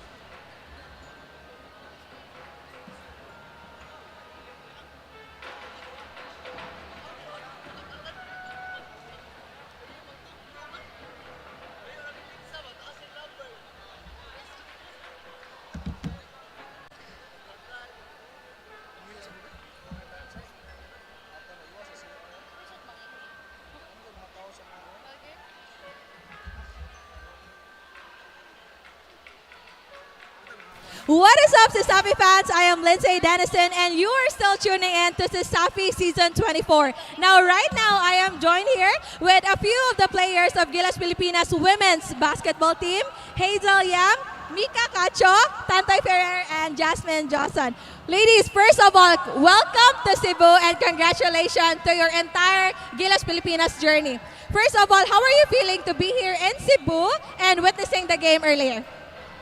First of all, super exciting. Lalo na ngayon, we get to watch the Cebuano way of basketball. And lucky pa kasi it's, rivals daw talaga yung Ateneo Cebu and University of Visayas. So, excited. Thank you so much. How about Yun nga, first time ko rito sa Cebu, ganito pala ka-intense yung laro dito. Parang di namin na-expect na mga taga Manila na pag pumunta dito sa Cebu na ganito rin pala yung intense na makikita namin. Wow, thank you so much. Now for you guys, given that you were the representative for the Gilas Pilipinas FIBA 3x3 Women's, what are your message to the aspiring Filipina athletes?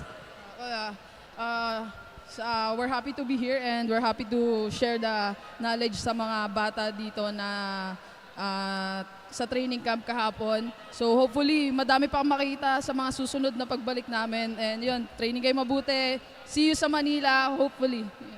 Thank you so much. How about you? For me, just be consistent always. Just be consistent always. Work hard for your dream because anything is possible, It's not just the men's, but we're here also as women's, part of like the basketball community. Anything is possible for you, so yeah. Okay, thank you so much. Now, any shout-outs? Do you guys want to give any shout-outs? Okay, so thank you so much, ladies. Now, let's get back into the ball game as the second half of this game starts. Thank you.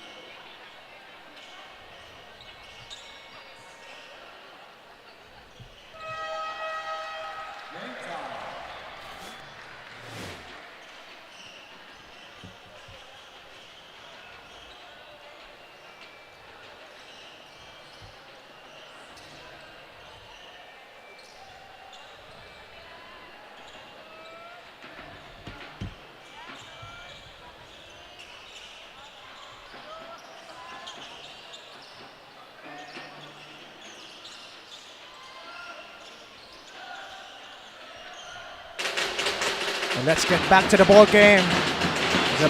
It's the Magis Eagles ball. They still have the lead here in our game, a 4-point ball game. Rota tries to start it strong. Was fouled. Oh, double foul. Being called by onto Villoria and Philvang. But during the first half, ladies and gentlemen, what transpired was there was a complete domination, I believe, for the Magis Eagles, especially on the inside, scoring actually 24 of their points coming from the paint, and this shows the size advantage that they really have here in this game, as opposed to UV just scoring 12 from the inside. And it's a good thing because they've adjusted. They opted for these outside shots, but sadly enough for them, they just weren't getting them in, not sinking these shots from the outsides. And that's reasonable as well, because the closer you are to the basket, the higher the percentage of you making it. One thing as well is there's really cold shooting right here coming from both teams from the outside. 0-12 for Ateneo on the outside, while 1-13 for the Baby Lancers from the outside. This shows they've attempted a lot from three, just weren't sinking a lot of some of them. Right now on the inside, Calora being heavily guarded by Rota, but the traveling violation already called on to him.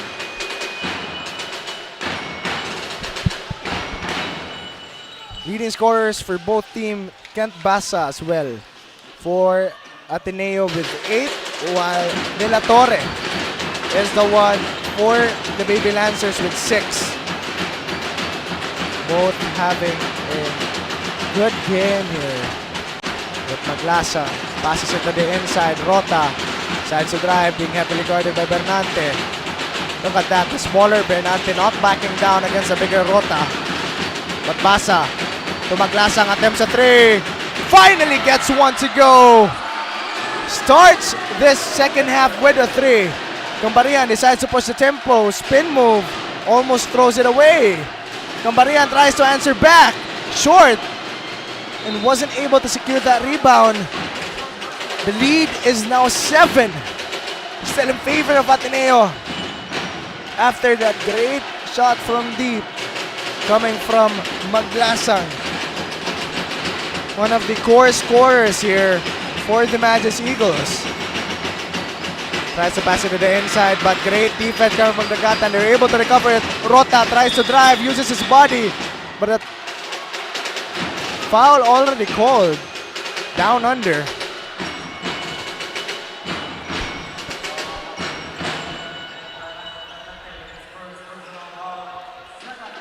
Baby Lancers' goal streak still not over here in the start of our second half.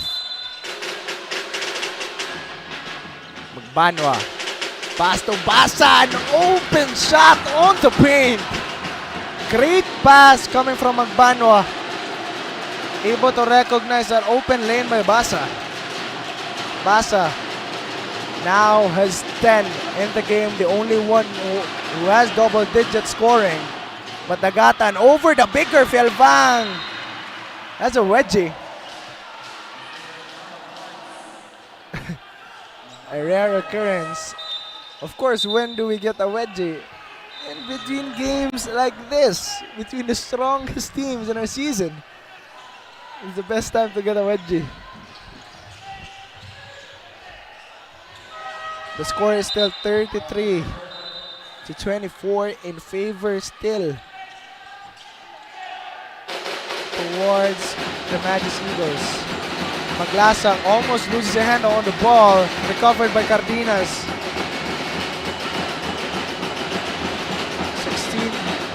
14 seconds left on the shot clock. Basa has it. Pass to the inside, Rota, but fouled once again by Bernante. There's a series of fouls coming from this Baby Lancers lineup. Slow start on the offensive end and racking up all these fouls on the defensive end. 3 team fouls already on this quarter with 7 minutes and 35 seconds left on the clock. Basa thought about a 3, passes to Maglasang, but on the inside, Rota, another foul by Bernante. Just 4 fouls already on the quarter. You don't want to see that. 7 minutes still here in our third quarter. Bernante not having an easy time here against the bigger Rota. Just forced to have these fouls on towards the bigger guy of the Magis Eagles.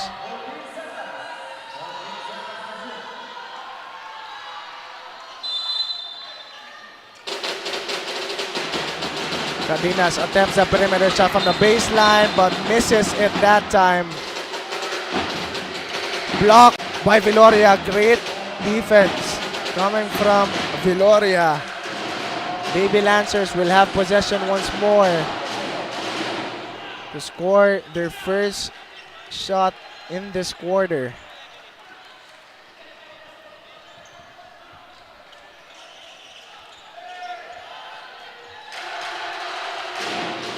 Cambarian has it.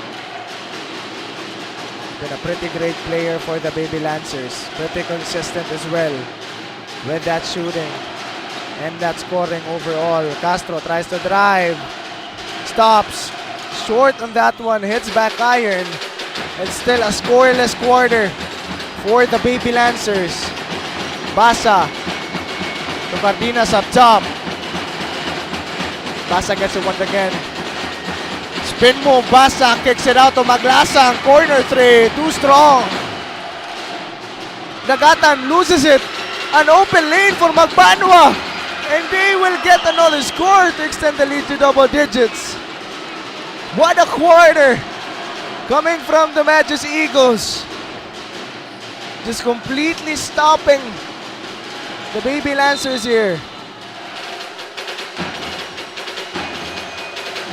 The Baby Lancers gets a reset with that foul.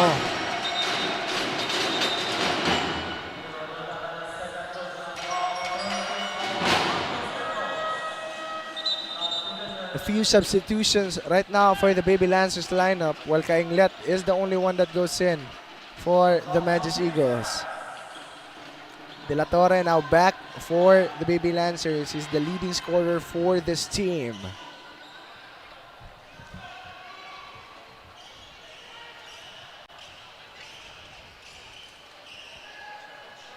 The Magis Eagles slowly pulling ahead here in our game. Just not allowing the Baby Lancers to get that comeback win. A revenge win even towards them. De La Torre. Screen by Cambarihan. Tries to use it. Too strong again from the baseline. The Magis Eagles don't bring it on the other side. Maglasang thought about that. He will shoot it. Too strong once again and top by Cabantog towards the outside. And the Baby Lancers will have another chance to at least cut down this lead to single digits. We have 5 minutes and 57 seconds left on the third quarter.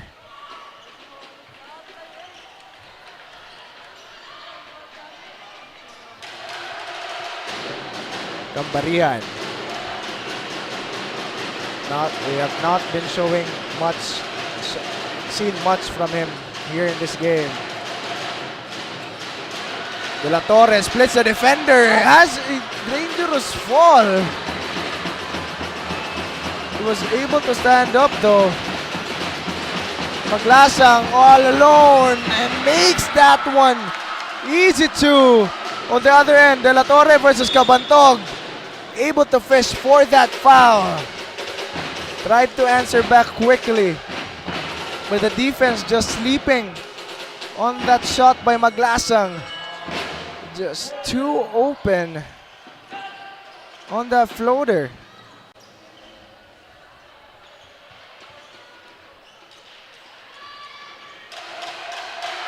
the first shot for De La Torre. Makes that one. They have a chance to bring it back to 11.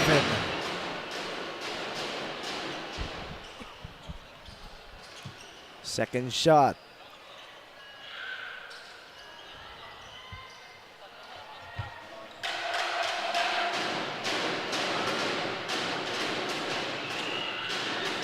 Gets the friendly bounce. It's 2 for 2 from the line. Padua, they're upping the intensity on the defensive end here. Trying to force, was able to force a turnover.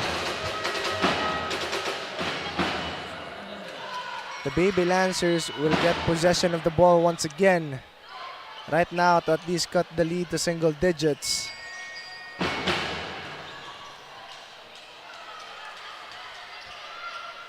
But the Ateneo coaching staff not happy with that call.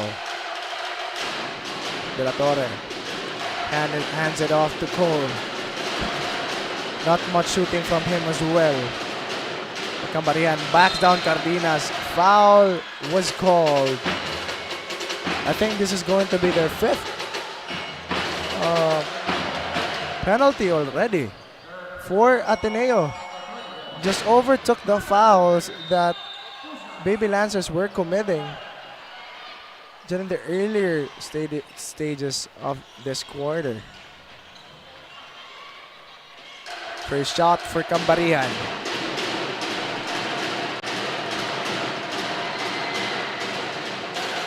Makes that one.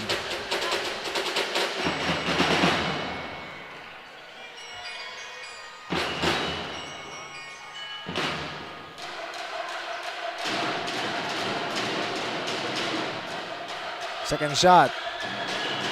Makes that one as well. 2 for 2 from the line. 𝐿𝐴 now pushing the tempo for the Magic Eagles. Passes to Cardenas up top. Being heavily guarded by Viloria. But 𝐿𝐴 decides to go for the floater. Too strong. 𝐿𝐴 gets it once again and gets it off the glass. Send the lead to double digit again. They're just not escaping the grasp of Ateneo here. And Basa was able to get that steal from behind. 𝐿𝐴 now has it. Crossover drive. Almost went in. But they get their own rebound. Basa drive. Makes someone to go off the glass. Same foot, same hand. De La Torre on the other end. To Abellana for 3. Still a miss. Viloria gets it though. Will decide to go for a reset here. De La Torre slips once again. Cambarian for 3. Short. And still the cold streak for the Baby Lancers. Not over. 𝐿𝐴 an open 3. Hits front iron but Cardenas able to secure that second chance point.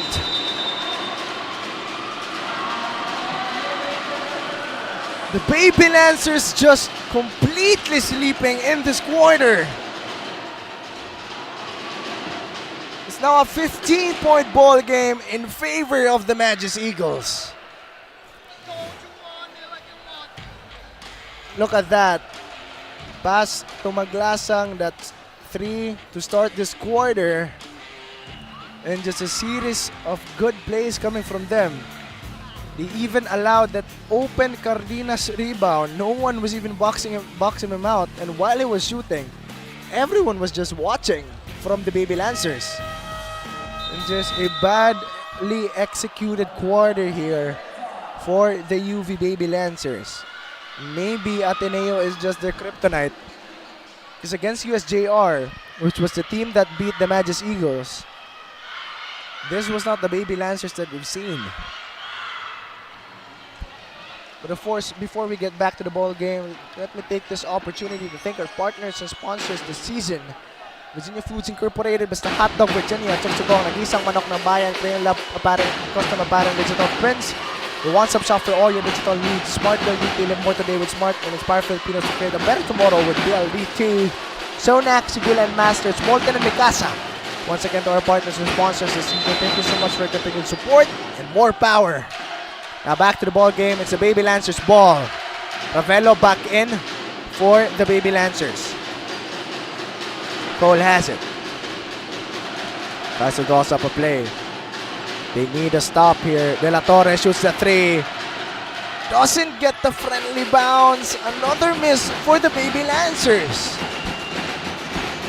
An ice-cold quarter coming from this Baby Lancers lineup.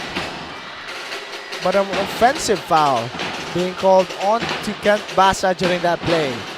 But to hear more about our quarter, let's pass it first to our courtside reporter, Lindsay. Thank you so much, Sean. Go hard or go strong has been the mantra for the Baby Lancers as they move into the second half of the game. They have been attempting to get more of the paint defense and offense to get basket against the Magis Eagles. Well, for the side of Ateneo, it is the quick play shots that making them dominate into this game. Now, will Ateneo get this to continue the momentum, or will the Baby Lancers step up and take over? What do you think, Sean? Thanks for that, Lindsay. I really agree there. You really need to play hard here for the Baby Lancers. I've seen they're losing a lot of morale, and we're still in the third quarter. If they are able to get that, they might still have a chance to get this win. But Basa fouled on the way up after that great defensive showing coming from the team captain, 𝐚𝐬𝐬, able to block that shot by Cole. Just denied him in front of his face. Right now, Basa will earn another trip to the free throw line. He's 0 for 2 from the line.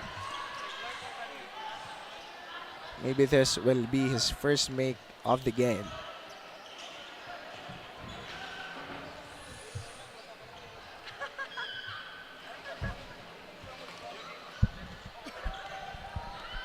First shot.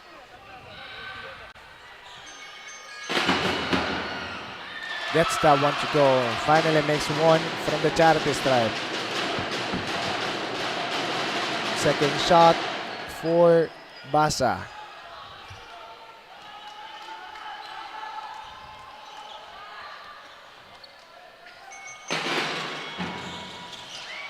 In and out during that shot. Ateneo wasn't able to save that possession, but still a 16-point ball game. Would have expected a much closer game than this, but the Baby Lancers just not having any answer to the inside scoring of the Magis Eagles. De La Torre tries to push the tempo, heavily guarded, slips once again. Ravelo has it, hands it off to Cole. Screen by Viloria. They try to go for a drive, but heavily guarded here. Ravelo to Cambarihan. 3 seconds left on the shot clock. Heavily guarded, spin move. Just wasn't able to get it. A tough shot by Cambarihan. 𝐚𝐬𝐬 giving them daylight from 3. Lucky that it was short. Cambarihan gets a rebound. 1 minute and 40 seconds left on the third quarter here. Just wasn't able to have any scoring possessions here. Baby Lancers finally gets one to go. De La Torre gets the layup in. On the other end, Magbanwa. Pass to Kabantog. 𝐚𝐬𝐬 open from the left wing. Finally gets one. He quickly answered back with the 3 from the left wing. And who else other than Alden 𝐚𝐬𝐬? 17-point ball game. De La Torre. Screen by Ravelo. He drives, kicks it out. Cambarihan attempts a 3 of his own. Gets one to go as well. Finally, things are going in for the Baby Lancers. Kabantog up top. Basa decides to drive, but fouled by Viloria on the way to the basket.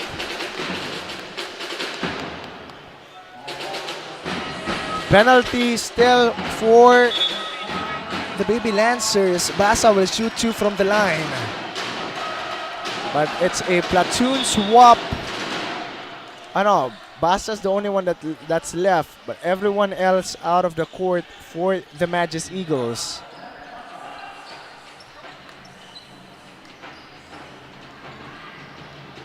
First shot for Kent Basa.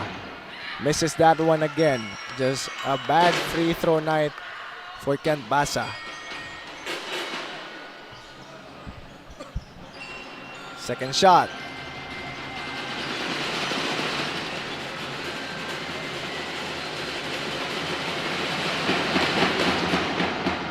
Makes that one. 1 for 2 from the line. Still a 15-point ball game here in favor of the Magis Eagles, with 38.8 seconds left on the third quarter. You need to at least end with a make here, Baby Lancers. Please have some sort of momentum going on starting the fourth quarter, but Caro misses that one. Just 1 second differential, shot clock, game clock. Rota decides to drive directly. Pelvang was able to get that loose ball, but a jump ball being called. 14 seconds left. It's going to be UV basketball here.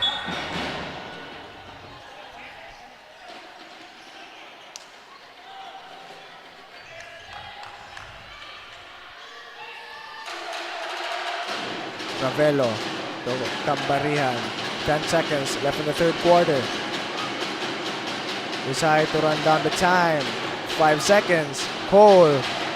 Pass to Caro for 3. Doesn't get the friendly bounce. They will end the quarter with a miss and a trailing by 15. Such a cold game here from the Baby Lancers as opposed to Ateneo just picking up their pace here in our second half, at the start of our second half, with a 15-point lead here. It was an amazing showing coming from the Magis Eagles here in this game, proving that they still have what it takes to get the championship this year. Key players for this game, 𝐁𝐸 has been coming alive here in our second half. Maglasang as well. And of course, Basa just being consistent with those drives. The big man also has been a really huge problem for this Baby Lancers lineup. Cambarihan, Viloria, Ravelo just isn't enough to stop these big guys. Cardenas has been playing pretty well as well for the Magis Eagles. And now we have our fourth and final quarter here in this game. Again, this is a rematch between last year's finalists, the Baby Lancers versus Ateneo Magis Eagles. Ateneo has a 15-point lead. Still a chance for the Baby Lancers to make a comeback. Magbanwa, Torota decides to drive here. But great defense being shown here by the Baby Lancers. Castro will bring it on the other end. Ravelo almost loses it, actually loses it. But Caro gets that, decides to shoot it, makes that one to go. Great vision coming from Caro, great response as well. We cut down the lead to 13, a great start to the quarter here. 𝐁𝐸 has it. To Maglasang, drives, passes to Magbanwa. 𝐁𝐸 up top, screen by Felbang, shoots a 3, short. Rota tries to go for it, but he already stepped out of bounds. Baby Lancers ball once again. Cardenas will come in for Felbang.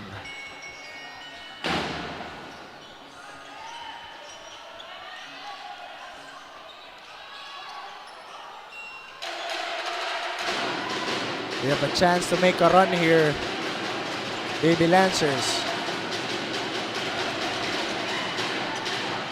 Dagatan has it. Tries to drive. Steps in. Just short on that one. Maglasang able to secure that possession. 𝐁𝐬 is being heavily guarded, but from the back, Castro.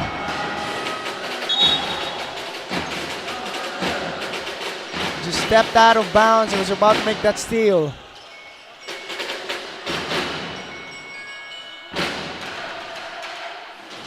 𝐁𝐬 is the one to inbound the ball for the Magic Eagles.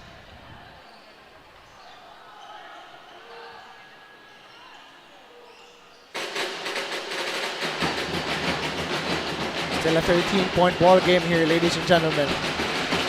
They pass to the inside. Kabantog makes that one and one. Just the inside scoring of the Magic Eagles. The main problem of the Baby Lancers here in this game.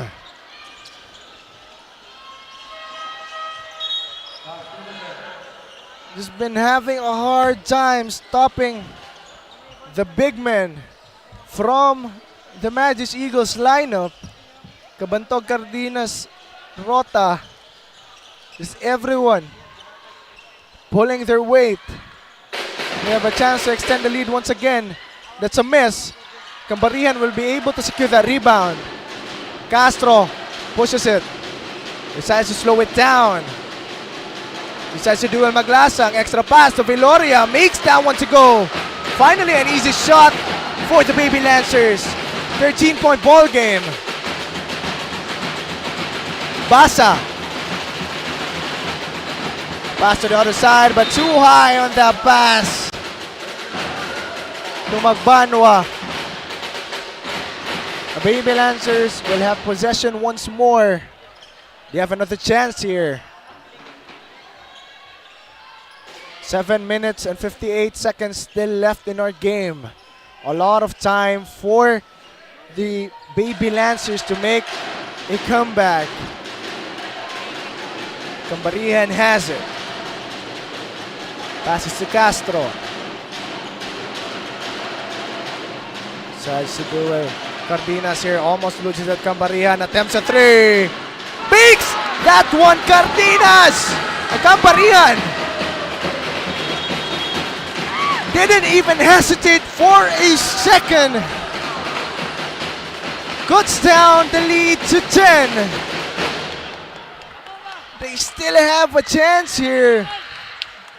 Kambarihan has always been the hero for this Baby Lancers lineup.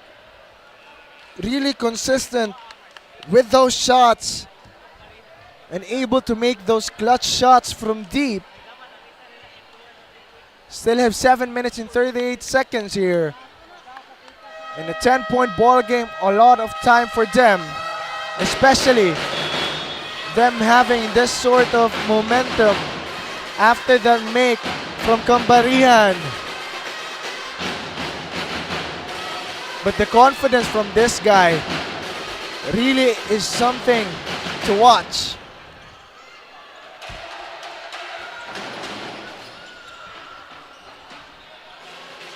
Ateneo will have a chance to answer. They will gain possession here and have a chance to answer back.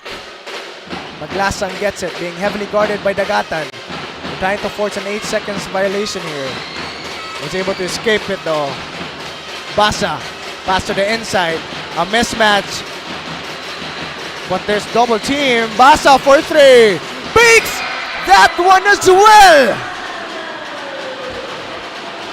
Basa answers back with a three of his own. Castro trying to drive but loses his footing. Kabantog on the other end, an open layup and it's in. Back to 15 here. Magic Eagles. Kambarihan tries once again. Short during that time. Basa on the other end, too strong on that pass.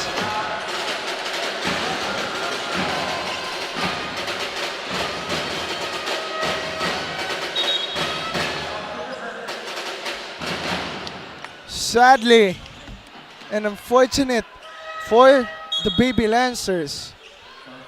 Just, they were really hot after the timeout.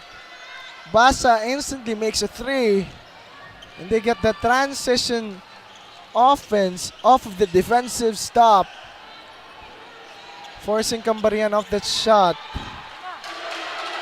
Right now, De La Torre is back in for the Baby Lancers. Dagatan has it. Left wing, Viloria. Top of the key, De La Torre. Almost loses it once again. Decides to drive. Kick out to Dagatan. He drives. Kicks out again. De La Torre almost loses it, but great defense coming from Rota. 1 second left. No time left off the shot clock. And a shot clock violation for the Baby Lancers. Great defense being shown once again, coming from this Magis Eagles lineup.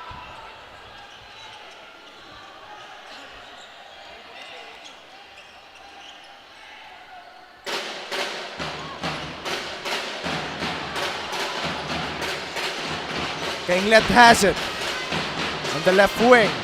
Passes up top to Cardenas.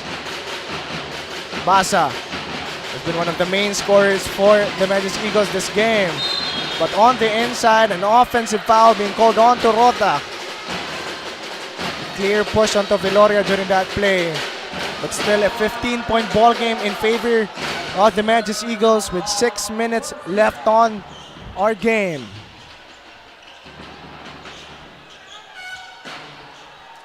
They need to calm themselves down here, not think about the score at all. Baby Lancers, I think they're getting pressured by this lead by the Magis Eagles.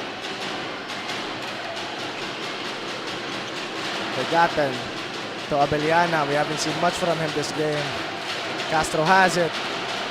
He's being heavily guarded by Rota. Was able to drive, just throws it up in the air. Just a messy move coming from Castro. Forced shot, but a fresh 14 for the Baby Lancers.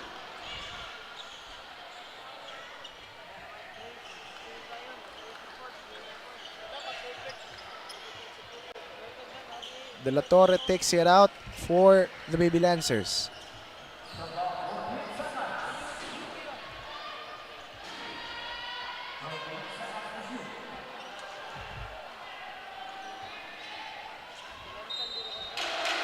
Passes to Abellana, thought about it, decides to drive, teardrop, off the glass, and then rattles in.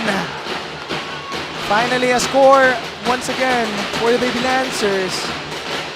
De La Torre heavily guarding King-Let here, but on the inside, Rota fouled by Viloria during that play.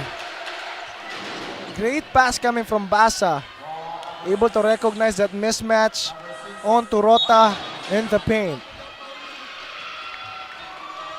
Cambarian comes back in for Viloria. Bernante as well.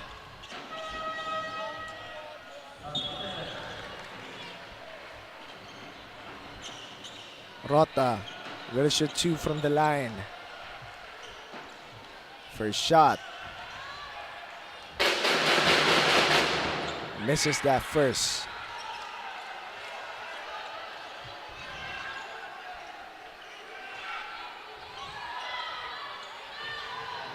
Second shot.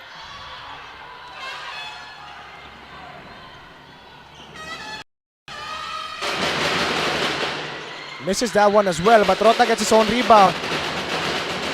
Just Ateneo. Just winning on every single category here, but De La Torre able to get that steal off of King-Let. And was fouled, but he was trying to push the tempo.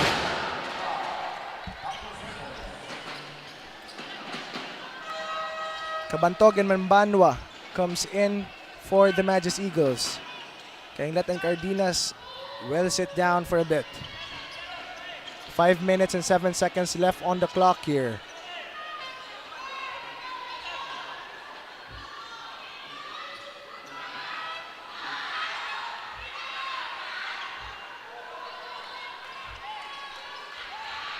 Dagatan takes it out. Pass to De La Torre. Calling a play here. And heavily guarded by Maglasang. Dagatan slips once again. Decides to drive. Scoops it, and it's in. Great move coming from Dagatan. Cut down the lead to 11. 4 minutes and 50 seconds left on our game clock. Basa is being heavily guarded by Kambarihan. Maglasang has it on the left wing. Pass up top. Chico Bantog loses it. Kambarihan has it. Fast break. Easy two by Kambarihan. They cut down the lead to single digits. Momentum right now on towards the Baby Lancer side.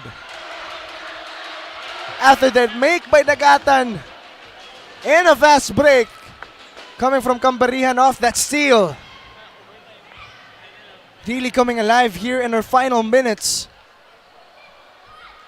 Kambarihan has been the one for this team, draining that three-point shot early on the fourth quarter. Right now, and just a minute ago, able to get that steal and an easy two. You will take that any day.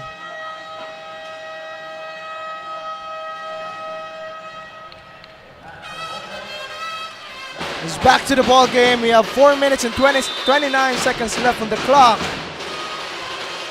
A 9-point ball game, still pretty doable for the Baby Lancers. We know the caliber of this team. We know their capability. And they have a lot of shooters in their team. They could offer this outside shots. They could offer this inside drives. And their defense could come alive here. Abeliana heavily guarding Magbanwa here. Dagatan on the inside. Rota. Kabantog loses it. But Maglasang thought about that 3. 10 seconds left on the shot clock. Magbanwa, left wing. Pass on the inside. Kabantog, free throw. Banks that shot.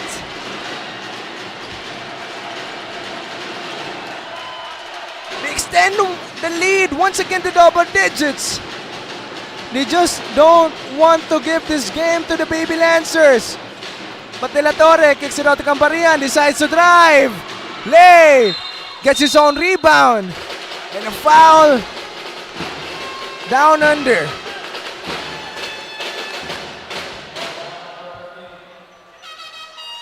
A fresh 14 for the Baby Lancers.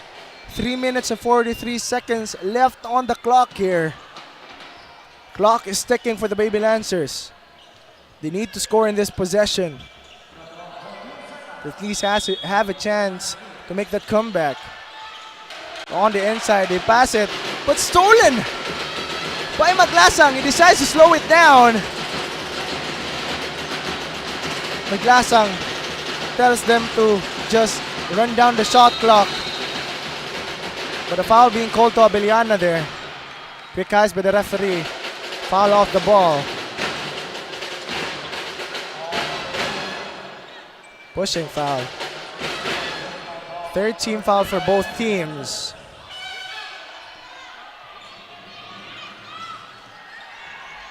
An 11-point ball game still in favor of the Magis Eagles. Magbanwa takes it out. They need to get a defensive stop. Rota has it. Kabantog was calling for a post-up play. Decides to take it out. Rota this time. Maglasang shoots it. Too strong on that shot. What a foul once again. Off the ball. Onto Kambarihan. You don't want to get those type of fouls here late in our fourth quarter, especially when you're trailing by this much. An 11-point ball game, and it's a foul down under. 3 minutes and 11 seconds left on the clock here, ladies and gentlemen.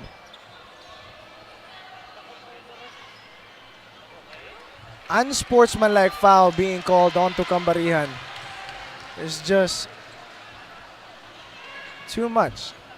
Adds to the bleeding the Baby Lancers has right now. I think that could be coming from frustration as well by this Baby Lancers lineup.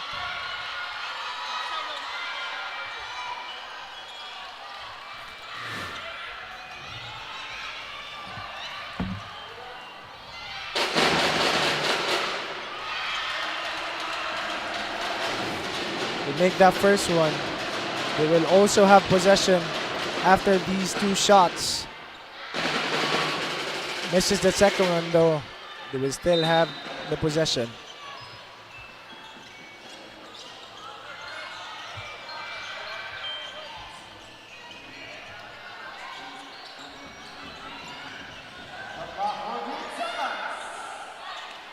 Basa. Torota. Bernante trying, but an inside pass onto Kabantog once again. Extends the lead to 14. I think that's the icing on the cake for the Baby Lancers.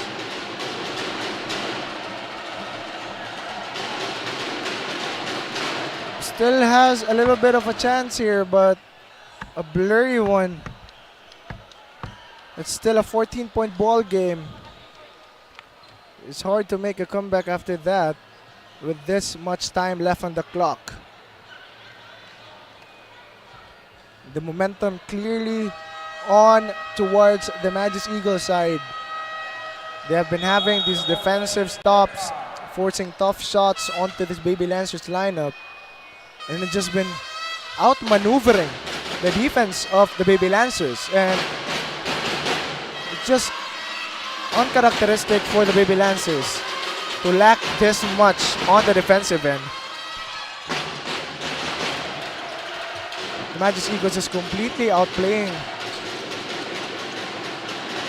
this lineup, and another turnover for the Baby Lancers.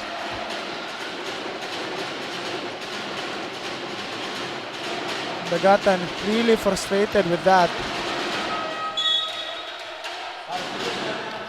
The morale is just so down for the Baby Lancers lineup.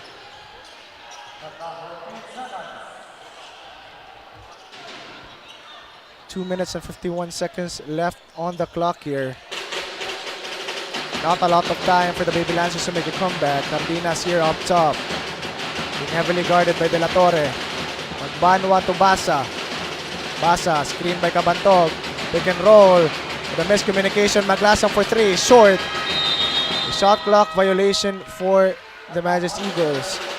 But they were able to kill time there with 2 minutes and 35 seconds left on this game clock. Cole has it.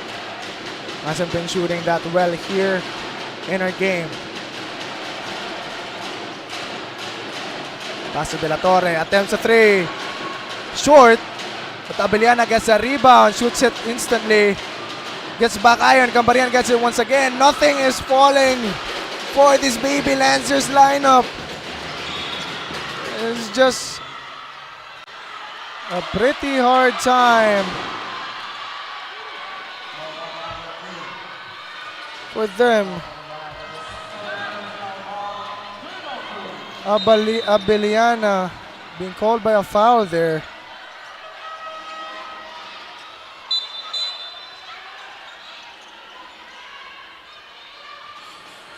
Not happy with the call as well. But Magbanwa will shoot two from the line.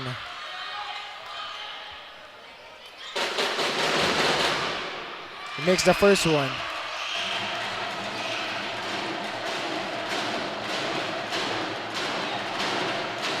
Second shot for Magbanwa. A chance to extend the lead to 16. I think this is going to be it, really, for the Baby Lancers.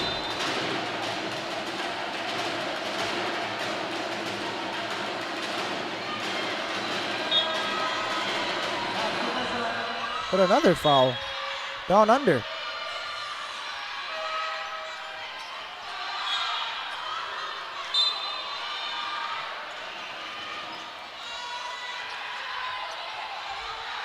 Cardenas was hit, I believe.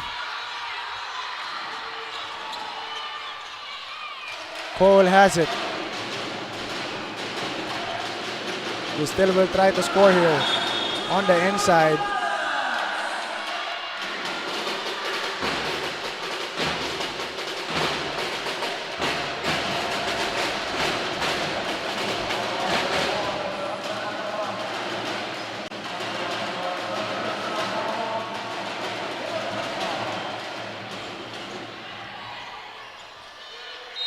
De La Torre has it.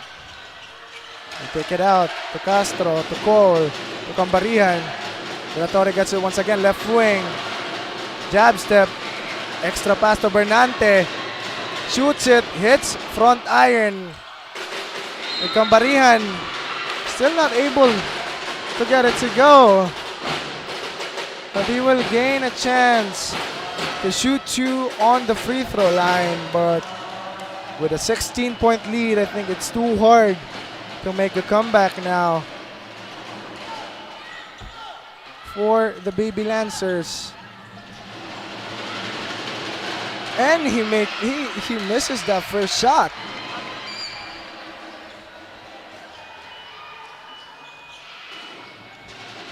Second shot for Cambarihan. Miss once again. This is not the way to make a comeback. They're trying to force a turnover onto King-Let. It's just too fast with it. Magbanwa, pass to the inside. Rota almost loses it, able to save it. King-Let will decide to run down the clock. 6 seconds left on the shot clock. Decides to shoot a three. Short. But they were able to burn a lot of time from the clock there. 1 minute and 17 seconds left in our game.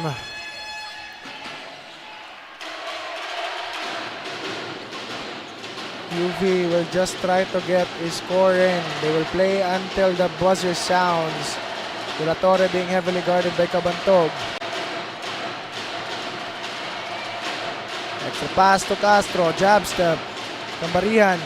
Drive. Spin move. Still not able to get it in. After those makes by Cambarihan, here in our final minute, he just wasn't able to make his shots.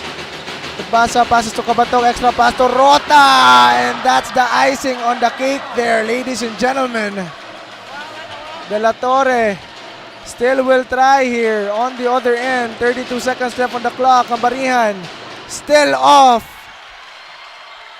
That might be it. Castro will still get one more steal and get one last score in.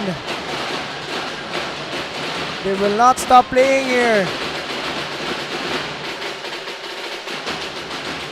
12 seconds. Still has a turnover.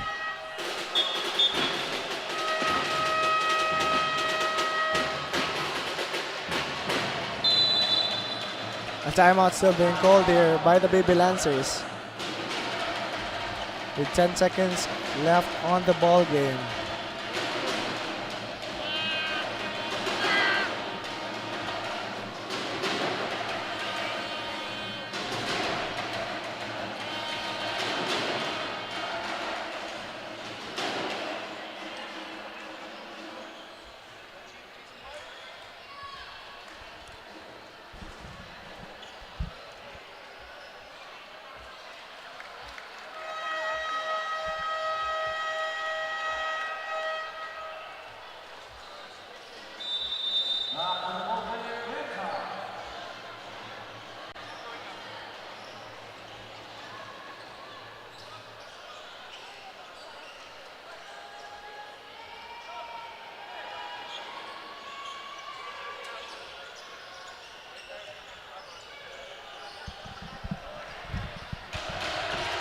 Ten seconds left on the clock.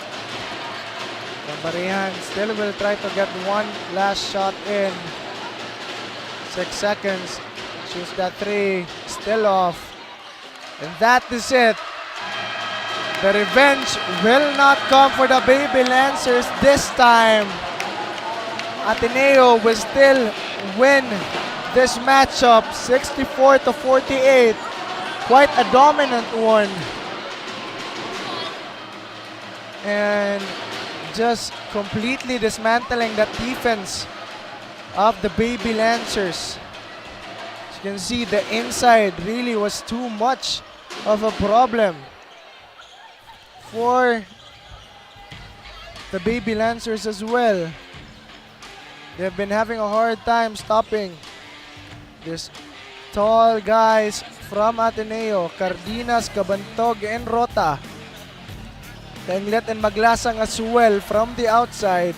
Basa with those drives, and just a lot of people just contributing for this Magus Eagles lineup. The reason why they were having such a hard time during that game, especially on the defensive end, it's like they were playing them completely and just outplaying them, outmaneuvering that Baby Lancers lineup. They still did well though. And one of the reasons as well why it was this huge of a lead was because of that cold shooting. No one was hot in this lineup. Abellana wasn't making it, Cole wasn't making it, Dagata wasn't making it, De La Torre as well. I think Camparihan was the only one to make some shots from the outside. And that's their only choice. Because when they drive to the inside, they get completely smothered by the twin towers of the Magus Eagles lineup. It could either be Cabantog or Rota, it's Fielvangis could be there, Cardenas could be there as well. And the on-ball defense coming from Ateneo as well, able to shut down their ISO players, especially De La Torre. Just wasn't able to get to his spot. And when he gets to his spot, he tries to go for that kick out, but the rest of the members of the Magus Eagles just able to anticipate those kickouts. As that has been a common play for the Baby Lancers lineup. Someone drives, kicks it out for 3, and ends up with an open corner. Either Cole, Dagatan, it could be Castro, it could be as well. And that has been the play for them, and they were able to anticipate that completely, allowing them to challenge almost all the shots that has been taken by the Baby Lancers lineup. And just, it's unfortunate for them that because in some games, those tough shots, those isolation plays that they have, actually works. You know, they can make it, they can fish with that foul, gain a trip to the free throw line, at least gain 2 easy shots from the charity stripe, and get a possession which has a score. But for this game, what I've noticed is just a lot of slips, to be honest. Especially for De La Torre. I think I can't count already how many times he has slipped in this game. But enough of this game, of course. Congratulations to Ateneo not allowing UV to get that revenge, but still a good try for UV. UV will end up with 2 losses, while Ateneo still with 1. Now let's pass it first to our courtside reporter to interview our best player of the game, Lindsay. Another day, another game for Sasafe basketball. This time for the University of the Visayas versus the Sacred Heart Ateneo de Cebu. And now this time, the King made it all to get this win for today. And the King of the night is no other than Kent Basa with 17 points, 5 rebounds, 4 assists, 1 steal, and a 6 out of 6 performance for the 2-point shot level. Now Kent, congratulations. Ever since nung day 1 ng season 24, your teammates call you the next Jared Bahay of Ateneo de Cebu. What can you say about that? First of all, sabi nga nila, parehas daw kami ni Jared, pero iniit po siya, pero gagawa pa ako ng sarili kong pangalan. Yun lang. Oh, thank you so much, Ken. Now earlier, grabe yung depensa nyo sa 2-point arc. And also, how are you guys going to get ready for the playoff? Or ano yung gagawin nyo for you guys to secure more wins? Play defense lang po, tapos always communicate sa loob and share the ball, sabi ni Coach. Yun lang po. Okay, lastly, Kent, do you want to give a shout out to anyone who is always supporting you? Shoutout sa parents ko sa Palawan and kay mama na nasa abroad sa Hong Kong. And shoutout din sa coach ko sa Palawan, sila Coach Nonoy, Coach, all coaches. And sa dorm, yun lang. Okay, thank you so much, Ken. Now, everybody, let's stay tuned for the next game. CIT-U Wildcats versus the USJ-R Jaguars. Living the life. You say it, sing it, show it. But are you really living it? Time to turn that call into your calling. Let the greatest hits play in the greatest show of your life. Make a fit check. Kickstart a fit lifestyle. And that dream of yours just needs a date. Smart Postpaid. It's more than a plan. With awesome perks, the latest gadgets, and exciting entertainment. They say to live the life is all about the journey. And the destination? All you need is a plan to get there. Smart Postpaid. Live more today. Bored na ako. Ay, ang init. Init na nga, wala pang pag-TikTok. Wala na ako magawa. Alam ko na. Para masaya, TMP TikTok Summer Takeover na! Tuloy-tuloy ang hashtag Budal Finds. Hashtag Game Talk. Hashtag Food Talk. I-try nyo na ang super trending na Ice Buko Munggo!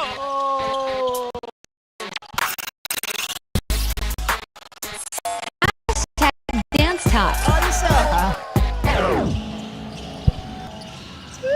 Tuloy namin.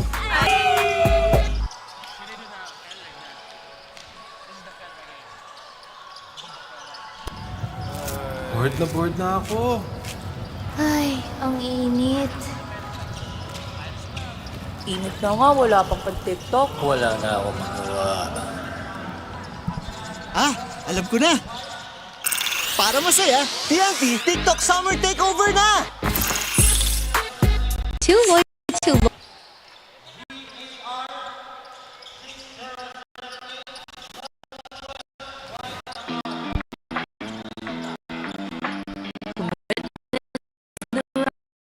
Of the next generation.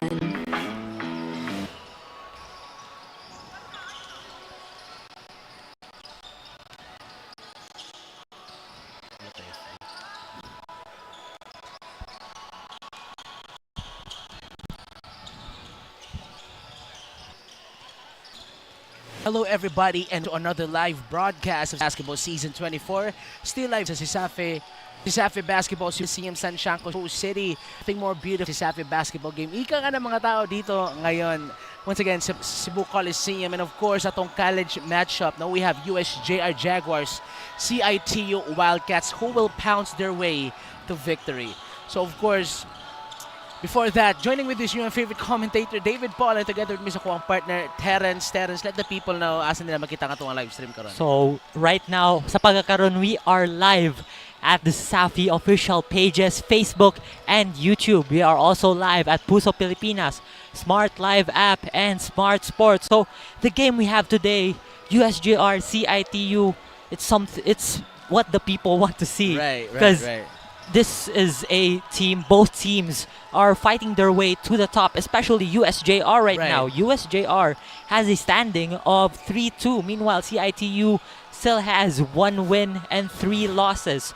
For what we are seeing here, our headline made the sharper claws win. For real. Both the Jaguars and the Wildcats. Yeah. Both cats, they have claws in it. It's gonna be a wild battle, man. True. Who has like the most sharp one to pounce their way. And of course, to recall what had happened last season, I think USJ-R just won a little like from a game winner, buzzer beater, game winning shot, no, and then they just won that bout. So let's see how 𝐁𝐨 magawas diri Victor sa kaning matchup, and of course with more insights to the game, we got our courtside reporter Grace. What do you have for us? Good evening, CIT fans. This is Mary Grace Figueredo reporting to you live from the courtside. Our last game for today is another Jaguars and Wildcats battle. Earlier, we witnessed the high school division matchup where the USJ-R Jaguar Cubs secured another victory. Now for the college division, despite being undermanned, the CIT-U Wildcat is still showing a positive energy and is still eager to add a win on their column. They dedicate this game to Kimado, who is currently dealing an injury. Now the USJ-R Jaguars, on the other hand, are in their hunt for their 4th win for the season. Elmer Chavez, their team captain, is having a fitness issues preventing him from making more appearances on the court. Coach Julius Cadavid is urging the second unit to elevate their game and apply the adjustments made. Now, will the Jaguars have a back-to-back win tonight, or will the Wildcats decide otherwise? Now let's pass it on to our arena announcer, Mr. Ray Gonzalez.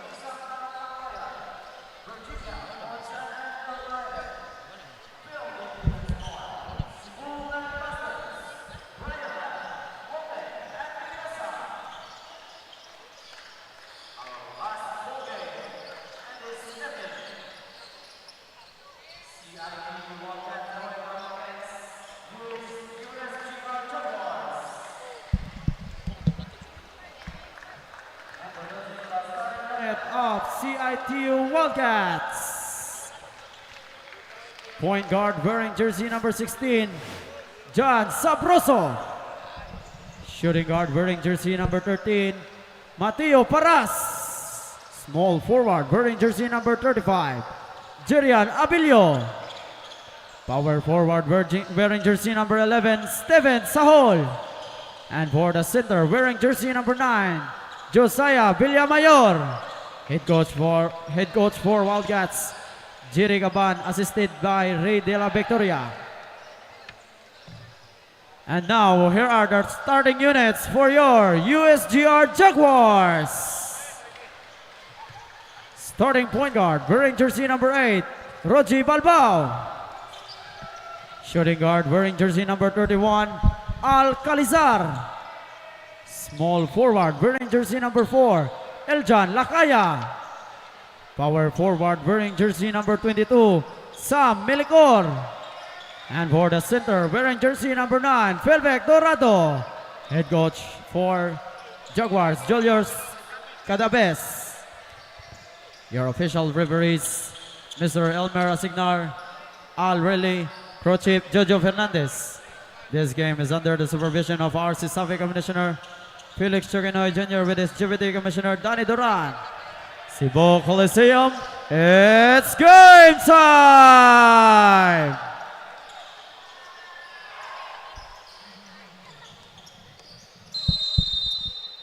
So here we go. We are seconds away from tip-off. Villamayor and Dorado will jump it off, and the Jaguars will win the tip. Partner, I'm just so excited about this matchup. First of all, you're from CIT, I'm from USJ-R, so it's just so right now. We're the ones who's commentating, and we got the best seats in the house. We got the best seats in the house. We are just quite, I think, meters away from the game. We are seeing here, this might be a wild matchup. Yes. Or it might be a ferocious one. Yes. Because both teams their mascots are basically cats. But will we see which cat is stronger in this game? So we have Melicor and Dorado for the front court for the Jaguars. Supposed to be Chavez was not going to play, but I've talked to him a while ago while he was warming up now, and I told him, will you play tonight? He will play tonight, but it's not just he's going to come off the bench. He'll be coming off the bench. Little bit back problem, but he's good. He's up and running. And for me, it's just that at the end of the day, it's all about execution. Team execution. Basketball is a game. It's a team It's game. a 5-on-5 game. As the Jaguars will swing it to Calizar for 3. We know he can hit that shot, but Wildcats will take possession. So back to what I was saying, at the end of the day, it's all about execution. And of course, ilahang last matchup of last season. Game-winning 3, buzzer-beating shot. And, you know, it was a close game. It was a close game. I thought, did you remember that game? I wasn't able to cover that game during my writing days, but Right. that would be like, that's an intense matchup. That would like really spice up the game here that we are Yes. watching right now. Yes. And of course, once again, I want to give a huge shout out to mga live viewers. Thank you so much for being with us. Thank you so much for supporting Sasafi. Right. Once again, this is Group Stage Week 6, Day 20, College Division.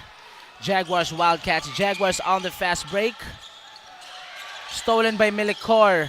Bumps. Passes it. Swings it to Balbao. Double team by Villamayor. Wildcats with that steal.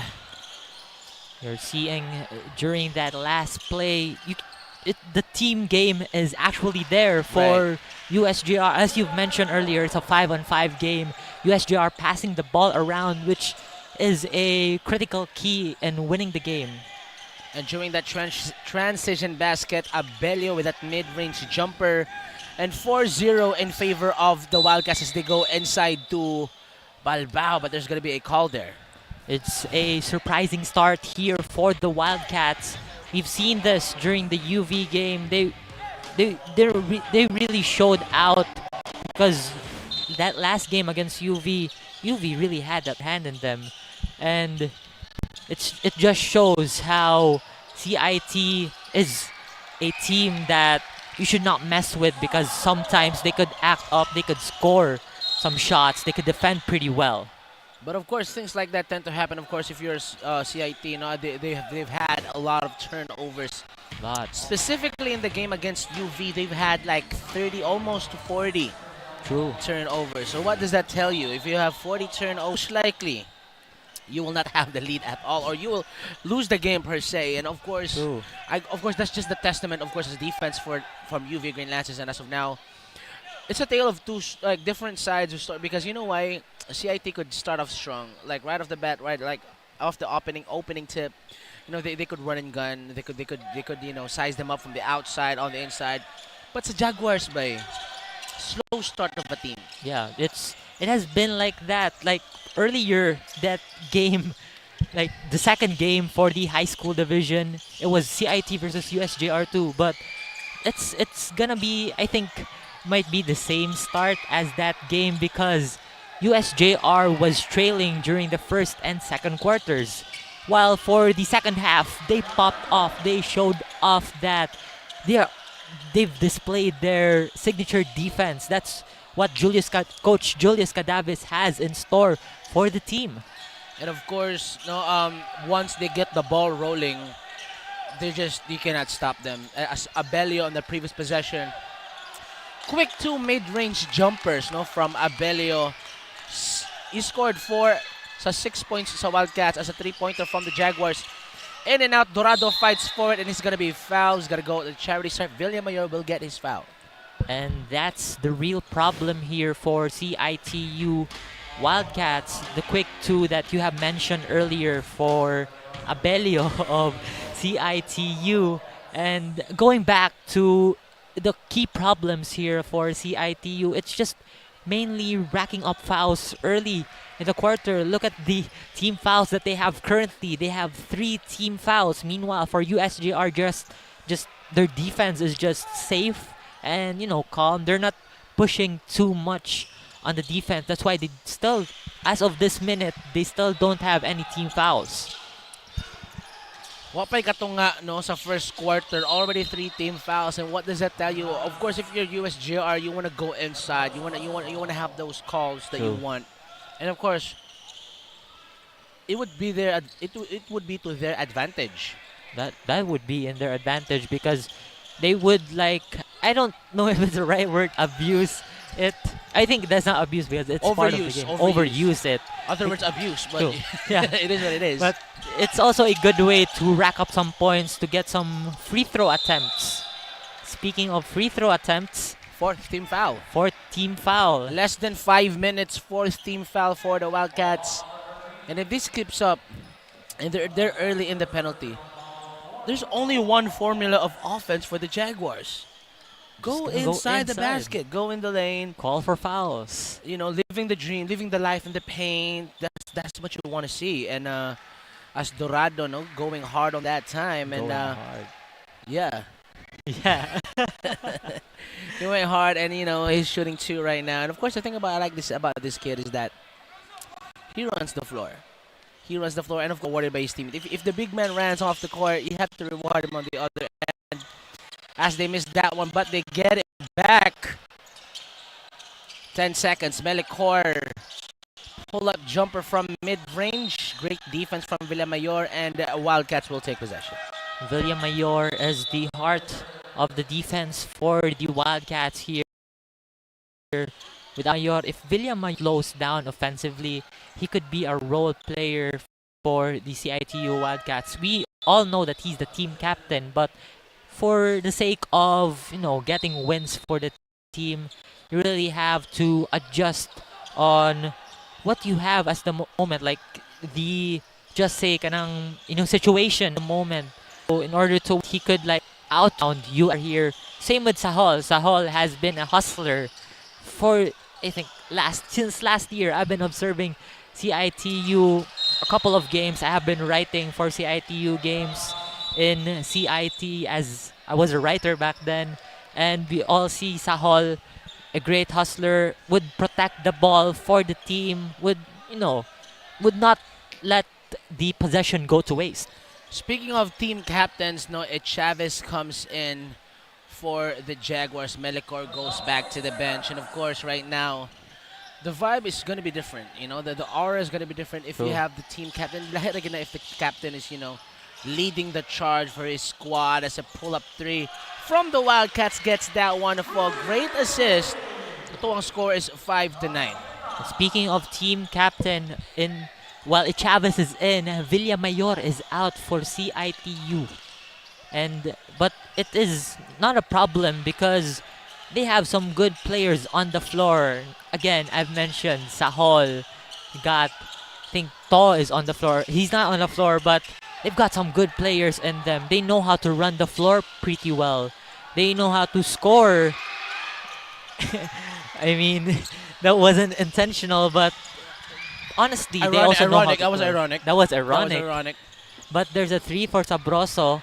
Really know how to attack the paint pretty well. Also with rebounding, they also have the strength to box out their opponents when they try to rebound offensively and defensively. That has to be their key. That has to be one of their main target for this game for CIT-U Wildcats. Suarez de Parini Manangkil comes in for the Jaguars. And of course, CIT, so you got Sabroso at the point guard. And Ganina was a great pass. Great pass inside, but still could not finish. It's just all about connecting those shots to and the it's rim. execution at the end of the day. True. Paras to Sabroso, Sabroso to Abelio. Another mid-range. Abelio is on fire. He's on loose. You should not leave this man open, USJ-R, because at any time, we don't know, USC are... There are times that CIT rather. Yes. CIT, they're just turning in like a spark plug. Like once you turn it on, they're just gonna go on and on. Same goes with USJR too. Abelio scores 6 out of 11 points for the Wildcats, but Chavez season opening takes advantage, takes it inside, right hand finish. And they look to make a play here. 10 seconds on the shot clock. Paras on an island. Crossover move na yabo ang Milo, mga kaibigan. No shot clock reset. It is going to be a foul Manangkil. And that was great defensive pressure, actually. Yeah, that was defensive one. As we see here, that 2-point shot. He's on fire in mid-range. He's on fire.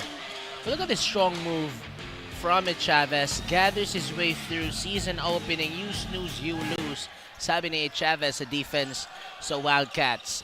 Cardosa will do the sideline inbound. 14 to shoot for the Wildcats. Get that screen. Swings it. into the lane. Drop pass, puts it up, and there's going to be a foul. First team foul for the Jaguars. A good vision there by John Reganita to Cardosa. Cardosa, one of the new players for CITU. He has a good performance despite those losses. He still was able to show up for CITU, contributing some points and rebounds for the team. As we see here, Cardosa shooting 2.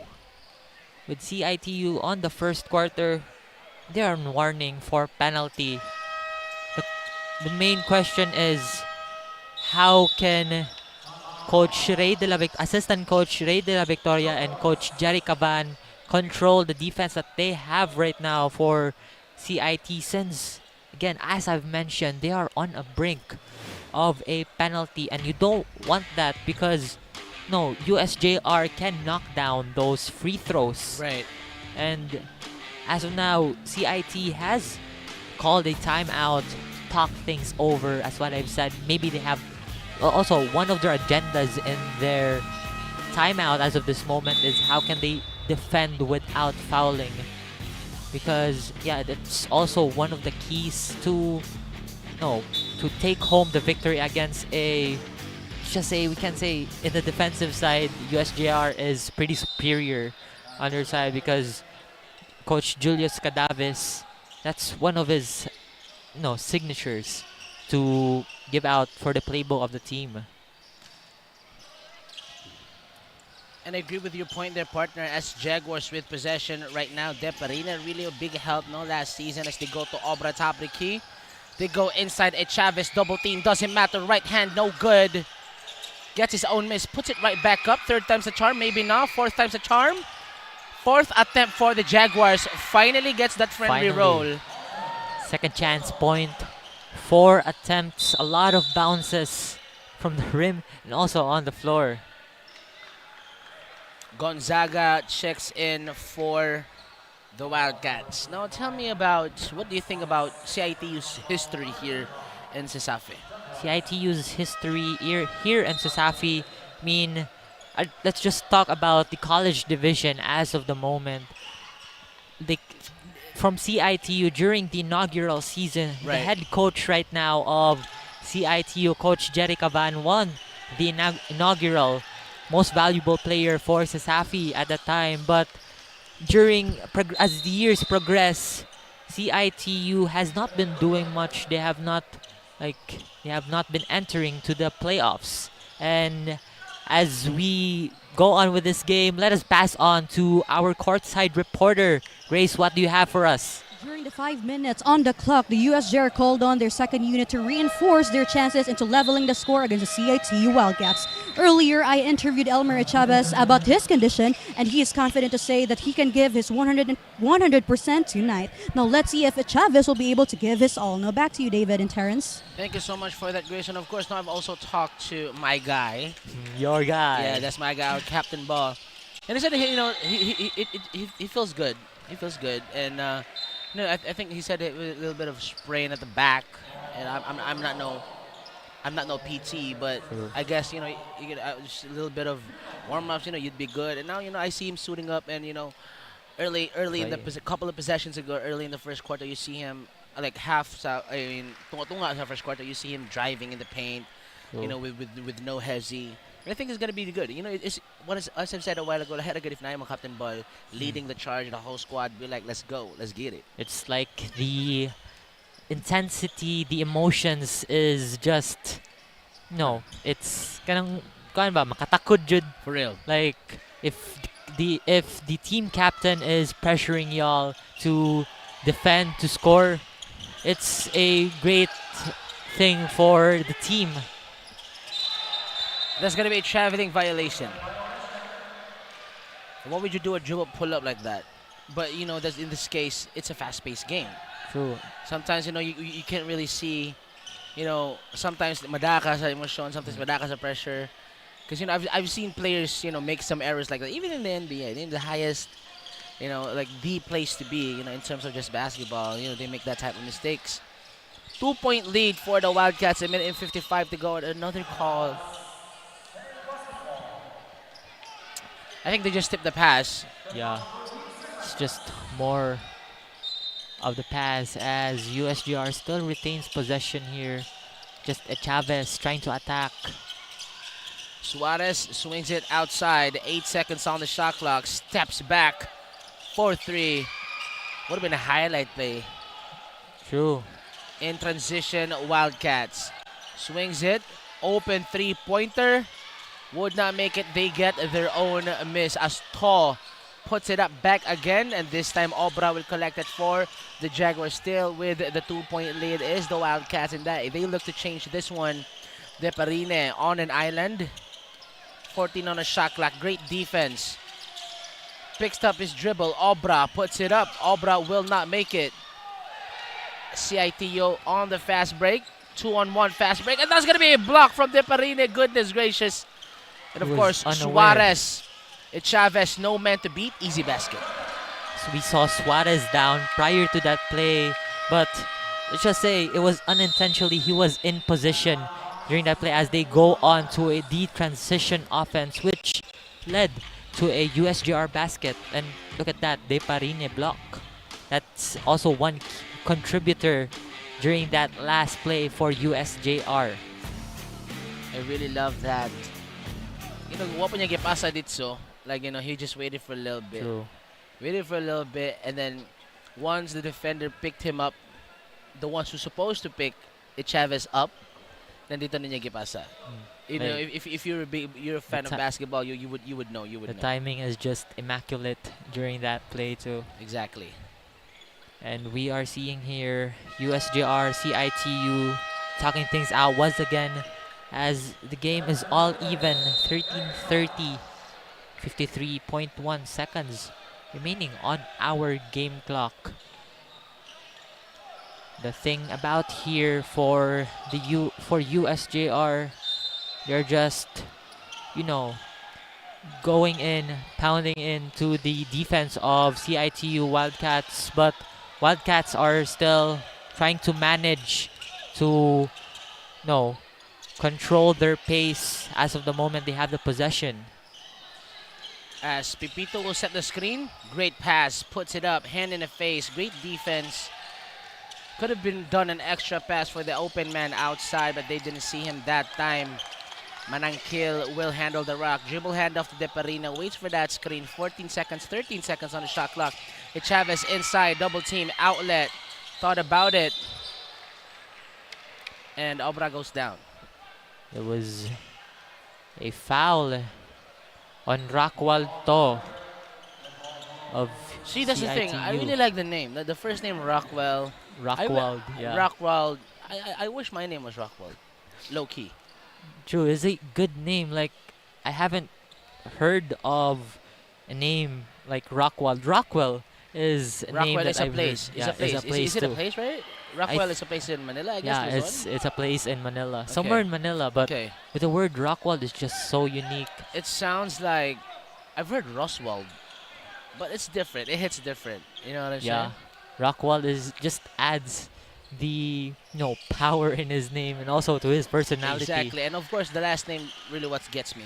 So 14-13 ang atuang score. Last possession of the quarter. Pull up three for the Wildcats. Could not get it. The Jaguars has a chance to go for that last shot as the Wildcats natapik yung bola. Natapik ang bola, and the shot selection here for CIT-U, I don't know, they are just chucking it in mostly, but it's still anybody's ball game here on our first as we go to the end. We are on the end of the first. Suarez tried to end with a buzzer beater, would not go. After first 10 minutes of basketball, ang atuang score 14-13, Jaguars on top, and we'll be right back after the short break.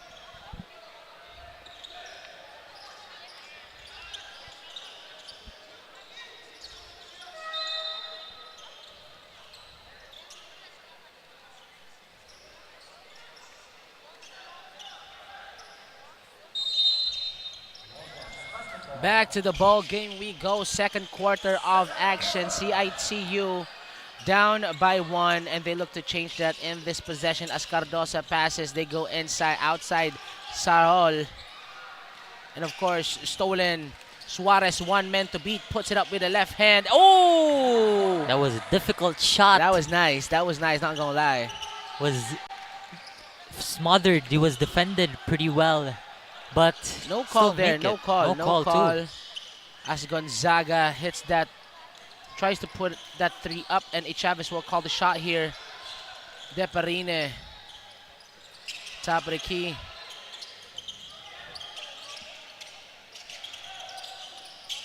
On an island. Swings it. Suarez, 6 seconds on the shot clock. They want to hit that 3, 2 seconds, 1 second. Deparine, 3-pointer. And that's going to be a turnover. Am I tripping? Or there's 2 Deparines right now on the floor? Yeah, I'm seeing. Yeah, there's 2 Deparines on the floor. They might. Are they relatives actually? I'm not sure. I have to do some research on that. But I know that there has been a Deparine from last season. Yeah, there is 1 Deparine last season. You know what's better than 1 Deparine? 2 Deparines. So I guess, you know, they're going to try to make things work here. Double team by the 2 Deparines. You said it How earlier. do you defend that? Number 26 and 13. It's just like they're trying to morph, you know, the Dragon Ball. Right. Morphing. They're just morphing each other, trying to give the win to USJ-R in this game. And they have to. And they have to. Suarez, sideline inbound. 8 minutes and 51. Once again, I want to give you shout-outs to everybody who's watching with us right now. Chavez looks to do a dribble handoff. One-on-one. Drives, goes inside, puts it up, uses the glass. El Capitan goes to work, and that's easy basket for the Jaguars. It's also great that they have Chavez on the floor late game, like coming off the bench, because the conditioning is also there. You don't want your like semi-injured, like he's quite injured, right? Yes. His back, and don't want him to get in the floor early, because there are times that in college game here in Sasafi, the first few minutes of the first quarter, it's gonna be intense. Suarez to Deparine to Chavez to Deparine. It's kind of weird to say it, huh? But it is what it is. You might Alright, see. so another team foul, early foul, no, for the Wildcats. Less than 2 minutes in the game. Yeah, and I've been They saying, get their first foul as Cañares will come in for Sabroso, I guess. Jaguars with possession. Tries to go for that straight off the inbound and just put it up, pero pass too strong.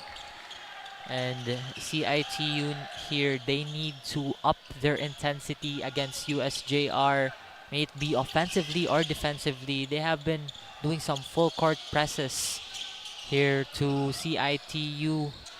CIT-U has shooters. He missed that shot, but mind you, CIT-U has shooters. I think the jinx in is team. real. The jinx is real. I don't want to jinx it anymore. As Deparine will not make the shot. Deparine puts it up. Yes, sir! That was and there you have it. The jinx. reverse jinx is working, mga kaibigan. So from jinx here on worked. out, I will say every shot from the Jaguars will miss. He's gonna call it. I'm gonna call it. Deparine sizing up, may have this dance, and that's the Virginia big shot. 3-pointer of the quarter. 21-13 ang atuang score. 7 minutes and 23 to go. And a turnover for the Wildcats as Deparine will handle the rock. Deparine goes back-to-back three. There you have it, Deparine! He's feeling it right now. He's feeling it, mga kaibigan. What is that? The Deparine dribble, earlier. pull up, and then a step back three on the next possession. 24-13. And let's see this play. This is the first 3-pointer right here. Sizing him up with that little 3-pointer right there. Nothing but the bottom. Quick release. And then on the next play, in and out. step back jumper for 3. He went James Harden mode on that. I am loving that play. And I'm not saying I'm super happy because I'm a Hassanian, but it's just that I'm so happy because I'm a big fan of basketball. True. It's just the beauty of the three-point shot. Not just the three-point shot, but some other shots that we might be seeing in this ball game. And let's see how the Wildcats will respond to that back-to-back three-pointers from Deparine. And I think they're gonna defer to him at this point because he's feeling it. He's feeling Once it. the player is on a rhythm, don't pull him out the game. He's just like a ticking time bomb. Don't pull him out the game. True. Chavez tried to go for that steal. Sahol to Villamayor. That's the connection that we want to see, and we have been seeing throughout the season. They have cut down the lead. They've also cut down the scoring run that USJ-R has established in this very minute. They go to Deparine again. Will he go for another three-pointer? But they double team. They swing it outside. Three-pointer for the Jaguars. Could not get it. Deparine is open in the middle. They don't see him. And that's going to be a steal, a foul on Paras. A reach and foul. Or is it going to be a foul on Deparine, the other one? It's on number 6. But talking about that play from USJR, I mean that play that they are rotating, it just shows that USJR is really working as a team here. They're passing the ball around. They're not gonna risk any shots. Some of them has the confidence, but USJR are really selective with their shots. Sahol responds with a three-pointer on the other end. After the 2 3-pointers from Deparine, as they look to respond. Look at the double team right now. It's around, but Chavez is open over Villamayor. Captain versus captain, it doesn't matter. I'm not saying that he's better, but on that play, he was the better man. 26-18 at one score, 6 minutes to go. Villamayor looked to respond, but an outlet pass to Paras. Could not get it. Tries to go for it. Jaguars with possession. As what I've mentioned most of the CIT games, I'm just gonna cite 2 or 3 problems that they've always have been struggling is that the way they select their shots, most of their shots are low percentage. I don't know if it's most, but let's just give an estimate, 50%. I've said that low percentage, but he made that 3-point shot for CIT-U. But going back to my point, also CIT-U, as what I've mentioned earlier in the game, is that how they defend, because you don't defend too hard, you'll get a lot of fouls earlier in a quarter. You don't want that for your team. 26-21 ang atuang score, 5 minutes and 20 to go. And a traveling call for the Jaguars. Wildcats with possession. And of course, before that, back-to-back threes. And back-to-back 2 straight 3-pointers again, for the Wildcats. Sahol, crossover. Nah, that's going to be a traveling violation. And that's supposedly what I'm going to say for the third key point that CIT should need to look onto. It's their turnovers, because they have quite a lot of turnovers here in the game early. So 5 minutes remaining sa atuang second quarter.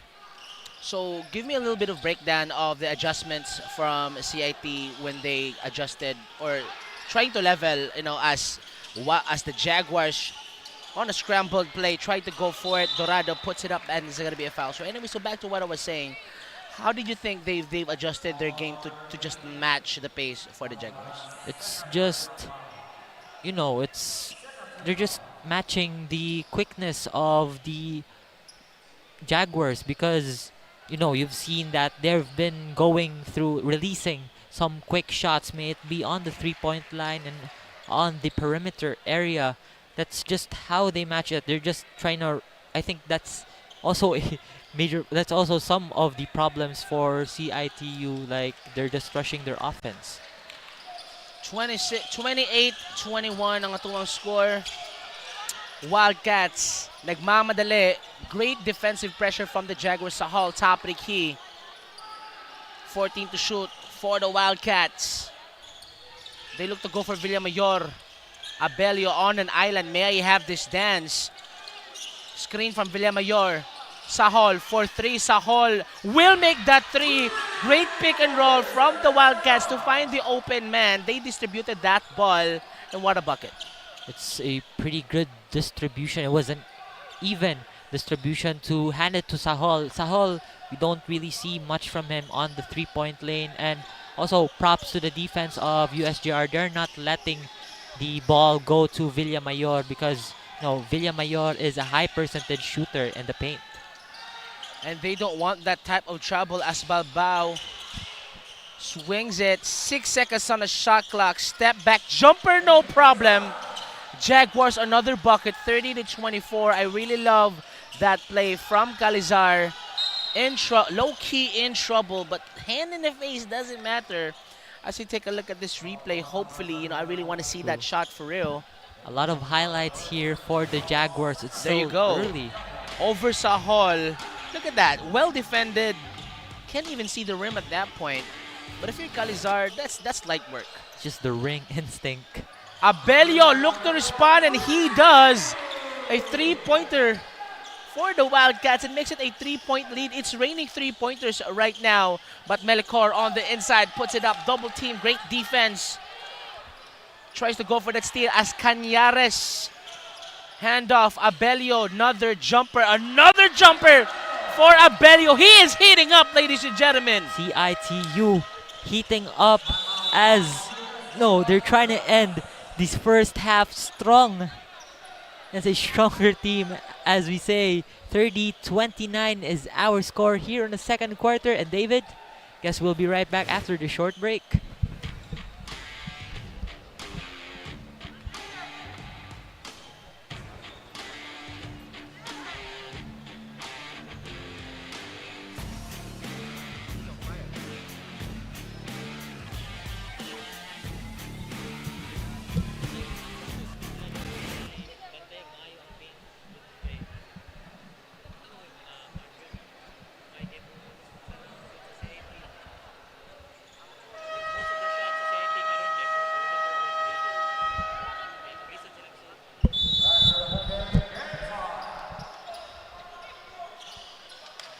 We are now in the last 3 minutes of the second quarter, and Villamayor, Sahol, Abelio, and Paras, the top scorers of CIT-U, are maxing out their full capacity to match the fast-paced Jaguars. Villamayor said earlier nga di sila magpasayon-sayon o suko lang pirmi, and that he will do his best for his teammates as what they call him as his motivations. Now back to you, David and Terrence. Thank you so much for that, Grace. And of course, di nila kumpitsaan good ang Wildcats because they really have that fighting spirit as they lose that competition. Trying to get that possession as Balbao, top of the key once again. They go to Calizar. They go to Dorado. Inside. Outlet pass. Melicor will take that three. Melicor will make it! It's raining threes on a Saturday afternoon. They say the bank is open on a Sunday as Dorado tips that pass away. Wildcats, Jaguars making it rain. What can you say about that? I just love how they're responding with the threes because we don't usually see that in a game, especially here in Sasafi, because it's just like one is gonna shoot, it's gonna go in, it's gonna be another make, but on the other end it's gonna miss. But here, just mainly a conversational game here as 3-4-3. He misses that 3 for CIT. Dorado will collect that one for the Jaguars. Balbao.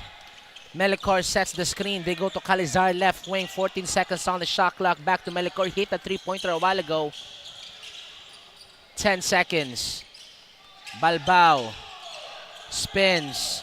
5 seconds. And there's going to be a foul on Sahol. And if you know that's going to hurt you. You know, close at the shot clock, end of the shot clock, and you get a foul. That's just gonna hurt you. True, but you just got away with the penalties as the penalty is slowly rising. But we are nearing the end of second quarter. But the thing here for you, CIT-U, just gonna carefully defend USJ-R at this moment. Sideline inbound to Melicor. Back sa hold down. Melicor will do an outlet pass. But there's going to be a foul prior to that one. Would have been an easy three-pointer for the Jaguars, but there's going to be another call, fourth team foul for the Wildcats. And, you know, sometimes, you know, you have to make... So, you know, if you're on the defense, we get it that you don't want to give space. But if there's no breathing room no more and there's, like, physical contact, that's an automatic call. As Lakaya with that sideline inbound, a minute and 34. They go to Melicor, making that dribble handoff to Lakaya. Outruns Villamayor, goes inside... Great defense from the Wildcats. He anticipated that the transition offense. Paras was, for CITU. He was waiting. That's, the key for CITU defensively. That's also, I've seen that a defensive play like that from Sahol in the past games too. They go to Sahol, top of the key. Guarded by Melicor, almost stolen by Calizar. As Paras sees an opening, puts it up with the right hand, and that's going to be a difficult shot. That's gonna be tough. Tough shots after tough shots coming from both teams. As Dorado with another tough shot on his own, and the miss and the tip misses.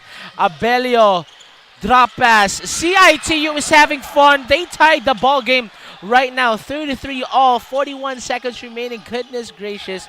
We are seeing a lot of plays right now, partner. Mao juning time wherein dili jud angay kumpiyansaan ang CITU because at any moment they could spark up. A scary fall. Dangerous, scary fall. Villamayor and Melicor. Melicor holding his back. Villamayor quick on its feet. Melicor still down. As you look at this replay. Back first. I want to take a look at this again. I want to look at this again. Takes the bump and then bam! That's gotta hurt. That's gotta hurt. No wonder why he is holding his back as of the moment. He is still down, taken care of the conditioning coach of USJ-R and also the medics from Sasafi. But now he's back on his feet. Hopefully not. Fortunately he's back up. Yeah. And hopefully it's not as serious as we think it is, as he is walking. He's testing things out if it still hurts or not, but... Yeah, he's walking, he's talking. I think he's good. He's good, but I think he needs some rest. Yeah, they need to look that up. Hopefully he'll be fine. Yeah, he'll be fine for sure. He will be fine. And Chavez, Villamayor will get called for the foul. He's go back to the bench. I think that's going to be his second or third foul. And we're going to wait for the official call right here.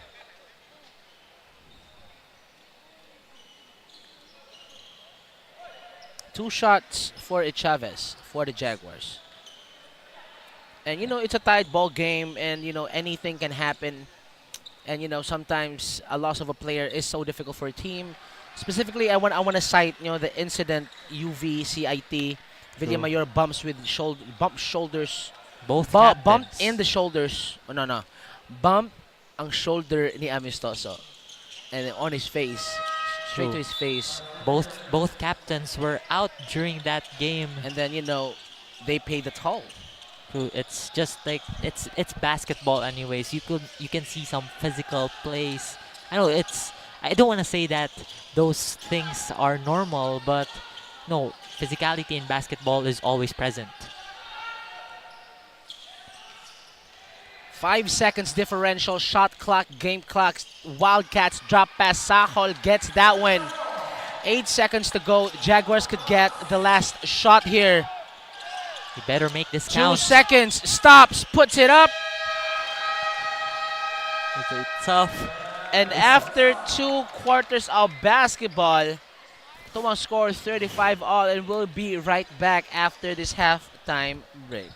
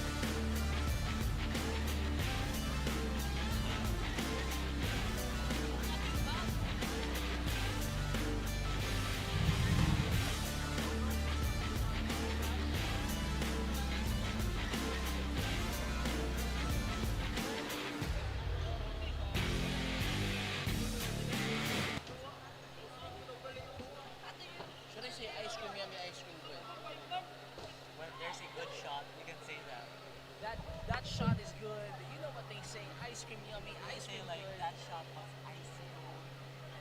Something like that. That shot was ice cream yummy, ice cream good. That shot is good. You know what they say, ice cream yummy, ice cream good. And then I'm gonna post it. Maybe like, I think you're gonna gain some. Yeah. Actions from it. So back to the ball game week ko mga kaibigan. I kind of messed up the intro. Eh, mara kung nagasa ka na graphics good na kaya makita din sa bukol siya yung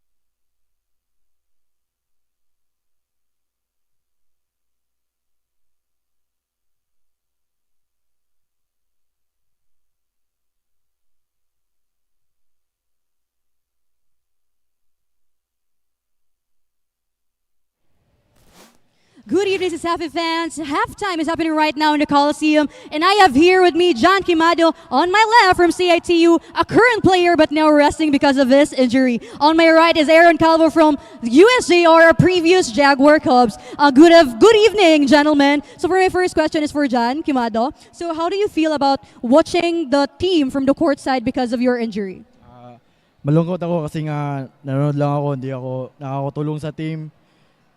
Ilan buwan ako nag-impinsayo para lang makabalik sa si Safi kasi last year during UC ko injured din ako kaya ito sana yung comeback ko ng season kaso na-injured lang ako. Pero syempre patuloy pa rin para sa pangarap. Yun lang, malungkot lang. Alright, thank you so much, John. How about you, Aaron? How do you feel about watching the Jaguars from the court side? It feels new for me, then happy ako sila nagtanaw ko, then you know. Alright, thank you so much. So, any advices sa imong kuyas? Ang advice ako sa nila kay always na sila mo focus sa game, then execute sa play sa coaches, then respeto sa usa't usa. Alright, how about you, John? Any advices sa team karon nga tayo na ang score? My advice to them is stay hungry kasi if we win this game, we could still have a chance nga makapasok sa semifinals. Alright, so ba sila kay ganahan i-shout out for today's game, John? Shout out CIT-U department. Thank you sa opportunity na inyong gihatag sa amo and sa CIT-U community, thank you sa support. That's all. How about you, Aaron? Shout out sa USJ-R department, then also kay Coach Melo, then also kay sa among team manager na si Francis T. Tolibas. Alright, thank you so much, Aaron and John, for doing this halftime interview. Now let's wait for the second half to start.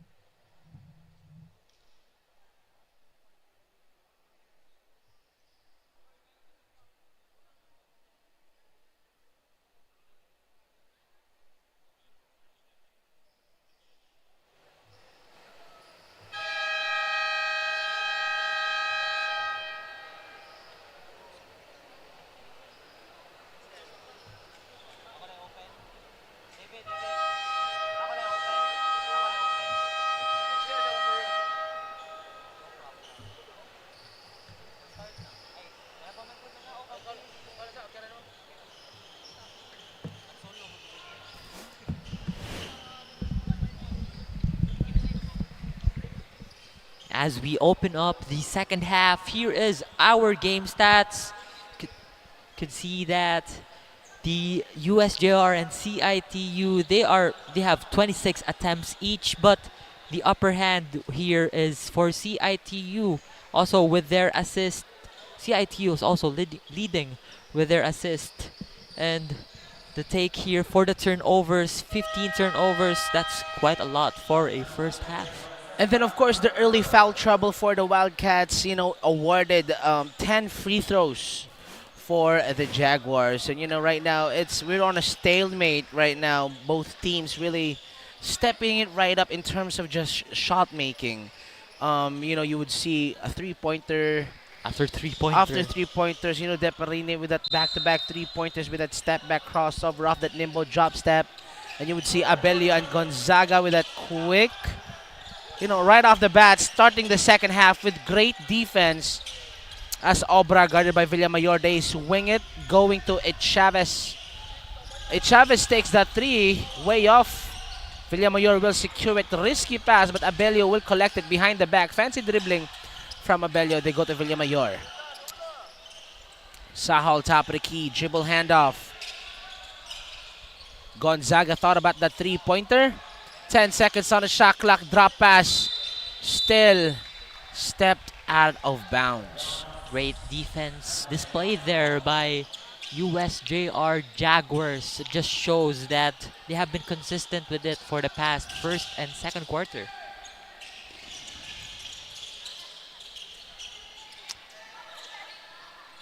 Right now, Jaguars setting this play up. They go inside, stops. Chavez open, took one a while ago, won't take now. 8 seconds on an island with Gonzaga. Calizar backs him down. Suarez puts it up. No good. Great defensive pressure coming dito. Kapunan ng Wildcats now. Gonzaga so energetic right now. It's just CIT-U trying to answer back, reciprocating I think I've said that earlier. They are trying to reciprocate the energy that USJ-R is trying to give to them. And I think it's not just it's not like reciprocating. I think it's more of like mirroring what they're seeing and just trying to level it up as Chavez backs down Villamayor. Chavez outlet pass, Obra three-pointer. No good. Gonzaga with the rebound. Touchdown pass to Sahol. Backs him down. Sahol bully balls his way on the inside. Now 35-39. Wildcats on top. As Lakaya in trouble with Abelio. Finally natabok na ang bola. And let's see what they do here once again. SHS-AdC Season 24. Day 20. Jaguars, Wildcats, Suarez in trouble. 4 seconds on the shot clock. They have to take a shot here. Suarez. 2 straight possessions from the Wildcats, forcing it to a full 24 from the Jaguars. So if you're a team who could force you into a full 24, you know that you have them a chokehold for a while. But let's see how they do it as they enjoying a 4-point lead right now. CIT-U pressuring USJ-R pretty well here at the third. We might see more of it in the upcoming minutes or in the fourth quarter. 4-point lead for the Wildcats. Sahol will call the shots here. 7 minutes and 28. They go inside, puts it up right hand. Goodness gracious! Wildcats on a quick run. And answered points. Jaguars looks to respond here. Chavez inside, right hand. And that's going to stop the bleeding for a while. Once again, this SHS-AdC Season 24 College Division matchup still right here sa Cebu Coliseum. Want to give huge shoutouts sa mga nananaw na to, no, sa tuang live stream. Of course, want to give a huge shoutouts sa tuang sponsors. We got Chooks to Go. Nag-iisang manok ng bayan, masarap kahit walang sauce. Virginia Food Incorporated, basta hot dog Virginia. We got PLDT, Smart. And we have Cebu Land Masters, Crayon Lab, Molten, and Mikasa. Thank you so much. Thank you so much to our sponsor. And we see Chavez making his first here. They have been they are a team of efficient. I was trying to say that word, but they're a team of efficient free throw shooters. That's what their opponents should be afraid of. Paras tries to take it inside but could not get that one. I want to give a huge shout out also Isaiah Nathan Sasso watching right now. As 𝐁𝐸 backs down Sahol, 𝐁𝐸 puts it up and there's going to be an offensive foul for the Jaguars. And I think right now the momentum, if you're going to ask me, the momentum is on CIT-U's side right now. It has the game here. It has flipped the script. The tides have been turned right. in this quarter, but we might, let us just see in the next few minutes if CIT-U can sustain that kind of energy to USJ-R. Abelio with possession, nutmeg pass to Sahol. That's going to be a traveling call. Turnover after turnover. Tough one for CIT-U. More on CIT-U. We have seen the stats on, I think right now they have 16 turnovers. And that's the thing about CIT-U basketball. Sometimes in the games, last couple of games, they would rack up turnovers more than 20 as 𝐁𝐸 goes inside against Villamayor. 2 hands in the air. Doesn't matter if you are 𝐁𝐸. 38-41 ang atuang score. And they look to respond here. Deparine guarding Abelio. They go to Sabroso. Open for 3. Sabroso will take it. That looked good from here. That looked good. I thought it was going to be a swish. But a connection from 𝐁𝐸 and Dorado, but could not get that one.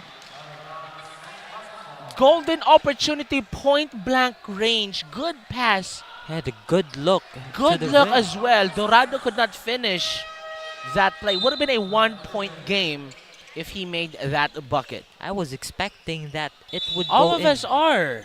True. Were. Gihungit na good niya, but wala Giluwa is what I'm trying to say.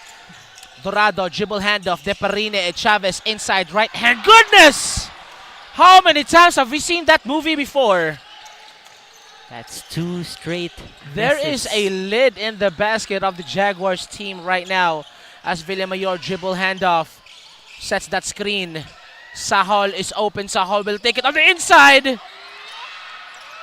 Already open. Tried to go for that extra pass. Could not pull the trigger. Sahol.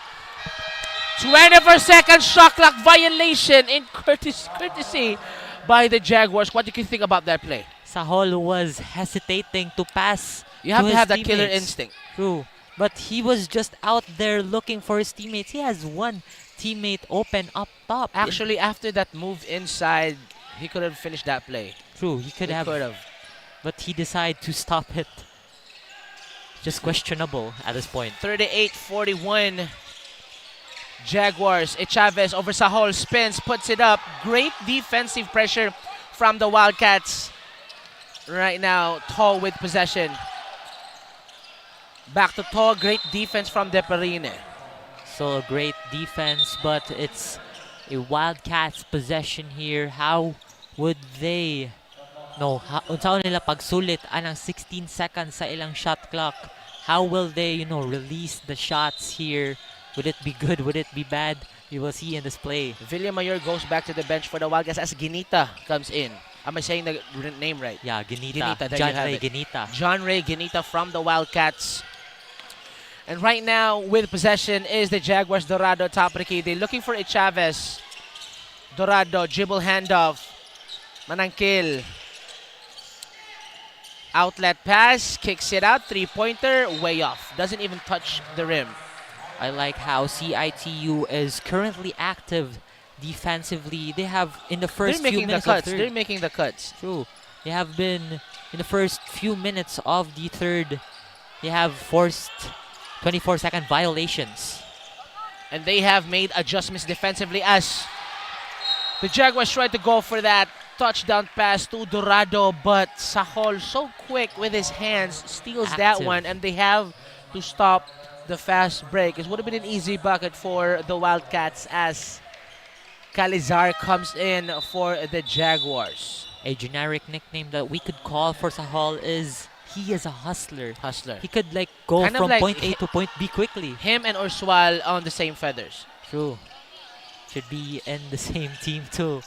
Caught with the same cloth. 3-pointer from the corner for the Wildcats, but 𝐁𝐴vez will collect that one. He made sure that he got that straight up. And right now, let's see what they do here. Balbao on an island against Sabroso. Balbao, outlet pass. Calizar, blocked by Sahol! Sabroso open. Sabroso could not finish that play. What? I just don't know. True, I am. My Sahol with back-to-back blocks! Goodness gracious, he is Sahol smiling is right him. now. He's in the building, ladies and gentlemen. As Dorado was denied, he was waiting for him that time. And Sahol is smiling right now as they maintain that lead. 38-41, 3 minutes to go. 𝐁𝐴vez outlet pass once again. 10 seconds on the shot clock. Crossover move inside, puts it up. Way off. We thought we would have seen another Sahol highlight moment. Sabroso misses that one. Could have easily. Sahol that time will not deny. 𝐁𝐴vez said, you won't do that to me. You can do that to my teammates, but not to me. So you can see that clean block right there. Defense is just too good for CIT-U. They have been toughing it up, but those shots have not been falling for them. It's just... I just don't know right now because nagsakit na akong tangkogo, partner. I think I might need some medications right now. I don't know if naabang atong medic team diha, but after the 2 blocks from Sahol, I don't know, nisakit na ginong tangkogo mga kaibigan. And I think I need some medical attention right now. Because that was shocking. It was back Super to back. shocking. I mean, the thing was, wala siya ni balik dito. He was waiting on the other side. He was soaking in the moment. Exactly. Actually, he was celebrating, and then they missed the layup, and then Dorado on the other end. He was just like, come at me. And you know what? You know what's funny? On the next play, he challenged 𝐁𝐴vez. But then 𝐁𝐴vez was like, nope, not this time. 40-41, CIT-U on top. 𝐁𝐴vez just know how to switch his hand, give the timing.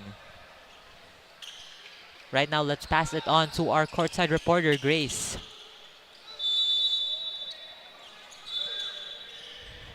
(40-41) is the score for the last 2 minutes of the third quarter. One player from USJ-R said that one of their focus is to stop the fast break of the Wildcats. On the other side of the court, the Wildcats aims to strengthen their backs out to not allow the Jaguars to get their rebounds. Earlier during my interview, both teams have the same sentiments that this will be a close match.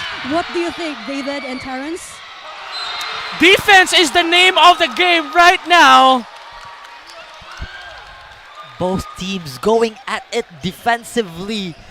It's just the third quarter. We've been seeing a lot of defensive plays, David.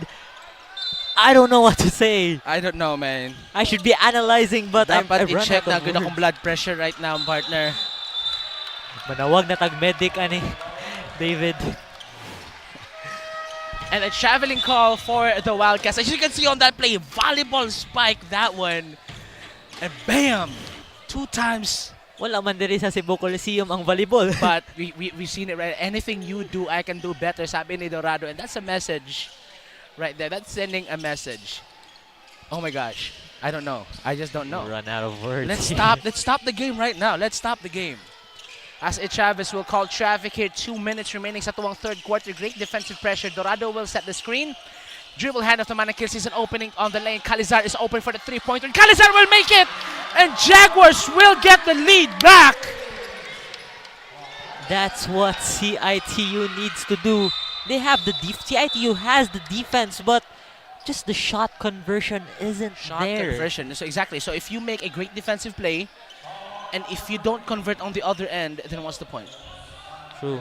It's just like, I know the quote that defense wins games, but you need to score points in order to win the game.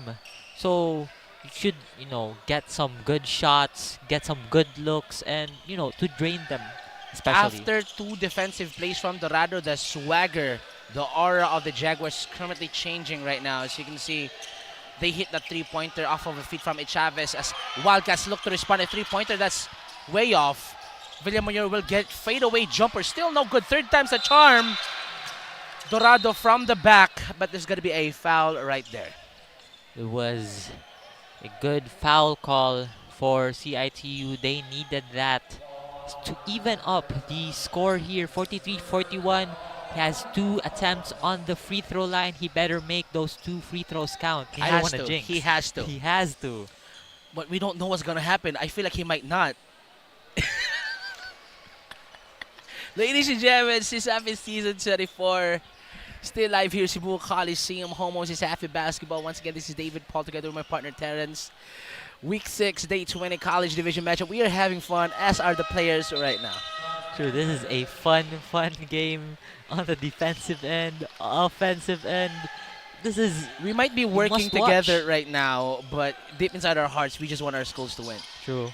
But you know, as Optimus Prime said, that one must fall down, one must stay up. And then, you know, right now, still anyone's ball game. 1 minute and 14 to go sa atuang third quarter as Deparine. He hit 2 3-pointers. Dorado thought about it. Pump fake. Outlet pass to 𝐁𝐨𝐲𝐬. Jumper. Heavily challenged. They get it right back. Puts it up. Second time sa charm. Yes, sir. 45-42. Less than 1 minute to go sa atuang third quarter. Wildcat still has a chance here. Probably tie the ball game or even get the lead back before the end of the third quarter. They go inside, puts it up. Ginawa sa ring, but they try to get it back. Gonzaga with that scope layup. Quick response, but it seems like Paras is down. 2 players down for CIT as of this moment. We saw Sahol down earlier, and right now we are seeing Paras also down. Melicor was down. Melicor was also down Yeah. for USJ-R. This is a tough game to watch, whether you are a USJ-R fan or a CITU fan. Your key players not playing on the floor right now. And of course, our CISAFI medical team quick with it, but is it me or forehead is bleeding from Paras? And it's dripping down right now. This is the second Throughout consecutive his game. face. Blood on his face. You cannot make this up. That's the second Second consecutive time. game we're I think in. there's a cut on the forehead. And you know, once again, our medical team so quick with it. Props to them. Props to them for sure. Prayers, no prayers. Hopefully it's not that severe.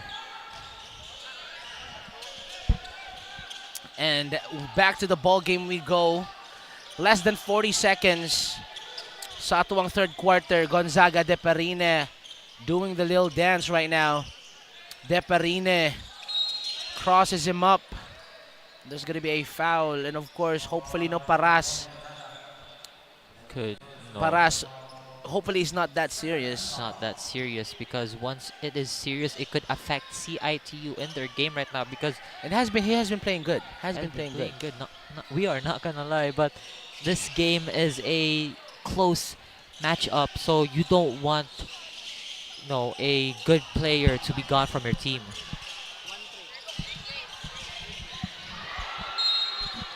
And a quick foul. They're so quick with it.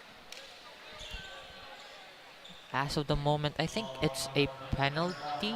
It's not yet a penalty. Both They're teams still not on a penalty yet. Fourth team foul. Fourth team foul. For Jaguars, third team foul for Wildcats. Manangkil on the free throw line, shooting 2 for the Jaguars. But the problem here, I don't know if I would be surprised if CITU once again commits a foul. 11 seconds remaining on our game clock, rather. He will attempt to shoot his second. It is off. CITU will run it down the floor. 4 seconds, puts it up. There's a no-look shot. He ends the third quarter with a tie. And after 3 quarters of basketball, still anyone's game at this point, and we will be right back after the short break.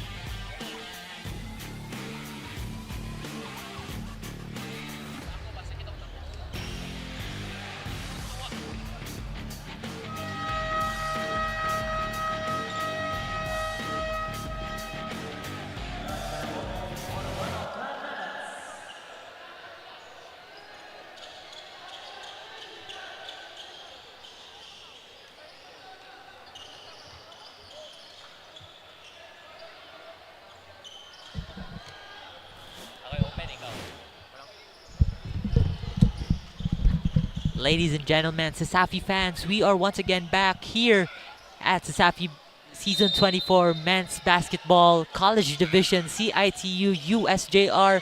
We are on our fourth and final quarter, 46-46, an even matchup. I don't know what to say. That was a wild third quarter.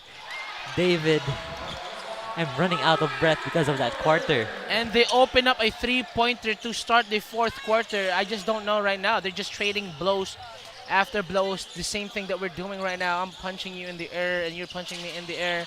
A three-pointer for the Jaguars. They looked to respond on that one but could not get it that time. But a risky pass. 𝐁𝐨𝐲𝐬 tries to go for it, and it's Chavez with the foul. And he tries to argue that he got C-code first. True. And I can't imagine myself saying that he got C-code first. C-code That's first. really conyo. But anyways, we're out here. We are out here, ladies and gentlemen. 3-point lead for the Wildcats. That's a shocker for me. True. That's also a shocker for me. And as then taking from galing gikan kini mo, no, from you're from CIT, and then you didn't expect the situation to be like this. True, David. I don't know. I don't know how to put into words with this game of how wild is it. Especially we have to, like, maybe after the game in our post-game analysis, we have been repeating that in the third quarter it was a wild quarter, David. Just, I don't know, everybody be screaming out here. Third quarter, fourth quarter, they are just screaming of how intense this matchup, USJ-R CIT-U, would be. Nobody expected this kind of game today. Wildcats in transition right now. Drop pass, open, jumper, and that's going to be a no good basket, but they get it right back. And of course, Deparina will collect that one right now. Jaguars on the fast break. That's their specialty, run and gun. But right now, Gonzaga loses the handle. And Chavez will get it. Like, gihatag lang Chavez for no reason. And Chavez drives his way down. Bodies on the floor. We are seeing how intense this matchup. We have super intense. Physical too, not just intense. As we see here on the replay, that fast break, he bumped on Villamayor during that play, that transition offense. But you know, it was a tied ball game once we started the fourth quarter, and then CIT-U just opened that fourth quarter with a three-pointer. And right now we're in this situation. 8 minutes, 29, 46, 49. Once again, I'm going to give a huge shout-outs sa mga taong na sa tuwang live stream. And of course, I want to give a huge shout-outs sa tuwang sponsor for this season, CISAFI. We would like to thank the following chooks to go na isang manok ng bayan, masarap kahit walang sauce. Virginia Food Incorporated, Basta Hotdog, Virginia, PLDT, Smart, Cebu Landmasters, Crayon Lab, Molten, and Mikasa. Thank you so much. And of course, no, sa mga supporters at school, no, CIT-U, USJ-R, kakaroon na nanaw sa live. Let us know in the comment section which team are you rooting for. And of course, I'd like to give you shout-outs to Attorney Romano watching right now, supporting the Jaguars. So, you know, right now the pace is just so different. Pace is just so different between Wildcats' second and third quarter as they go for that fadeaway jumper. Lucky bounce. That was clean. That real clean. That Like, was clean. Seeing the bounces from rim to the board, I don't know what to say. That is a good, clean fadeaway jumper. And that extends the lead. 46-51, 8 minutes to go. Dorado dribble, handoff to Manangkel. Villamayor gets the switch. Double team, Calizar is open, could not see him. Dorado to Chavez. Tic-tac-toe passing from USJ-R. Easy basket on the inside. They're letting the man open here. They tried to go for that touchdown pass. Villamayor gives it to Dorado. Another pass! Quick 4-point swing from USJ-R, 50-51. CIT-U will call time. Tell me about that sequence.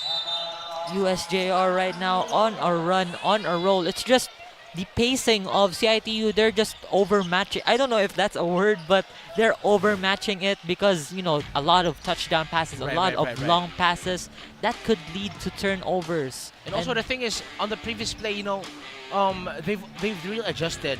So you can see that shot, you know, open up the fourth quarter with that three. Villamayor adjusted din sa pick and roll, and then, you know, Wildcats, you know, did the adjustments defensively, pero kato nga time during the pick and roll, everyone was open. Like, the tic-tac-toe passing from 𝐁𝐨𝐲 to Dorado to 𝐁𝐴vez with a quick bucket. Then after that one, Gilabay, Villamayor tries to save it. Dorado gets it, and then it was an easy basket. So, I think the last 3 possessions, I think Wildcats were kind of forcing it. You just take what the defense gives you. It's just like Villamayor is trying to work on all corners here this matchup because who is guarding the man up top? Right. It's something that we don't usually see from a center. Sabroso will call the shots here. 7 minutes and 28. They go to Sahol. Dribble handoff, Abelio. Sahol sets the screen. Back into the game. Steps back. He nails those type of shots, but not that time. Villamayor with the obvious foul, and that's the thing about it is that sometimes, he gets fouled out early in the game, or, he would be in early foul trouble. Because he is, he is an intense defense player for CIT-U, and once again, he gets subbed off, goes onto the bench. We might see him on the later minutes of this matchup, but for now, he needs to take a rest. But a good thing about the Wildcats is Sahol is back in. He went down in the third quarter after that 2 blocks. Two massive blocks, one would say. Massive. Really Dorado, massive. Sahol matchup that we want to see. Dribble handoff. 12 seconds on the shot clock. They look for 𝐁𝐴vez here, but they go to the other side. Puts it up. Euro step. Euro step. Easy scoop layup. I don't have a visa, but I might go to Europe right now with that Euro step. Goodness gracious. They try to respond here. Puts it up. And one! Anything you do, I can do better. Sabi ng Wildcats. It's just a conversational game here. They're just taking shots at each other. They are responding to the plays that one gives off. Another wild sequence.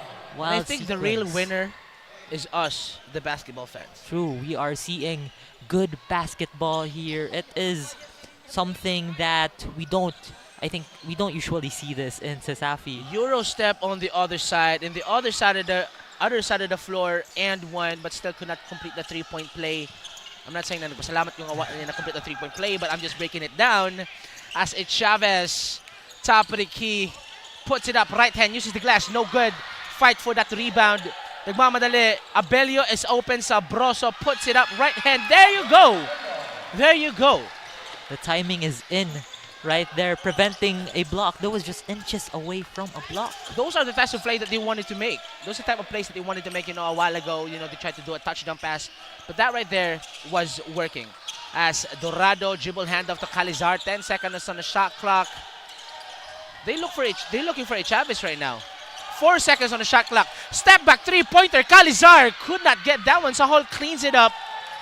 And right now, it's a 3-point lead from the Wildcats. Puts it up, no challenge, and one! A wild game we have here, CISAFI fans.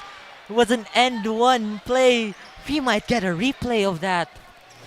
That was a great sequence. The contact was too obvious right there, but he makes that shot. What an instinct by Cardosa. This is 4th team foul for USJ-R. Tides have been turned here at the second half. And David right now. I'm not even going to talk to you right now. It's a fun game we're seeing right here, David. I know. They call for time here. It's a 52-58. 5 minutes and 45 to go. So give me I don't want to go to break. Just give me a little breakdown of what had happened. But for now, here at the 4th quarter, that end one play, I'm gonna repeat it once again. You're gonna repeat that? That end one play. Okay, but did not complete the end one play. But at least he got that end one. That was a tough shot. Tough shot. A lot of contact. Yeah, right a lot there. of contact for sure. But we're seeing here USJ-R are in penalty zone. Yes, 4 they are. team fouls. It's just the reverse of the first half because right. a lot of team fouls were racked up by CIT-U. Right now, USJ-R's 4th quarter, a tough quarter for them as we enter the crunch time minutes. The team fouls, that's what they should focus on as of this moment. The thing about a Jaguar, not like the team, but the Jaguar, like the animal. The animal. And the Jaguar in the animal kingdom, is that they never stop chasing their prey. So until the final buzzer, I know that, you know, they would fight their way through. And I'm not saying that this is a biased opinion coming from an Aseñan student. But, you know, it's Chavez, Dorado, tic-tac-toe passing. And as you can see, just like that, I'm just saying. 54, 58, 5 minutes and 30. Still anyone's game at this point. Anyone's game. 4-point lead. I don't know if we should hype this game up because they're like literally, I've been saying this a lot of times in this game. They have just been answering back shots after shot made with 3-point or layup. It's in. It's in. Less than 6 minutes to go. 54-60. Great jumper from the Wildcats. Great jumper. 6-point lead right now from the Wildcats for the Wildcats. And let's see how will they respond here. It's Chavez wants to set that screen. 8 seconds on the shot clock. Dorado, handoff. Dorado, traveling violation. That is a tough turnover for USJ-R. They have the opportunity right there. And right now, in the heat of the game, 54-60 in this matchup. Let us pass on to our courtside reporter, Grace. What's the report you have for us? During the last few seconds of the third quarter, Paras from CIT-U got elbowed by one of the players of USJ-R. Despite what happened, he is still cheering for the Wildcats while receiving treatment on the side. Both teams anticipate that this matchup will be a hard-fought physical battle, but no one is backing down and they are all hungry to bring victory. Now back to you, David and Terrence. It's a hard-fought battle indeed because we're seeing a lot of physical fouls coming from both sides. You know, bodies on the floor. We've seen it. Melicor goes down, Sahol goes down, and then of course Paras goes down, and then, you know, we wish a full recovery, and then there's gonna be same ball. Great defensive pressure. As you can see, they pick it up from half court, double team right away. They're not letting go. They're not. They want to keep their foot on the Jaguar neck, and they're not gonna let go anytime soon. As Manangkel will do a sideline iban for the Jaguars. I think they might go to Dorado or outside for Calizar or Chavez. 14 seconds. They go inside, left hand scoop layup. No good, tries to fight for it. Watch the pass here, watch the pass. Sahol outside. They go to Cardosa. 12 seconds on the shot clock. May I have this dance, sabi ni Cardosa, but gives it back to Paras. Loses the handle. It's Chavez with a steal. And here we go. No call.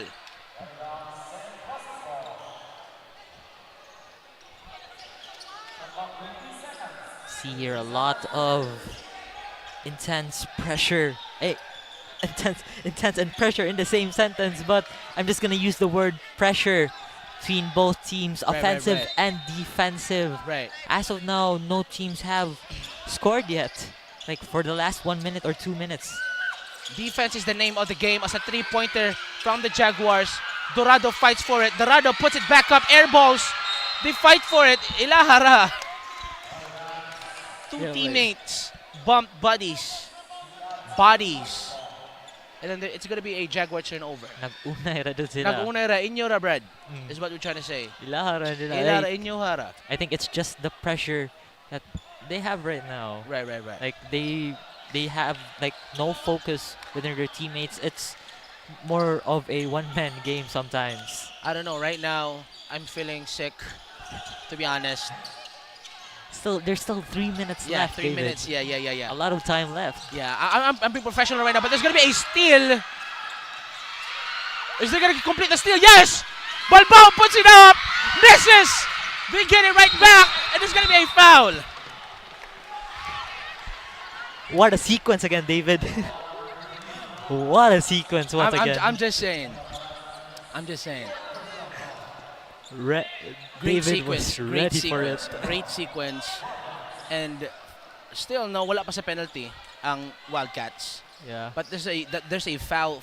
There's a shot attempt. But surprisingly for USJ-R, they were able to control their foul. They have one team foul left for penalty zone. And so, you know, right now it's 3 minutes and 13 seconds, 54-60.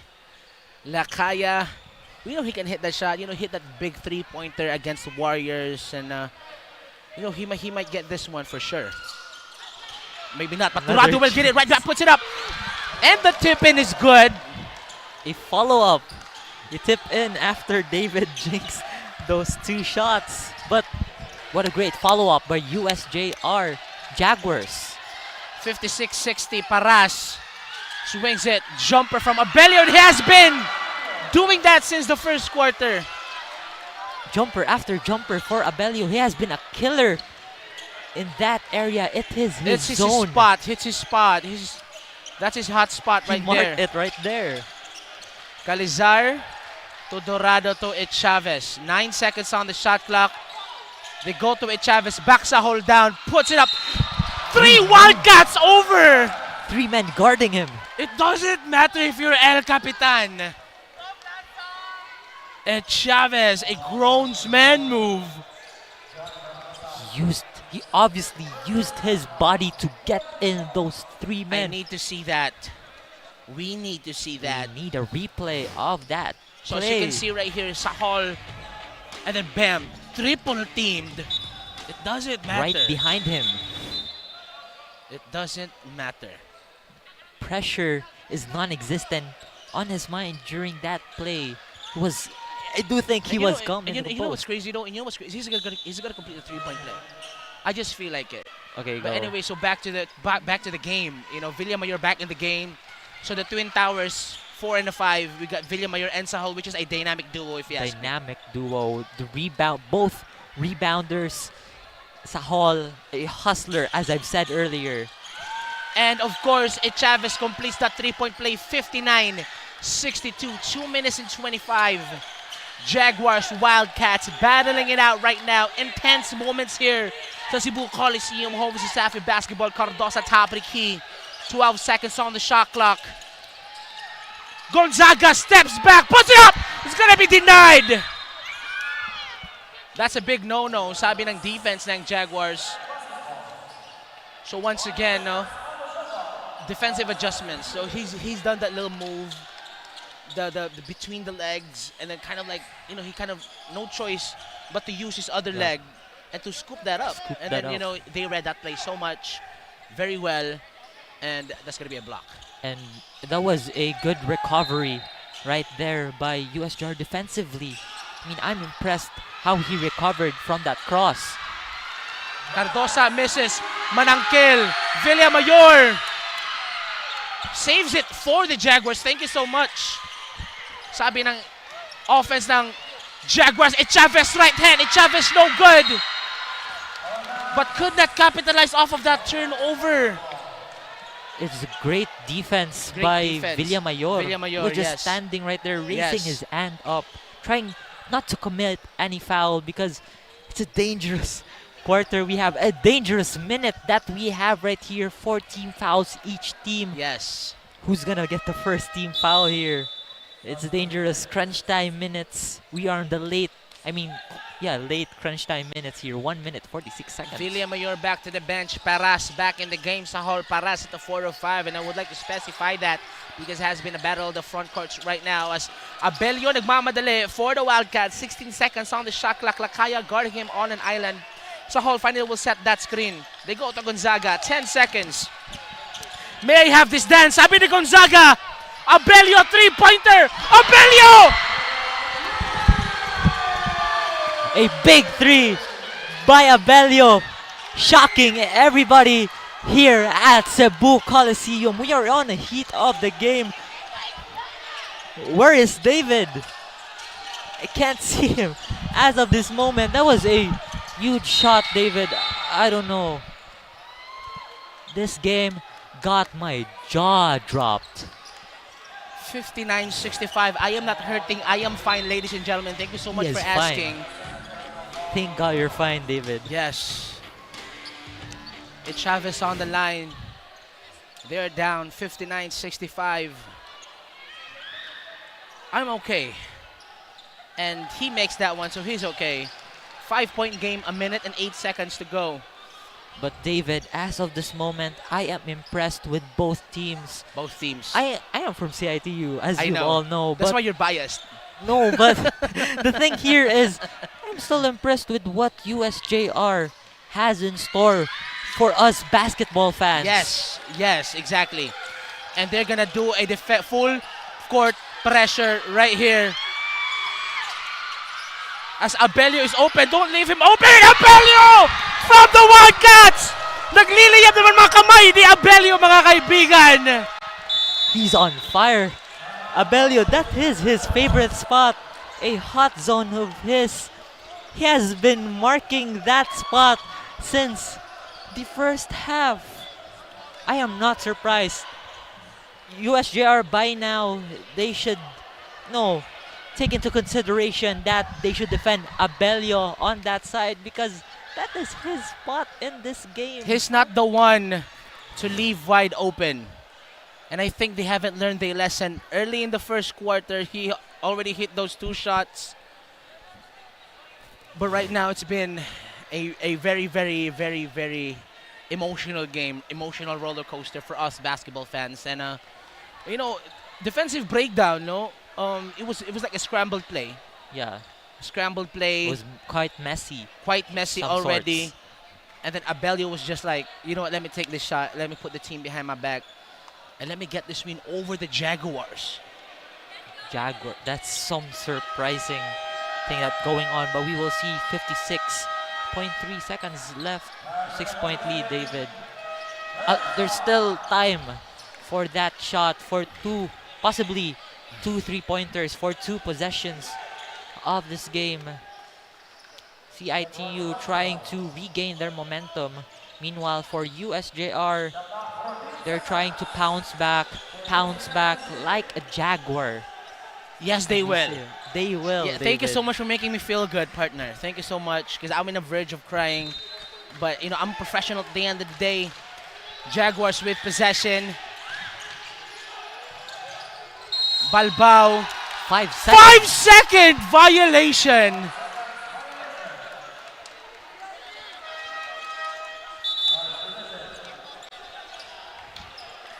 Inbound play here for CIT-U.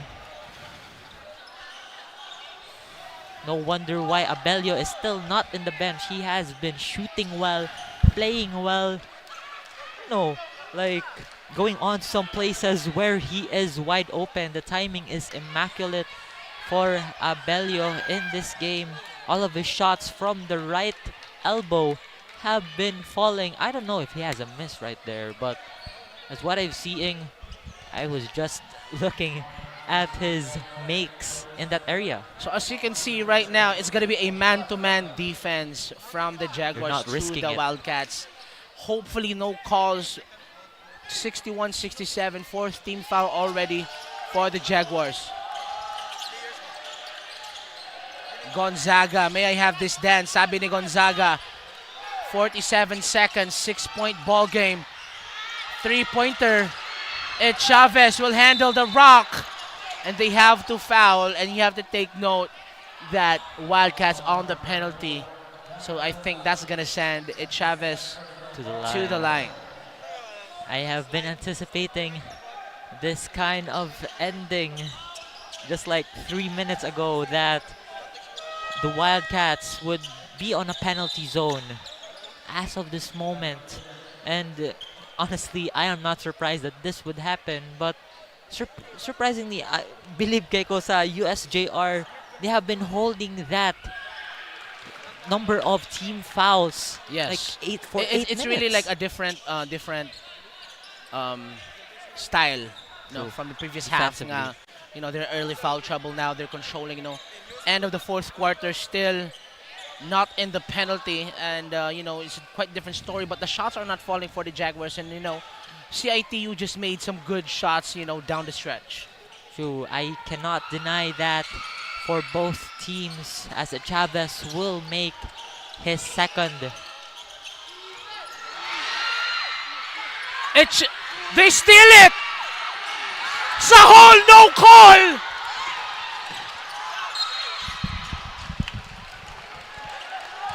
He will take it to the side. A foul is called. What a roller coaster of emotions we have here at Cebu Coliseum. Wish all of you guys on the live were here, because the atmosphere that we have right now, fans be screaming, may it be from USJ-R or CIT-U, they have been supporting that much. This is the game of basketball, David. I love what I'm seeing so far. As Sahol comes up great, on the defensive side of things. They try to steal it, saves it, and then they steal it back. As coach says, no foul because they're on the penalty. Sahol will not make it. It's Chavez. Crucial possession for the Jaguars. Chavez is double teamed. They swing it to Balbao. Dorado thought about the three-pointer. They have to take a shot. Balbao puts it up. And they lose it. Secured that rebound by Edgar Steven Sahol. He has been working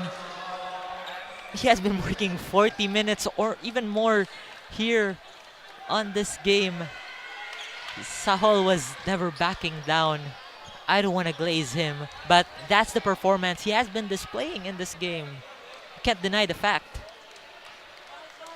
Abelio and Sahol for the Wildcats. They've been the he missed his first. Sahol and Abelio, they've been the difference maker for the Wildcats. And we have to give props when it's due. They have been consistent from the first quarter to the fourth. It's like a perfect duo for Abelio and Sahol. It is because Abelio, he is that one man that you trust on the offensive side of this game. While for Sahol, he is also the man that you have to trust in the defensive end and also down low. And for now, USJ-R will still talk things over. 10.1 seconds remaining in this game. Both teams have 5 team fouls. Both of them are on penalty zone, but I don't know, David. There's no miracles left. Yes. Here. 6-point game, 10 seconds on the clock. If they might pull a T-Mac. T-Mac, yeah. Like 10 seconds. It's not big of a lead. Let's just say it's like 6-point lead. 6-point lead for the Wildcats, and there's no team who really had a big lead, throughout this whole game. They've been trading runs. It's just purely just single-digit leads in this game. With possession, Jaguars, Deparine, catch and shoot. Deparine will miss it. They try to fight for it. And of course, was trying to call for a foul. Right. In that play, but wasn't given by the referee.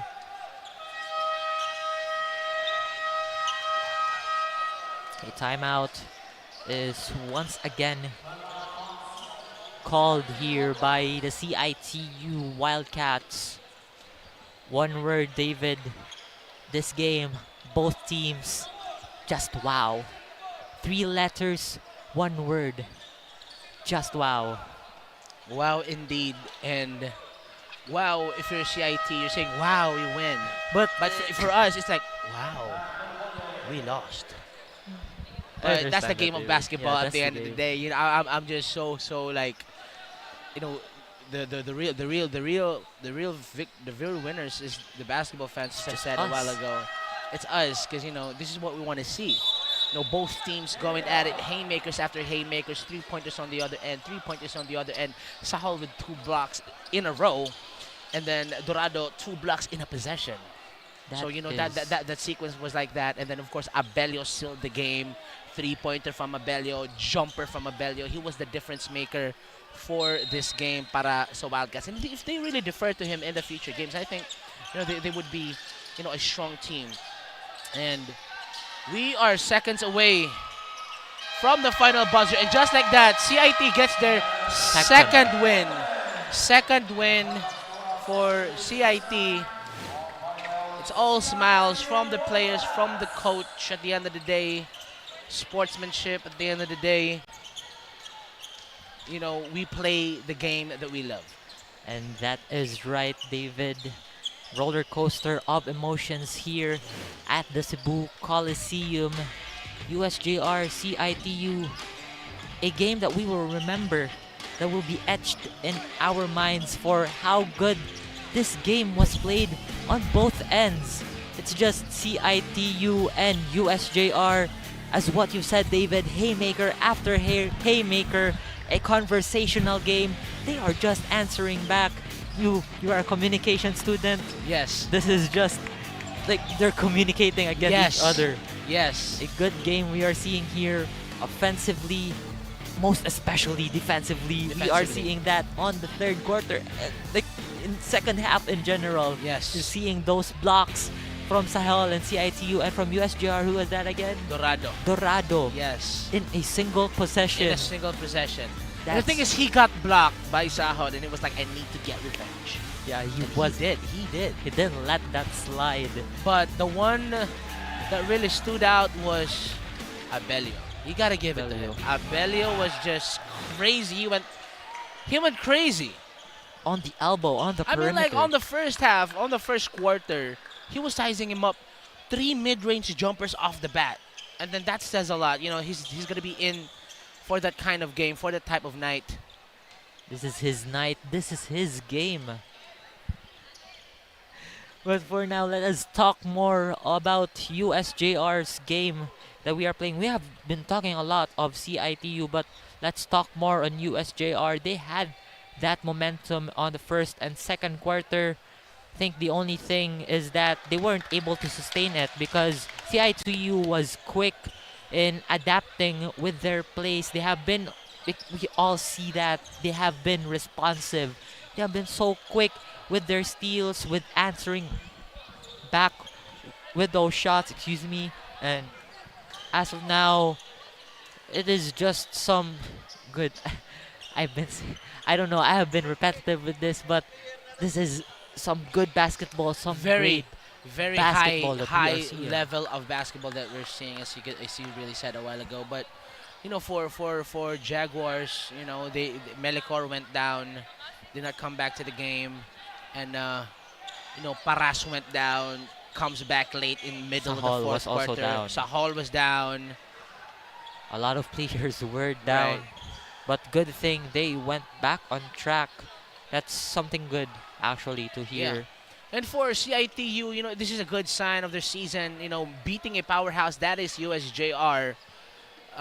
You know what I mean? Like just be able to overcome that hurdle, and I think they could pick up off of this win, and hopefully start a momentum, like a winning momentum.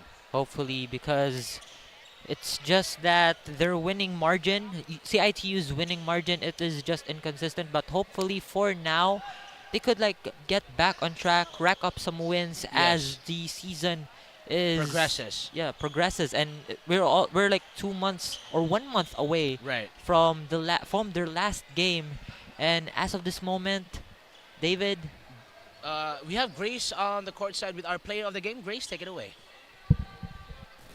Sisafi fans, that was an intense game between the CIT-U Wildcats versus the USJ-R Jaguars, and the Wildcats hailed as victors for tonight's game. Now here with me is wearing jersey number 35, Jurian Mark Abelio, who scored a big 27 points, 3 rebounds, 1 steal in a field goal percentage of 63.2%. First of all, Jurian Mark Abelio, how do you feel right now? You get your second win for this match. Happy kay kanang amo jud ni gipreparahan permi sacrifice tagadlaw kana sayo mata. All right. So did you expect this win? Wala kay kanang focus ra mi sa among pero wala mi nag-expect ani kay may practice kay bagyo. What do you think na imong nabuhat personally just to secure this a win? Focus lang and salig lang sa sistema sa coach niya. Kanang hard work. So how do you feel nga? Congratulations, Wildcats. Alright, so how do you feel nga for this game? It was the Jaguars who are chasing to get the score and tie up.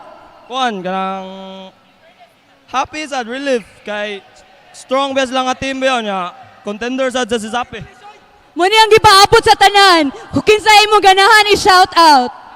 Una-una sa tanan, thank you kay God, kay siya rin nagay mo ani tanan. And sa akong parents, since day one supporters nya CIT University, Ma'am Kando, sila attorney, nya sa akong friends Lapu-Lapu, and agaw, Choy! Shout out, Choy! Attorney Sad, thank you sa tanan. Support.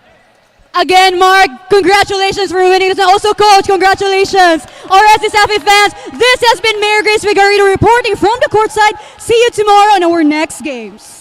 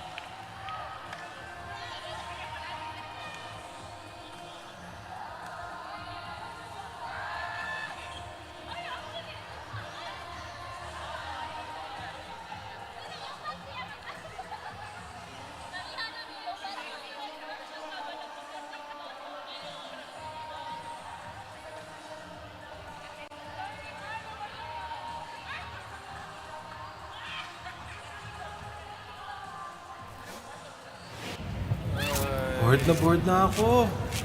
Ay, ang init.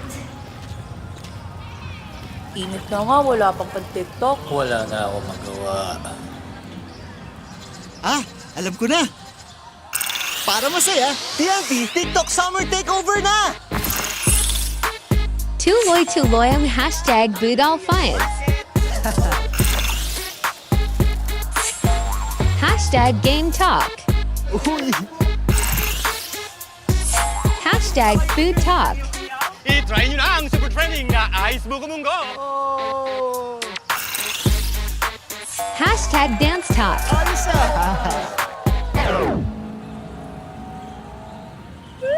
Ikaw na lang hinihintay namin.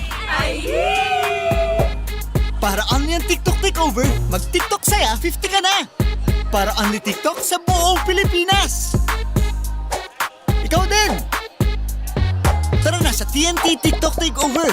Mag-TNT TikTok saya 50! Lipat at load na! Hi fans! Ito ang legit na fantastic for the family. Masarap, malinis, friendliest store crew at higit sa lahat, garantisadong zero antibiotics. Posing sa sarap, posing pa sa kalusugan. Let's chooks to stay healthy. Visit our Chooks Dine-In restaurants, Chooks Express, or our Chooks To Go takeout stores nationwide. Pwede rin umorder online via GrabFood or Foodpanda.